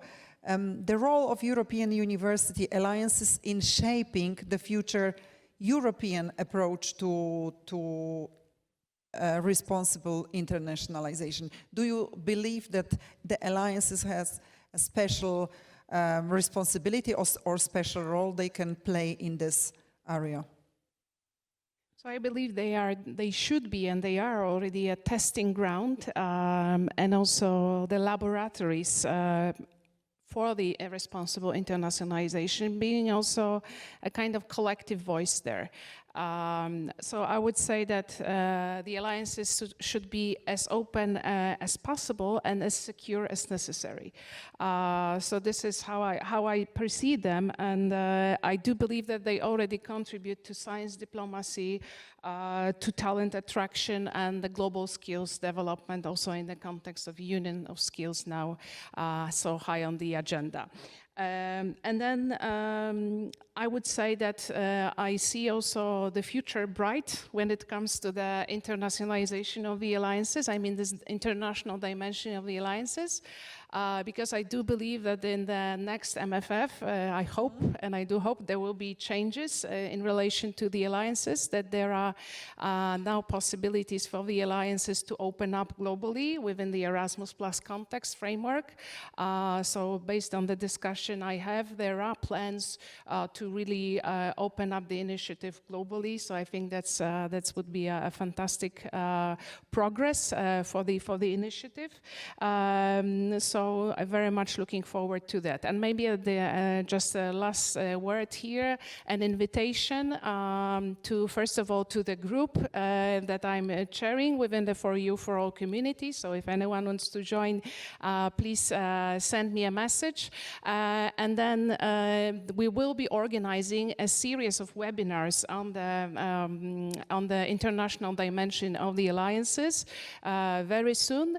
There will be a first launch webinar. We are organizing it with a policy group working within the For You For All community. We have invited DG EAC, DG RTD, DG INTPA for the roundtable discussion on this international dimension of the alliances, including the responsible internationalization aspect. So this webinar will be taking place on June 17th. Then they will be having a kind of deep dives on on different regions such as Ukraine, Switzerland, but then Global South, Western Balkans. And at the end, we plan to meet face to face and discuss the international dimension of the alliances.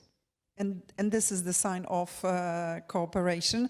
And I truly believe that the strengthening of the alliances is one thing, but also the cooperation between alliances can make this collaborative actor even stronger in discussion on the European level. Same question to you, Anne-Marie, and you are closing before I ask the question from the audience. Yes, thank you. Yes, as I think that some of the biggest challenges that we're facing going forward are about speed, resilience, preparation, and agility. And I think the European alliances can definitely play a role in helping us achieve that. It's obvious that there are a lot of activities going on this topic already. And as I mentioned previously, we need to learn from each other. We need to share our experiences. And I think the existing networks of the alliances would be a perfect setting to do that. Yes, thank you very much. So we believe that For EU For All can be a powerful actor in the European discussion. Being together is always better and stronger than being on our own. We still have 5 minutes, so if there are any questions, oh yes, I see already one hand. I'm Vladimir Iorio from Universidade de Viçosa in Brazil. And Magda also told here that you're not telling about European values, that you consider these global values. And then something that also we take into account. So there is a very specific question I would like to address. In Brazil, we are being pushed by our government to increase the cooperation with Russia because of the BRICS. But then we are now being accepted by 2 European alliances as associate partners, UNITA and UNIS, and we believe that we share your values, and we are really trying to avoid any cooperation with Russia because of this, because of the values of all of this. But the government is always pushing us. They also nominated us as the main university to cooperate in the area of agriculture in Brazil. But what we are doing is not to respond we are very slow, not responding to demands. At the same time, we are not telling, no, you're not going to do that. But that's really our desire. I would like to know if, would you also consider us friends if we ever try to engage deeper cooperation with Russia, although it is not now our desire currently? Oh, this is a big question. So I don't know who wants to answer. Please feel free to intervene, and any of you. Magda, they are your partners, so that's your question. First of all, jump in, of course, that's a tough one. But I remember we were having these discussions internally while we were discussing being associated to your university, actually. And what we have learned is that this collaboration is not that meaningful. It's on a side way. That's what we have learned. That's why, even though there were we were kind of having this internal discussion, there was some risk associated to that we eventually decided that since we share a lot of the vision and the missions of both universities, also closely related to what we do in UNIS, then we decided to go forward with the collaboration anyway. Benedict, please.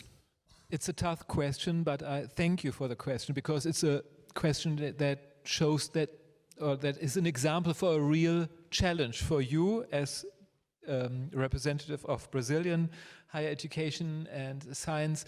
And I want to bring in the example of another BRICS country, India. Yep. India, as well as Brazil, is member of the BRICS group, and India, as well as Brazil, is an important partner of Europe. Yep. And it is still in the BRICS group. And I think this is one more example for understanding that there's not a one-fit solution for all constellations. The world is too complex, and I think the question that you posed coming from Brazil shows that you also face a dilemma. And I think many scientists, many countries, many societies face these dilemmas, and there is no perfect answer for it. So what I would say, it makes a difference whether a European university or European university network has direct cooperation with Russian science. I think we are not doing that, and for good reasons. But if partners like Brazil or India have these connections and these cooperations, it's their free choice. We have to take it into account, and I'm sure that decision makers in Brazil or in India are also aware of this challenge in Europe, because otherwise you wouldn't have asked that question. And maybe being in a dialogue with your partners in Europe helps you, hopefully, to come to specific decisions, because it also makes a difference. If you have an exchange on, say, literature or economics, that might be not as sensitive as, for example, technology that can be used for other purposes. So I don't believe it's an easy decision. I think it's highly complicated, but that is exactly why we're dealing with these sorts of questions, because in order to prepare to come to reasonable decisions, we need to understand your perspective, and we need to understand what is the best path to navigate this complex world. So that would be my answer. It is another thing involved in this question. This is the game between the autonomy of university and the relation with the government, who is the payer of our functioning. So that's another level of discussion. But Anne-Marie, you want to add something to this? Yes, thank you. I think it's a really interesting and highly relevant question, very difficult to answer. I think from a Swedish perspective, and also European, we don't really blacklist. There are no blacklists. Unless you're under sanction, there is always an openness to discuss, to do projects together, I would say. And international collaboration does have to be evaluated on its own. Each project has to be evaluated on its own merits. So there's no, I wouldn't say there's definitely not a no sort of out of hand, but it would have to be evaluated. And I would also like to add, from a Swedish perspective, we do a lot of trade with Brazil in the military area, actually, for the aeroplanes, fighter jets. So I mean, there is an openness for collaboration in many ways because we do have a good relationship with Brazil. Thank you very much. I see a big 0 on the screen, so it means the time is over. I would like to thank you very much, my panelists. I think we have raised so many new questions that maybe it's important to keep in mind that talking about risk and failures and management of risk is something important for the next conferences organized by our wonderful foundation. Thank you very much. Thank you. Thank you very much. We still need you on stage and right there in the center to take a nice group photo for you. Okay, that will be certainly not the last photo of today, but the last panel photo of today. So please gather around in front of the little tables. There you go. Yes. And in a moment, ladies and gentlemen, it's going to be the time to ask for a summary of the entire day of the conference, the third European Universities Conference. And in order to do that, I can already see with the corner of my eye, if only eyes had corners, that my immediate supervisor, Director for Higher Education Programs at the Polish National Agency for the Erasmus Plus program, Ms. Katarzyna Aleksy, is ready and just waiting for the panelists to hug each other and wish each other well. Thank you very much. A big applause for the panelists again. Thank you so much. And right now, let me turn your attention to the summary that Ms. Katarzyna Aleksy is going to provide for all of us. Thank you so much. Thank you so much, Marcin. And nobody likes long farewells, so I will also be short. If you spend time with friends, and if you spend time discussing something that is close to your heart, the time runs very fast, like today. But our conference is not a full stop at the end of the sentence. It's just a comma for further discussion. And the discussion will continue first in the coming months until the decision of the new regulation on Erasmus, Horizon Europe and MFF, and will continue, of course, in the coming years. Let's keep our fingers crossed for the good decision in the trialogue. Member States, European Parliament and the Commission. May it helps to really shape the future of European university alliances as integrated knowledge, capacity and skills.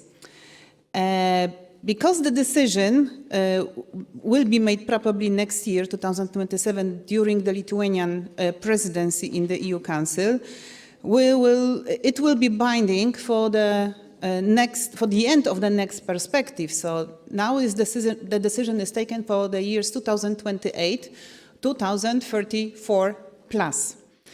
So let's keep our fingers crossed, and thank you for being with us today as we have calculated the signatures on the registration list. But don't worry, your data protection is really safe.